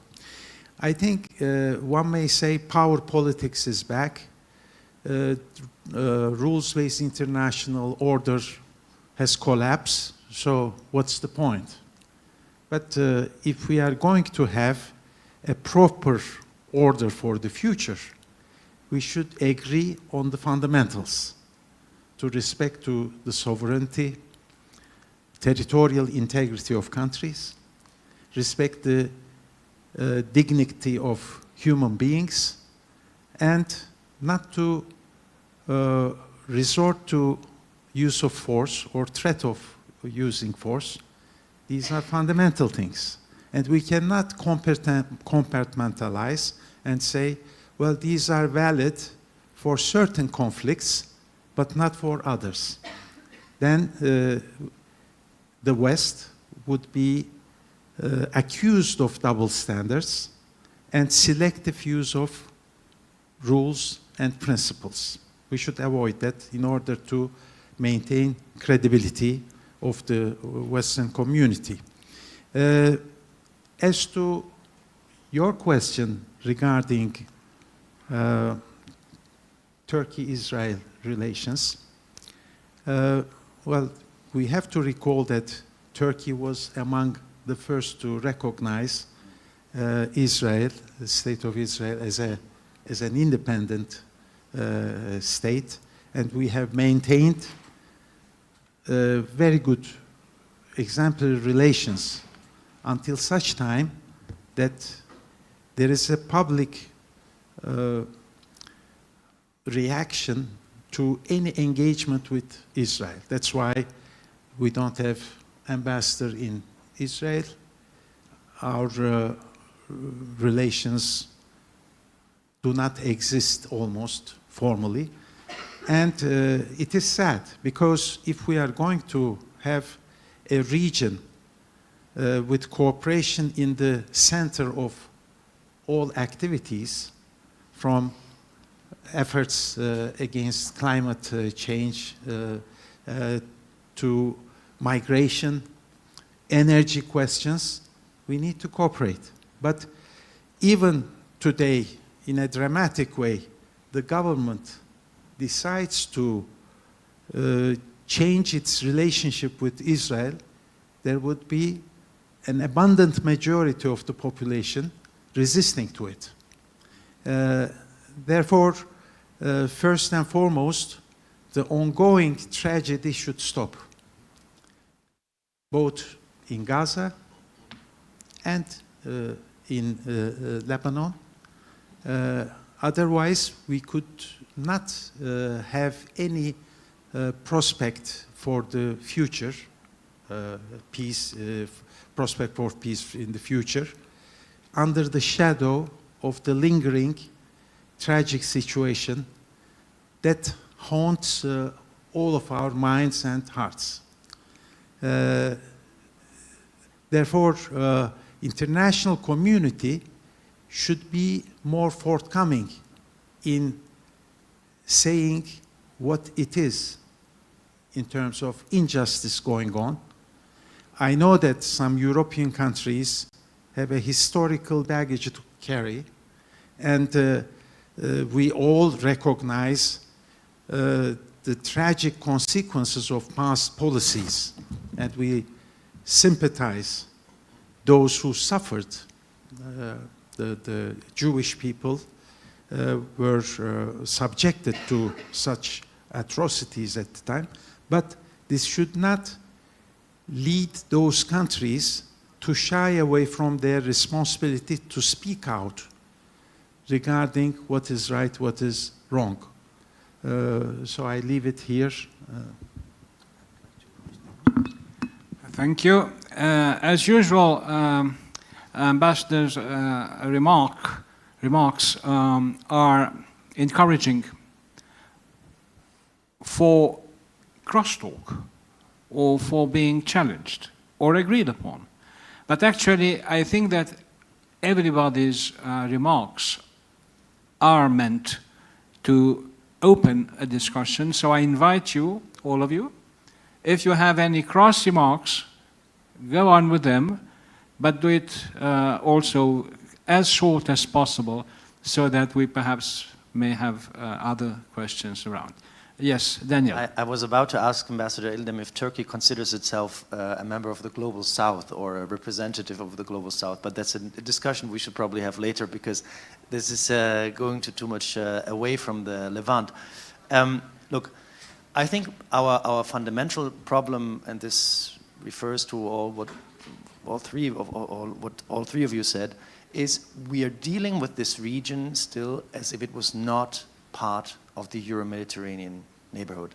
And why we should change this, I think, is the reason why I think Romania and the southeastern European countries can play an important role to fix this problem.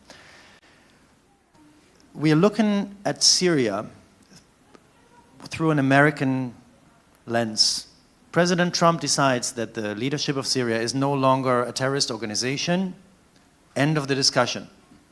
Everyone else follows, and we need the American reassurance, we need the American leadership in order to define our own relationships with the Syrian government. We deal with the crisis in Lebanon as if it was all the result of Iranian meddling in the region. So we take basically an Eastern perspective from beyond the Middle East and say, okay, everything that's happening there is the result of problems that are caused by Iran. That's why we need to address the problem of Lebanon in the Persian Gulf. We're dealing with the Israeli-Palestinian file as if it was an American affair to settle it, and as if America had a greater interest or a greater potential to do this, and leave and delegate the issue of Gaza to a peace board created by President Trump. The only reason why America is accepted as a so-called peace broker is because the Israeli government decided that it wants America to do this, because if the Europeans get involved, it might be less efficient, but also less probably in Israel's favor. Now, unless we understand that this region is part of our neighborhood, and we also translate this into concrete politics, we will not have a role there, and we will be at the receiving end of the problems that emerge from there. I want to say one word about the Abraham Accords, because that's been going around, and now in Germany we even hear conservative politicians saying, yeah, Lebanon will soon join the Abraham Accords. The Abraham Accords, everyone is familiar with what it is, are an optical illusion which does not comply. With all due respect, it's a good thing that it happened, but it's not a model that you can paste on this region. This region cannot be looked at only through the connectivity lens that it might be a good opportunity to transport goods and commodities and oil and gas from the Gulf, from the Persian Gulf through Syria or through Israel or through Jordan to the Mediterranean. All of that could be a consequence of peace and security in the region. But the problems and the interconnection of the problems need to be addressed from a Mediterranean, from a European perspective. And I think this is the leverage what we have here. I would like to invite really the European member states, and I've been studying them across the board with regard to their policies on Israel-Palestine, to overcome their own, selfish considerations. I give you the example of Greece and Turkey. Greece has a population which is very much interested in a peaceful settlement of the Israeli-Palestinian conflict. Hence, out of strategic considerations, the Greek government tends to look at it from a geostrategic point of view and balances out with its interest to the gas in the Mediterranean, the competition with Turkey. So this overshadows and overrules and overrides sometimes their policies in the region. We look at, I don't have to start with Germany. Germany is a very special case. But we see that all European member states often have their own selfish reasons why they apply a policy on Israel-Palestine and the Levant, which does not necessarily serve peace and security in the Levant, but other superior interests. Of course, Russia, Ukraine, and the Israel-Palestinian conflict are deeply connected. And we see that many countries in Eastern Europe, also in the Baltic region, when they look at their relationship to Israel, they would say, like, we need the technology, we need the cybersecurity. We cannot afford to do any peace building in the region. We want to have their support in our confrontation with Russia. And I can give you, like, for every single member state, almost their own, what we call in German, Staatsräson. Every European country has some sort of double standards, and by the way, many of the members of the Global South have them too, have also very high double standards, because they all have their own Staatsräson, regardless if you look to South America or to China or to countries in Africa when it comes to the Israeli-Palestinian conflict. This makes it so complicated, so passionate, but also in the common interest, not only of us in Europe, but of everyone basically, to solve it. Because on the principle, self-determination and two-state solution, most of us actually agree. Thank you very much. We have Mr. Ezrahi. Yes? Does anyone want to go first? No, okay. Here come. Okay, I wanted to say a few. I'm likely to agree with most of what he says, anyways. I just want to make a few small points. One is, Daniel mentioned the Staatsräson. My recommendation to European audiences is, if you want to stand with Israel's right to exist, with Israel's security, then you can stand with the people of Israel and make a differentiation between the people of Israel and the government of Israel. That would be a recommendation. It was mentioned here about Israeli members of this government being accepted in European capitals. And to be honest, I have an issue with that in the same way that Jamal does, because I believe that this current Israeli government not only does not represent the majority interests of Israel or Israel's interests, but it's obviously doing a lot of damage in Gaza and West Bank and elsewhere. So I would first recommendation would be to Europeans who do care about Israel and its security and about Palestinian security to make a differentiation, and I know it's not easy, but to make a differentiation between the rotten leadership that's in Israel at the moment and the people. And I can tell you, if there were elections today, this government would be out. Let's see what happens in the coming weeks. That's point number one. And I agree with everything that you said, Ambassador Tajan, as well, about, you know, the tragedies that we're seeing. And I can tell you a lot of Israelis are not happy with this. And I want to give you one example on this. The Israeli government failed the people of Israel on October 7th and in the lead up to October 7th with the terrible massacres that were perpetrated by Hamas. And likewise, it's actually Israeli civil society and individuals that, by the way, on October 7th, stepped up in order to provide assistance when the government was absent and dysfunctional. If I look at the humanitarian crisis in Gaza that Jamal rightly focused on, where once again Israel has failed its neighbors in Gaza, obviously perpetrating a lot of atrocities, but also failing in the provision of aid. We've seen Israeli individuals and civil society step in. It's not sufficient. They can't do this alone, but I'll give you one example. There's a woman called Alice Miller who is very famous in Israel because she brought a Supreme Court case to challenge the fact that women cannot be pilots in the Israeli Air Force. So she paved the way for female pilots to be in the Israeli Air Force. She then eventually did not finish the course. I recently came across her because I'm part of a humanitarian group for Gaza, and her recent initiative, which she's doing also in cooperation with a Palestinian medical doctor, is to bring reusable hygiene pads to women in Gaza.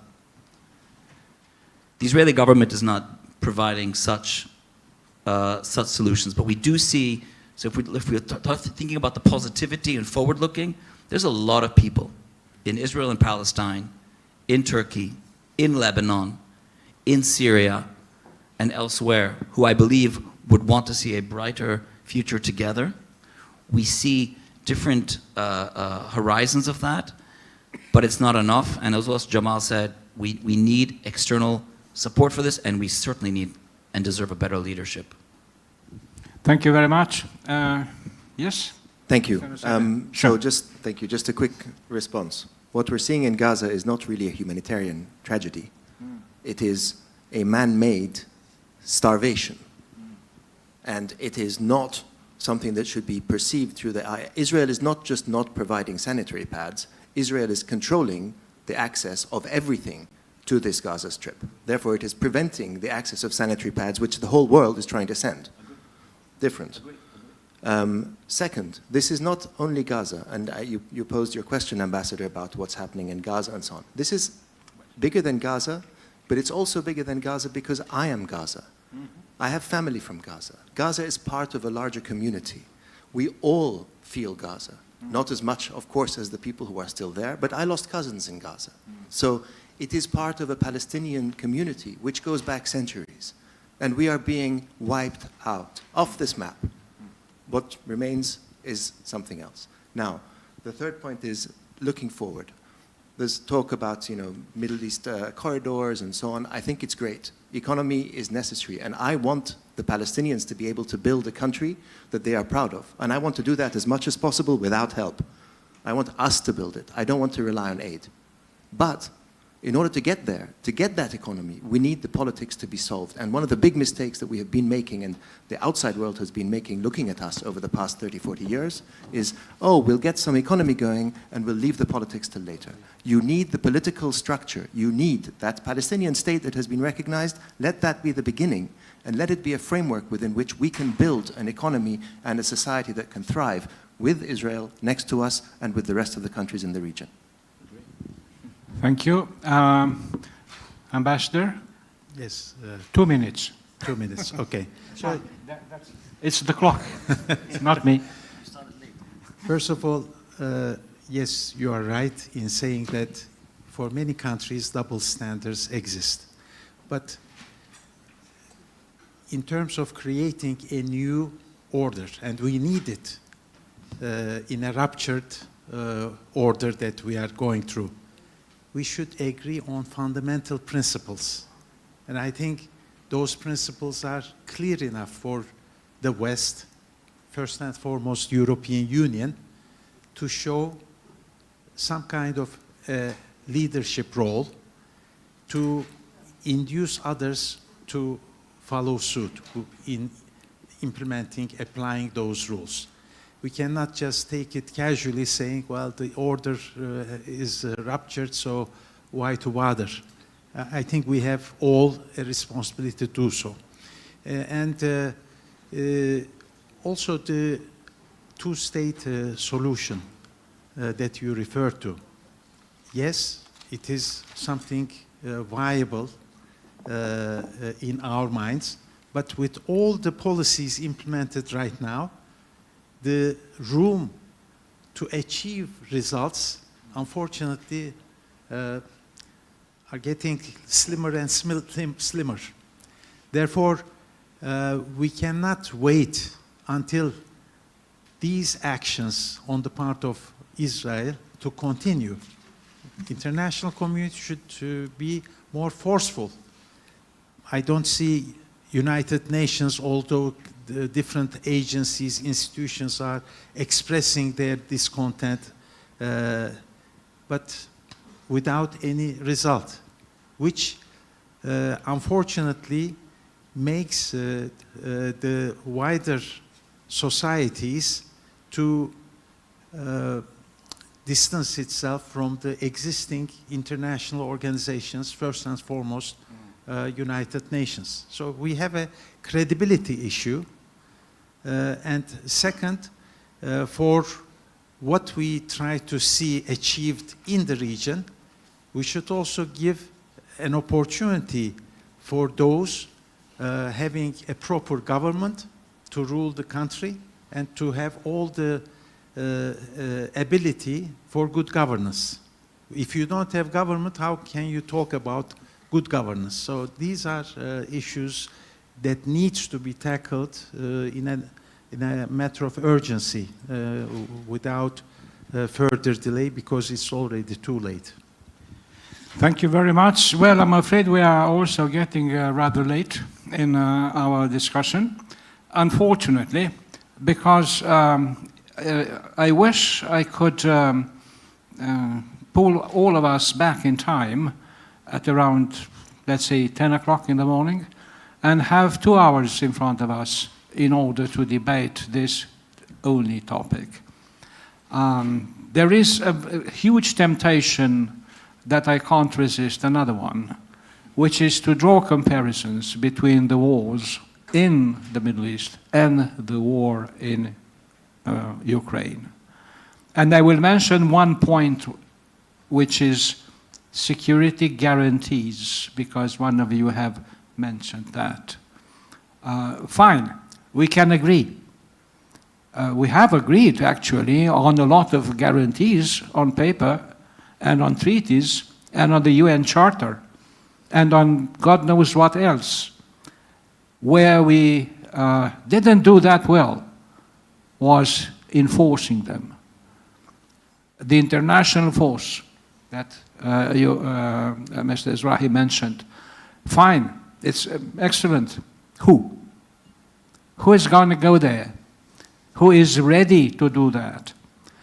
And because we have only 2-3 seconds, just 1 or 2 remarks for you to go and, of course, for our guests to come back sometime at our debates and think, how come that we talk about unfinished business in state-building institutions when the existing state buildings of institutions are crumbling?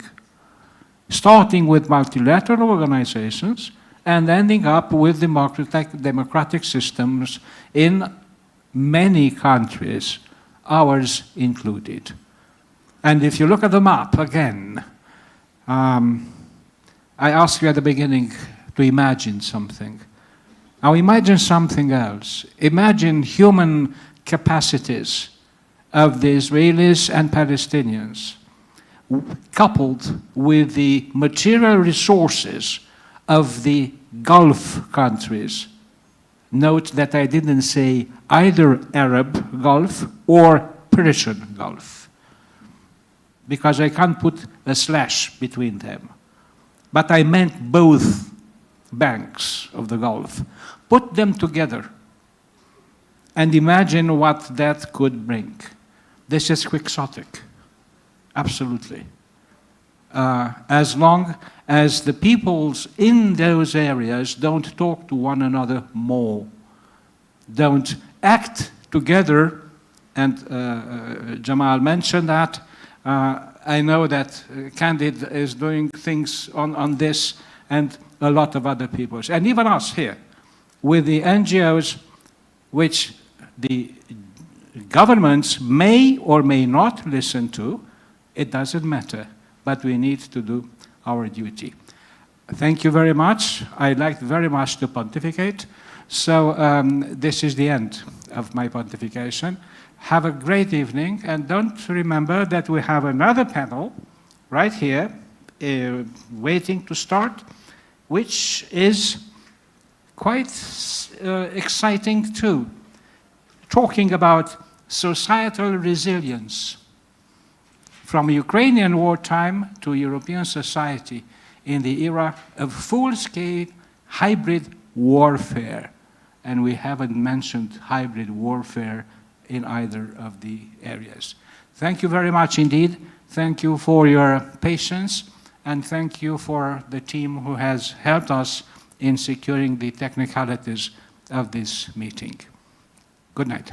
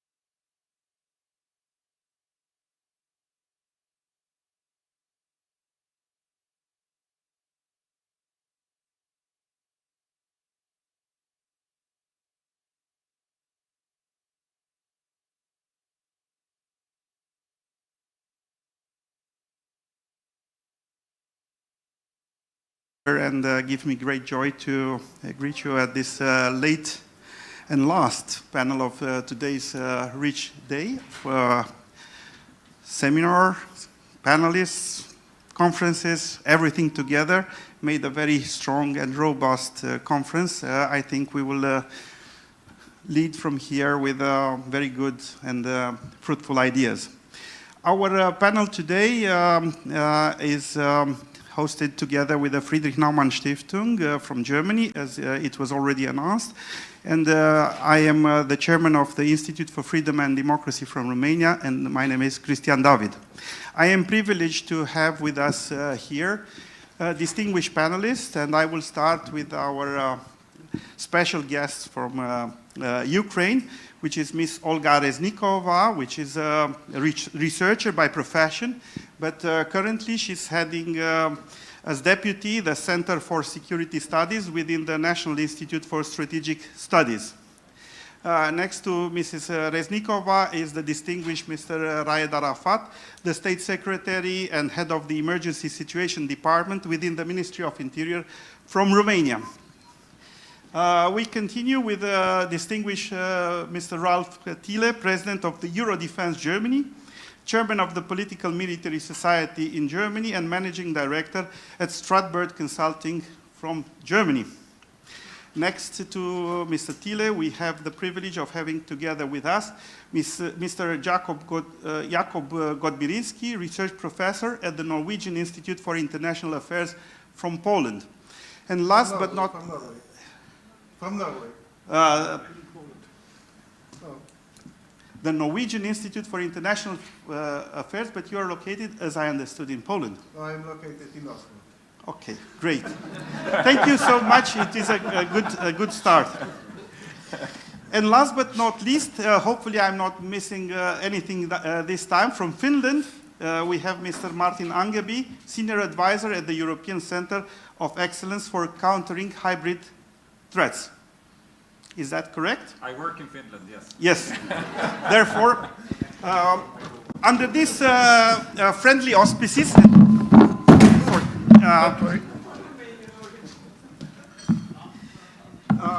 we will start discussing today about the battlefield of societal resilience in the age of the full-scale hybrid warfare. This is a heavy topic at the end of the day, where we have been witnessing a lot of discussions about the military aspect, the military phase of the war. We also do acknowledge that the 21st century has fundamentally transformed the character of the conflict, and now we are witnessing more and more the fact that warfare is no longer limited to conventional military confrontation, as it increasingly unfolds across economic systems, digital networks, political institutions, information environments, and civilian societies. The ultimate objective is not merely territorial gain, but the erosion of social cohesion, institutional legitimacy, and democratic stability. Under these conditions, the full-scale hybrid warfare brings civilian targets as primary targets. So societal resilience has emerged as a central battlefield in this age of full-scale hybrid warfare. Critical infrastructure, public trust, healthcare systems, communication networks, educational institutions, and electoral processes are increasingly exposed to continuous disruption. Cyber attacks against critical infrastructure seek to disrupt governance capacities and create public uncertainty. In this environment, societal resilience has become both a strategic objective and a defensive necessity. Under this ground, after 4 years of war in Ukraine, we witnessed a strong demonstration not only of the extraordinary capacity for military resilience, but also an admirable determination across society to fight and endure. Under these circumstances, I would like to put the first question and open the discussion with Ms. Olga Reznikova on how can Ukraine's experience be used at the European level, and what lessons we can learn from Ukrainian example. And without further introduction, I would like to continue and extend this question to Mr. Arafat. How can civil protection services benefit from the experience of their Ukrainian counterparts, and what lessons we are learning from their experience? Therefore, Ms. Reznikova, floor is yours. Thank you very much, and thank you for having me there at this very important forum. Yes, Ukraine faces the full spectrum of threats, conventional military threats, hybrid threats, and generally existential threat to our state, society, and our democracy. But we are still alive. We are still fight with aggressor, and the question is, what is the roots of our state? Yes, definitely we are resilient, and how it, what was important for this? People focus on preparedness a lot. But I would like to say that our state institution authorities were not prepared very well to respond to war, full-scale aggression.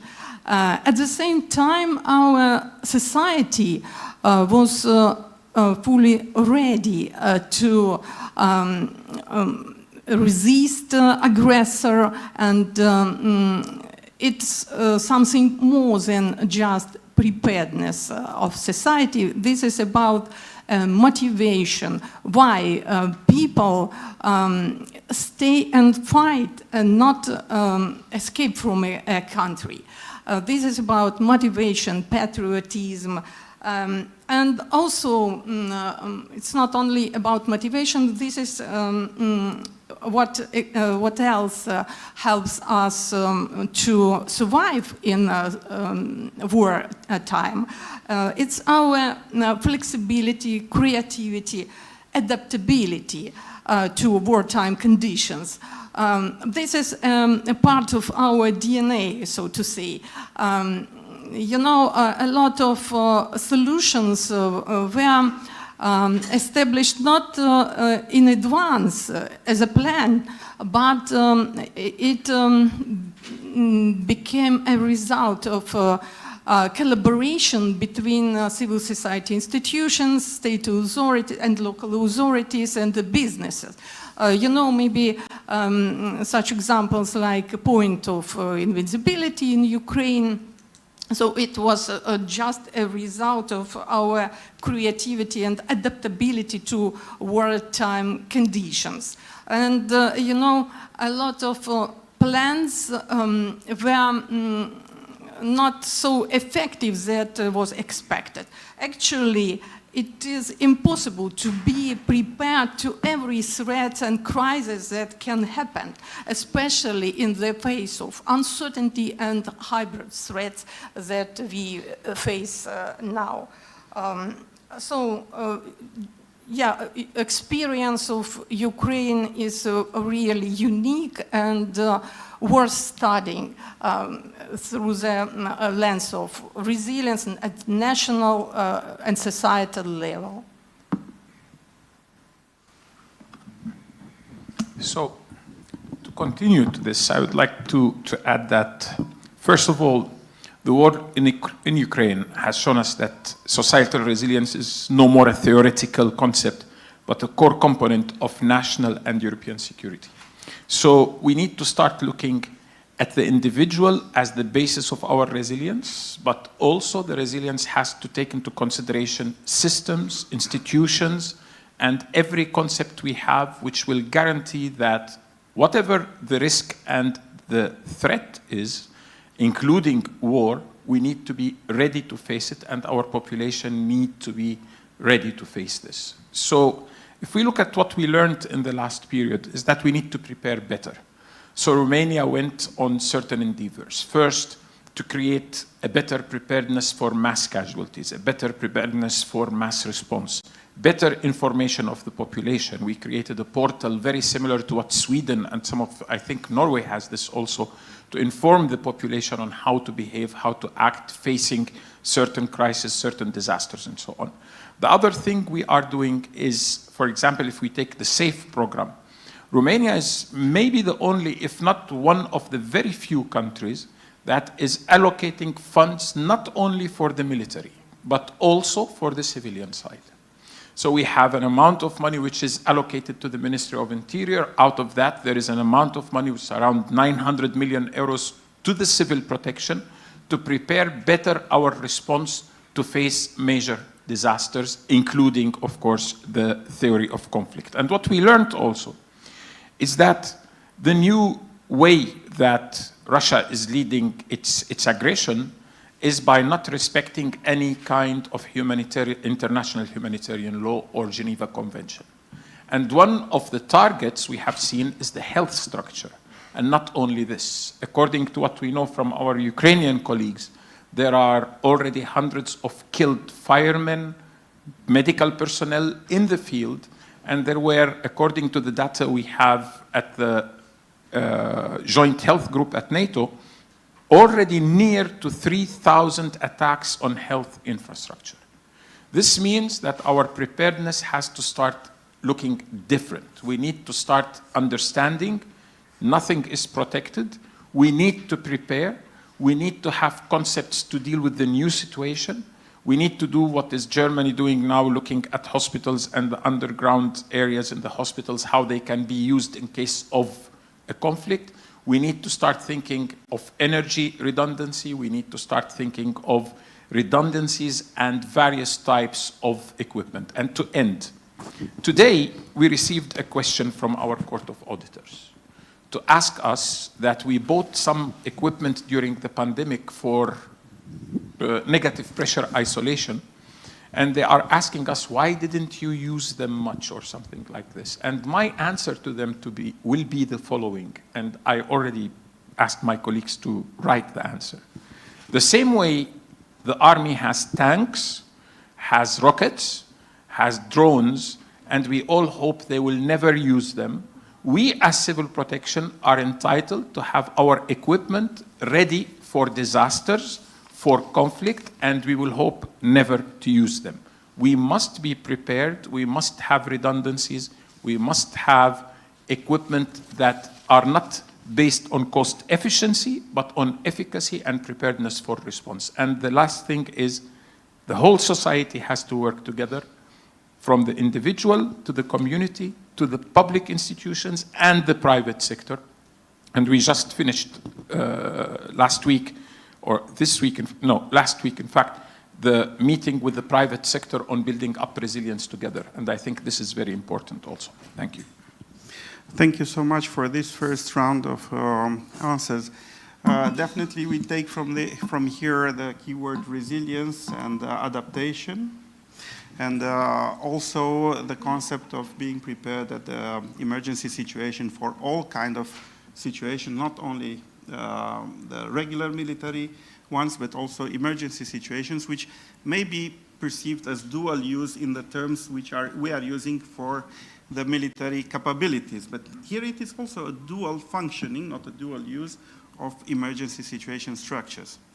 Still, Ukrainian resilience also meant the ability to maintain services even in heavily bombed cities. And that was a huge effort and a challenge, especially in services like healthcare system or education system.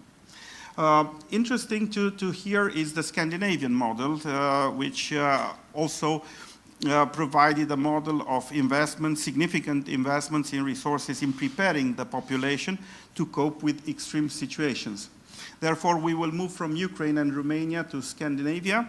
And I would like the two distinguished panelists, Mr. Godmirinski and Mr. Angeby, to follow this question and to give us an insight of the Scandinavian model for preparedness of the population.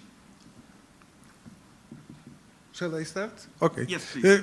I think that it's important to see this whole debate in a broader context because, of course, the war in Ukraine is definitely a very important background for this discussion. But we also need to remember that before the war came, we had the period with COVID, which also somehow tested our society's ability to be resilient.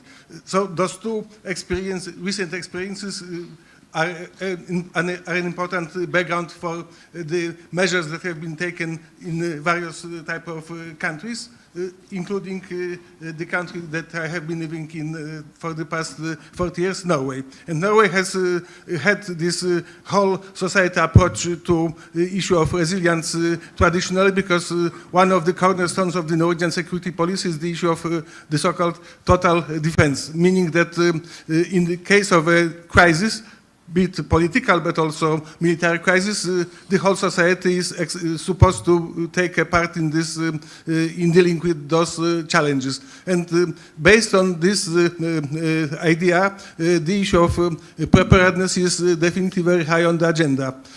It's of course poses a number of problems, but over the past couple of years, for instance, there have been campaigns to make people more aware of what they need in order to survive a situation when the state is not going to be able to provide services that are important for a society to function. So the idea is that every family should have a stock of food and water to be able to survive for 7 days.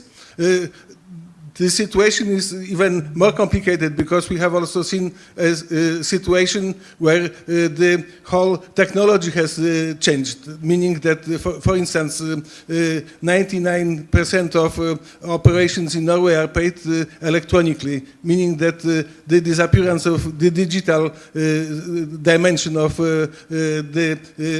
the state is going to have very huge implications for the whole society. So this makes the issue of preparedness and resilience a key issue. But it's also important to, if we were to somehow move to the next stage, and the next stage, according to the title of this panel, is to prepare for the full-scale hybrid war. When making preparations, when trying to improve the resilience, it's also very important to learn what kind of challenges we can expect to have to deal with in the future. And the future, at least according to the title of this presentation, is going to be even more complicated because we are going most probably to face measures adopted by not very friendly countries in order to undermine the ability of our societies to function in a normal way. I think that the maybe most important issue that I would like to share with you here is the question of the societal trust, because societal resilience is not possible without a very high level of societal trust. And I think that the Nordic, the Scandinavic experience is very relevant in this context because the Nordic societies are well known in at the global stage for having very high level of societal and also human trust. And this issue of trust is definitely something that we should invest more when trying to prepare for the next phase of the conflict after the end of this military hostilities in Ukraine, where we expect Russia and some other countries to embark on policies aimed at undermining our societies by also undermining the mutual trust, for instance. Thank you. I work for the European Center of Excellence for Countering Hybrid Threats. It's a membership organization where countries are members, and all EU countries and all NATO countries are members. It was set up in 2017 to prepare the European countries for hybrid warfare. I mean, it was quite driven by the Crimea experience, realizing that there are lots of dark tactics being used. My particular job is to look at Ukraine and to draw lessons in resilience from Ukraine. So that's where I'm coming from. Just this winter, after the winter, I went through all the Ukrainian opinion polling, recent one, to see how is really the population affected by this situation that they're in. Just a factual thing, 1 out of 10 Ukrainians has had to relocate from their home because of shortages in electricity, heating, or water. So that is like something that happens to a lot of people. I mean, more people have suffered from shortages, but actually 1 in 10 had to move. On the other hand, if you ask the questions, I am generally a happy person, and we have tracked that variable for many years. People are actually happier in February 2026 than they were 3 years ago, for instance. So the personal feeling of satisfaction is not always affected by very harsh conditions. Thirdly, if you ask Ukrainians what is the most important problems facing our country, the war is number 1, bombs, people dying, and so on. Number 3 is shortages in energy, water, etc. Number 2, corruption. So this signifies one thing, that you were talking about trust. It's very detrimental to trust, of course, but on the other hand, fixing your problems is in your own hands, because nobody else is making you, making your systems corrupt. You have it in your own hands. So hybrid threats are very broad, and if you look at Ukraine, you also have the kinetic threats. I mean, the actual bombs and missiles. But other than that, you have cyber. The main categories would be cyber, sabotage, information manipulation, and economic coercion.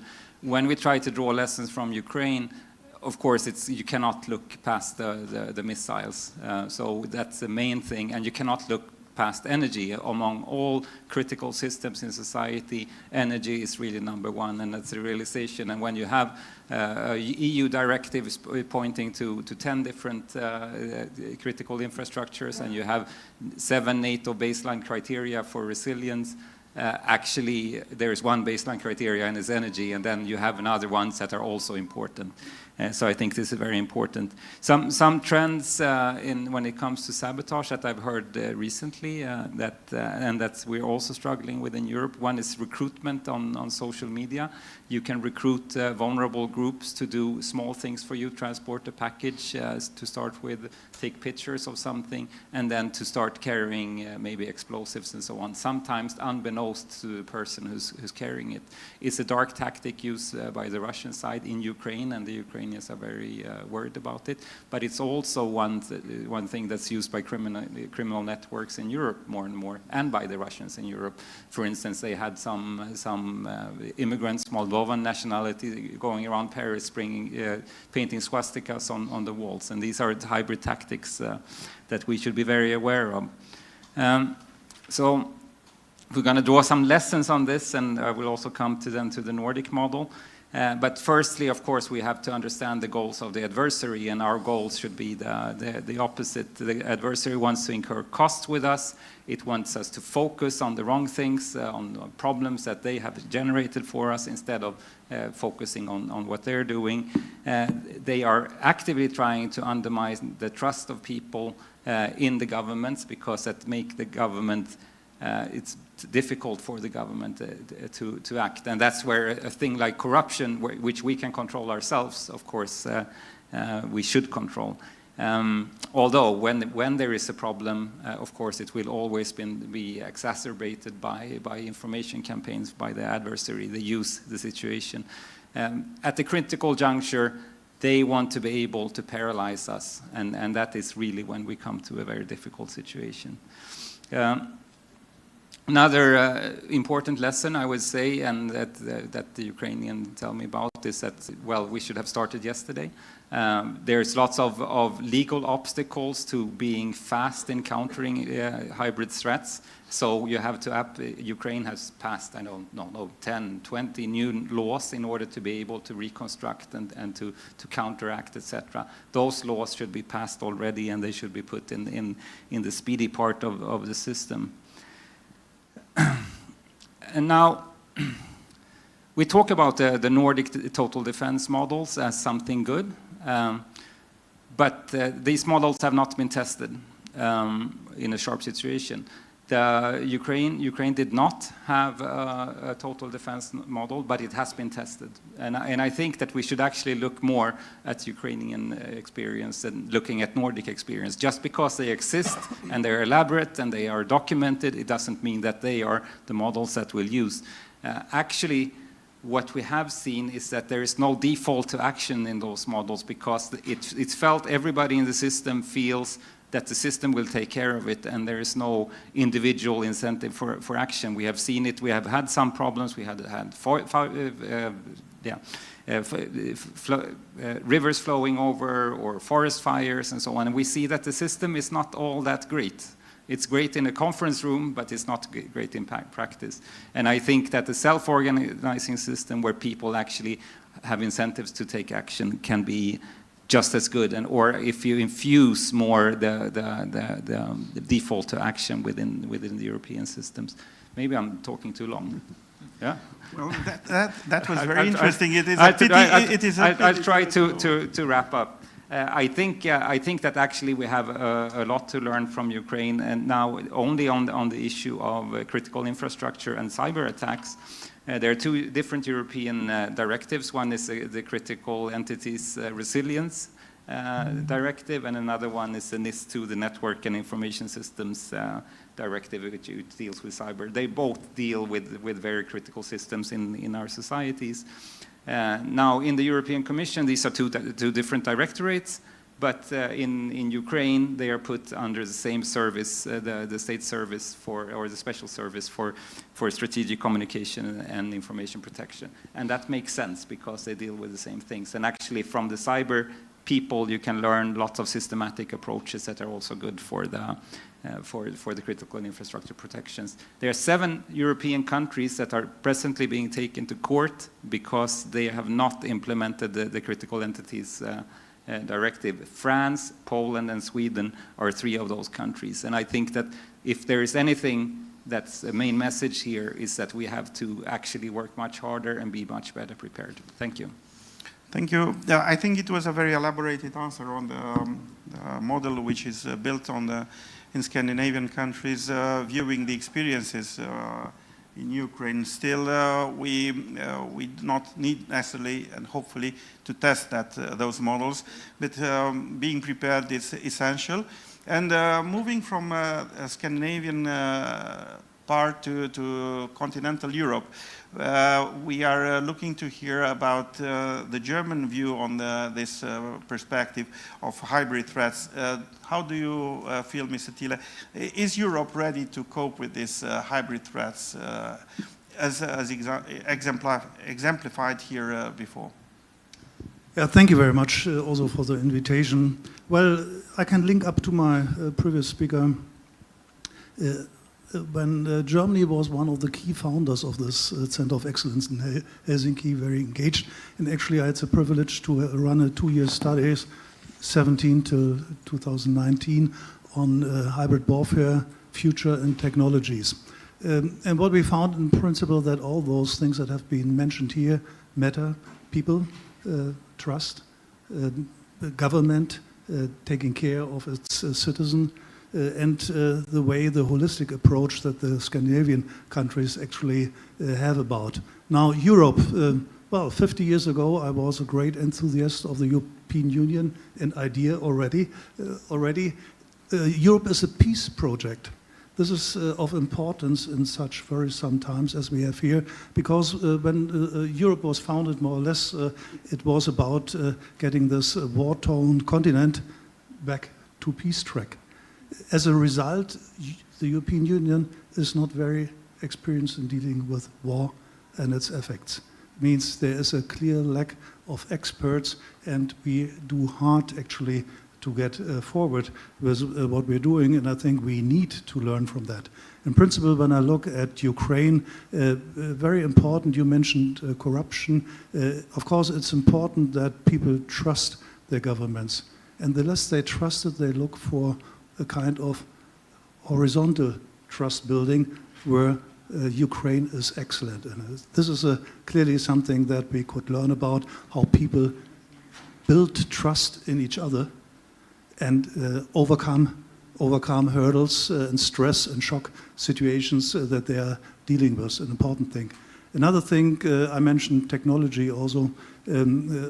Ukraine is unique in coming up with agile innovation, also built on technology. And when you heard that many threats come through social media, for example, information as a weapon, then you can see all of this doesn't work without accepting that technology is a point, something that you have to deal with, and that you have to come forward with.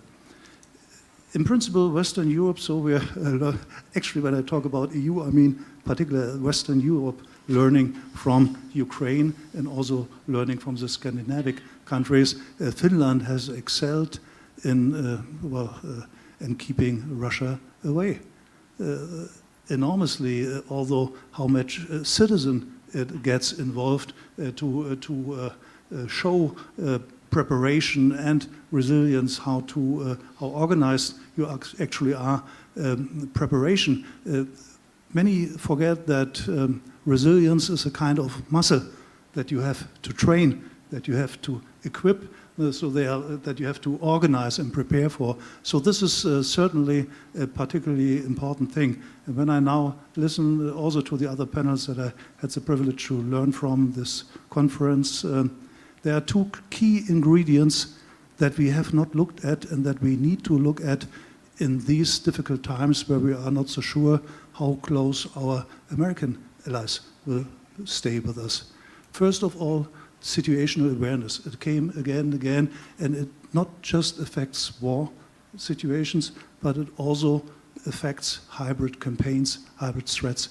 We must understand what happens in space, in social media, in our societies, vis-à-vis our industry and critical infrastructure. So it's very important to collect knowledge, to censor knowledge, and to share knowledge on these things, in particular also in a broader format, which would include Ukraine, of course, because you are taking first-hand experiences. By the way, it also very much applies to the Baltics that have that hybrid campaigns on any given day.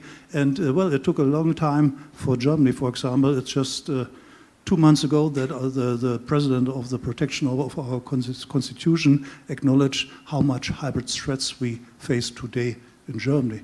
We would not have thought that for a long time. And I even recall Mark Rutte when he took office, where he was questioning in his first weeks whether there is at all something like a hybrid threat. Now, this was how he started office. So it's not so very long ago. So we have to do something about it. We have to build a situational awareness capacity, and this involves technology. And there's another point.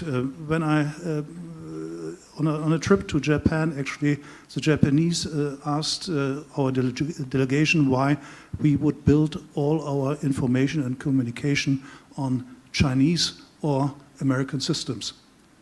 This is a time to build an own environment. And when I look to Scandinavia, Nokia, Ericsson, clearly leading companies, global leading companies in 5G, 6G capacities, and this is our backbone actually. Through these communication networks, our knowledge, our intellectual properties go, and others can steal them if they want, particularly as AI and quantum technologies came about. So we have to make ourselves more sovereign, more autonomous, not against, for example, the US, no, not at all, but a degree of autonomy also requires a technology and information and communication technology backbone. And these two things is what I would propose, asking for Europe. Europe needs to get better. It needs to learn from the bridges from Scandinavia and Ukraine,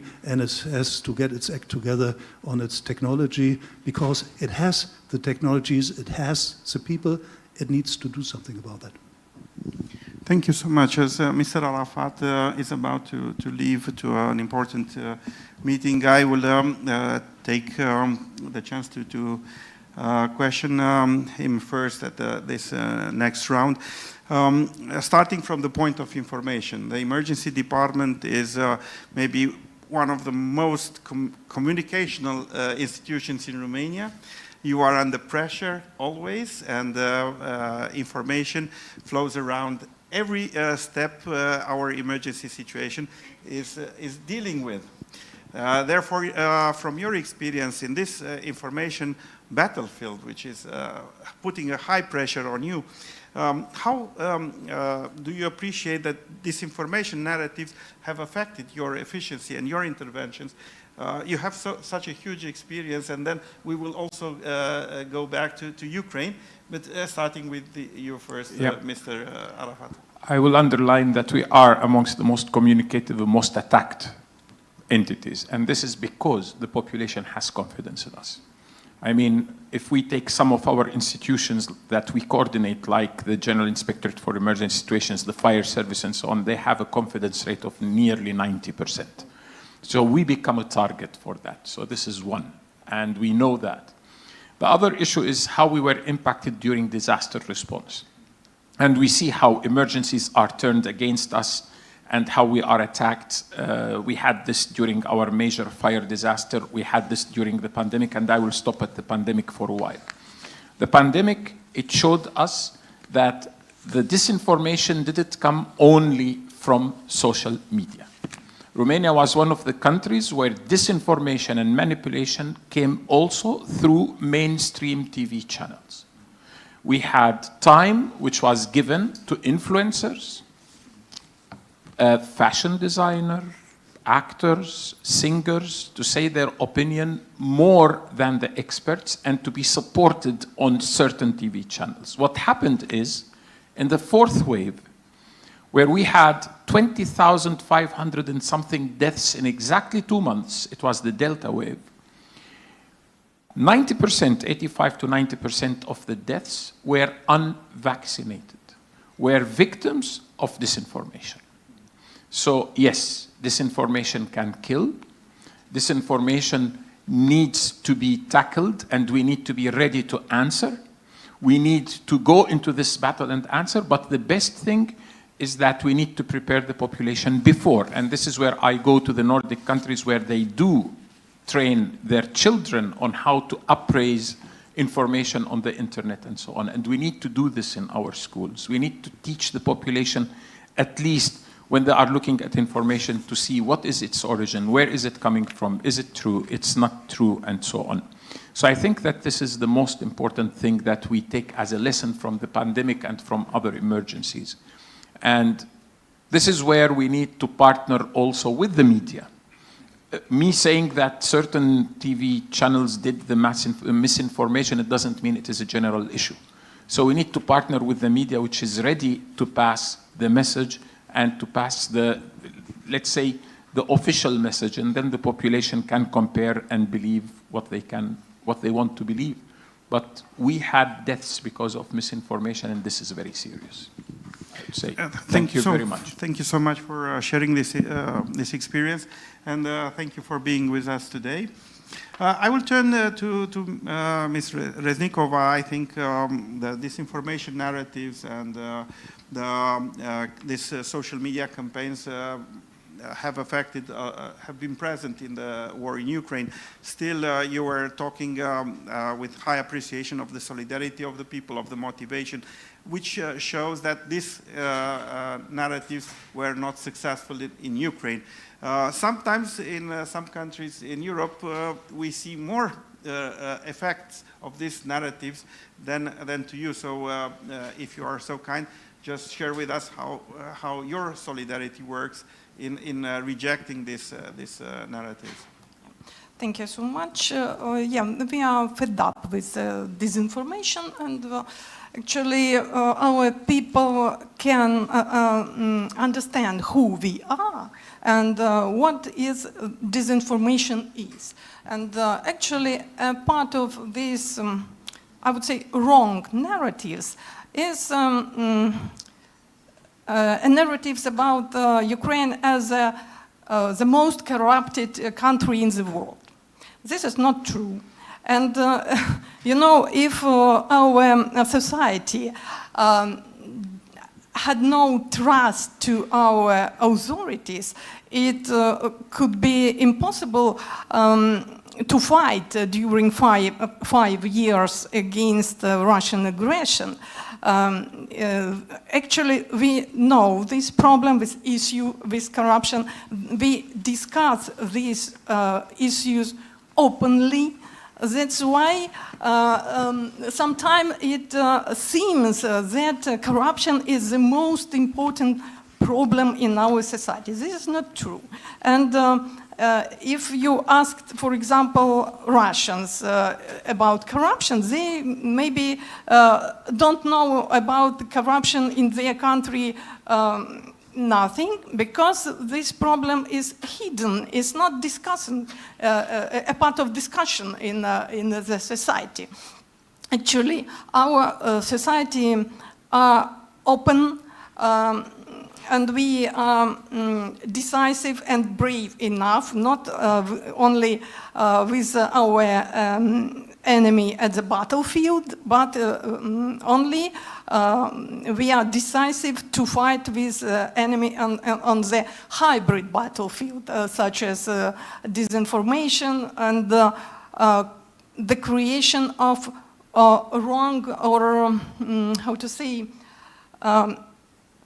create a wrong environment, alternative history, alternative environment for some people who are ready to accept this disinformation. And actually, I would like to add that society and their leadership must be brave and decisive enough, not only in their mind and in their words, but in their action, actually.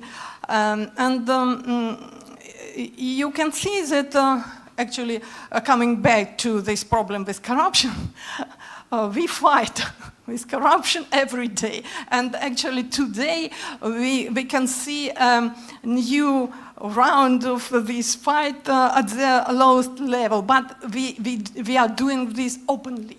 We don't hide this problem. What is this important for our society, and what makes us different from, for example, Russian society? Well, thank you. I think we will come to the last round, and hopefully we will be given some extra time, which I think it's very much needed. At this stage, I think there is no border for manipulation, disinformation, and providing these narratives in all Europe. Is not any border left for this kind of hybrid threat. How do you perceive in Europe the fight with these narratives? How European states or European Union as a whole should counter foreign manipulation, which we see in some cases has proved to have some efficiency in some political decisions in some member states? We will not nominate any at this stage. So, Mr. Godmirinski? I think what is very clear is that those issues need to be addressed not only at the state level, but at the international level. And here I think that we have two international organizations that are well prepared to meet this challenge. NATO is definitely the institution that is to deal with the issues related mostly to the kinetic warfare and kinetic operations, but the European Union, on the other hand, is much better prepared to address all other issues related to possible hybrid actions targeting societies in Europe, but also in Ukraine, because European Union has a number of instruments and institutional solutions that can be very useful in organizing this cooperation on issues of greatest importance. And as one of the examples, my Finnish colleague mentioned that without energy, nothing is going to happen in society. And coming from Norway, Norway is not a member of the European Union, but Norway is a member of NATO. But Norway has also another important role in Europe, because Norway is one of the key providers of energy to European societies. And this really illustrates how the issue of protection of critical infrastructure, for instance, is something that needs to be addressed not only at the national level, but at the international level, because any damage done to the Norwegian energy installations will have immediate implications for European societies that depend on having energy being supplied by Norway. So this is a very good illustration of the need to have this overall approach to the issue of protection of critical infrastructure, which is definitely one of the key aspects of national and international resilience. So this is my message. Make our institutions that we are member of, or those to which we somehow inspire to be members of, to be deeply involved in this work on issues related to societal resilience and protection of critical infrastructure. That is the key element of this space needed in order to secure societal functioning, in a sense. Yeah. Now, yeah, this is the information aspect is I would say the most important one, and of course it has very strong political dimensions. We have very strong mechanisms at the European level, as the Digital Service Act, etc. The Democracy Shield is coming. But we shouldn't pretend that they're not controversial. I mean, this is a main point of contestation between the United States and Europe at the moment, the freedom of speech and to express all of these things that we consider disinformation, but for somebody else is information. If you say that the government of any country is corrupt, it's an opinion. I mean, yeah, maybe compared to how it used to be 20 years ago or whatever. So you cannot say it's true or false. I think it's really important that there's a new imperative for government agencies and the government in general to apply strategic communication, to communicate proactively. And this is because if there is this information out, then if you're not communicating, you're leaving a vacuum. And if you use old methods, writing a press release, expecting that legacy media will read that release and then tell people what the government is doing, it's not working anymore. You have to use the right channels to meet people. You have to, if people are on TikTok, well, sorry, you have to go there. The same with Telegram. You have to be abundant. It's not enough that, oh, but we talked about that last week. No, you have to talk about it all the time. You have to repeat the message, because the adversary is repeating their message over and over against European decadence and whatever it is. So you have to prove the opposite all the time. You shouldn't respond to their narratives, but you should sell your own truth. And yeah, you have to be repetitive. When we're talking about the Nordic countries and a trust society, well, there is a detriment to that, because there is no effective campaign legislation in the Nordic countries, or at least not in my country. Actually, I'm Swedish. I work in Finland. So no, there is no spending cap in political processes, and there is no regulation of non-contending actors participating in elections. And so basically you could set up what would be equivalent to a super PAC, campaign very hard against the government or for a government, and it would be completely legal. And you couldn't stop it like was done here in Romania. And I think this is it's a weakness in Sweden. People, just because a country is rich and they have institutions, it doesn't mean that those institutions are effective. So Sweden started an agency, National Agency for Psychological Defense. and we have elections in September, and they issue a handbook for people to understand this information. Now, the people who are vulnerable to this information are not going to pick up a handbook from a printed handbook from a government agency. They should be on TikTok doing this. So it's really trying to bring a butter knife to a sword fight. I think that the one institution that I've seen that I commend is the Vigneum in France, that actually goes after foreign manipulation. But there is not much of it in Europe, and I think that much more people have to look at that example. Thank you.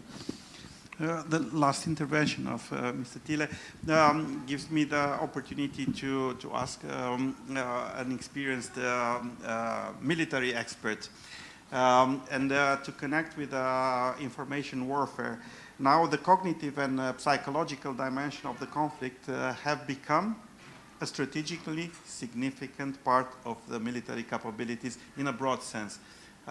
What is your view about including this information warfare in the spectrum of military operations? This is a real interesting question.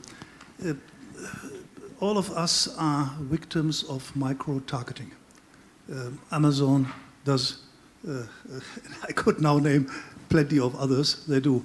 They study our habits, they study our interests, they even study our looks, to which products are we looking at when they come to, and this allows to address groups or individuals.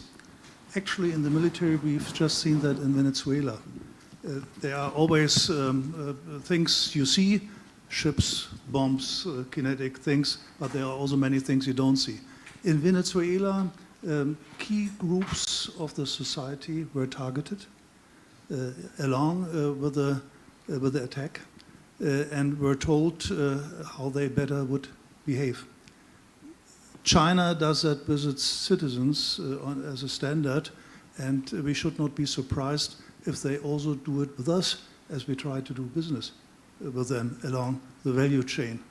So my sensing, unfortunately, is that, what should I say, warfare moves from the military realm increasingly, not exclusively, into the civilian realm. And of course, information warfare will be used, and not just by Russia, China, or Iran.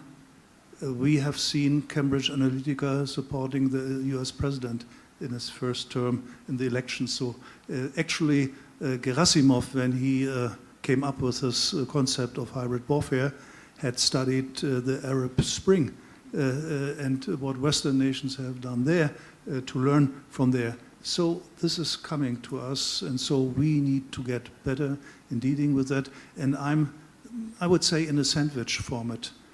So sandwich means top-down, means entities like EU and NATO need to do their job as required, but also looking bottom-up, looking at my experience with the media that I have excessively, more or less. I can tell you the newspapers, and you know that yourself, are getting thinner and thinner. The mainstream TV formats are running out. We have more and more an individual approach to information, to entertainment, etc. And we must meet our people where they are. Means, in principle, although all these providers of information, entertainment, must have an understanding how information warfare, how hybrid aspects work, and what their responsibility is in this. And the good news, in principle, when I look particularly at the TV stations, also the commercial private ones, they're getting better. They're hiring individuals that are looking at that issue. They are trying to find ways how to communicate. It's not so easy because you cannot see it. So it's so difficult to grasp. But we are getting forward. But it is a challenging future, like all mankind development actually has been. So we should not resign now or get, what should I say, depressive. No, it's a challenge, but we have to meet it. Thank you so much. This is the advantage of being last. We were giving some extra time, and hopefully you enjoyed this last part of the conversation. I think that was a vivid discussion.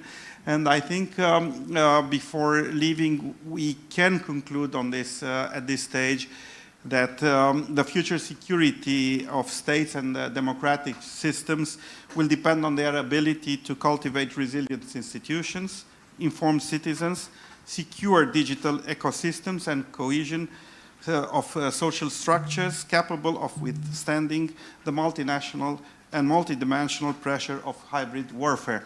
In this note, I want to thank all the panelists, distinguished audience, and close here our panel discussion and invite you to join us for a further conversation.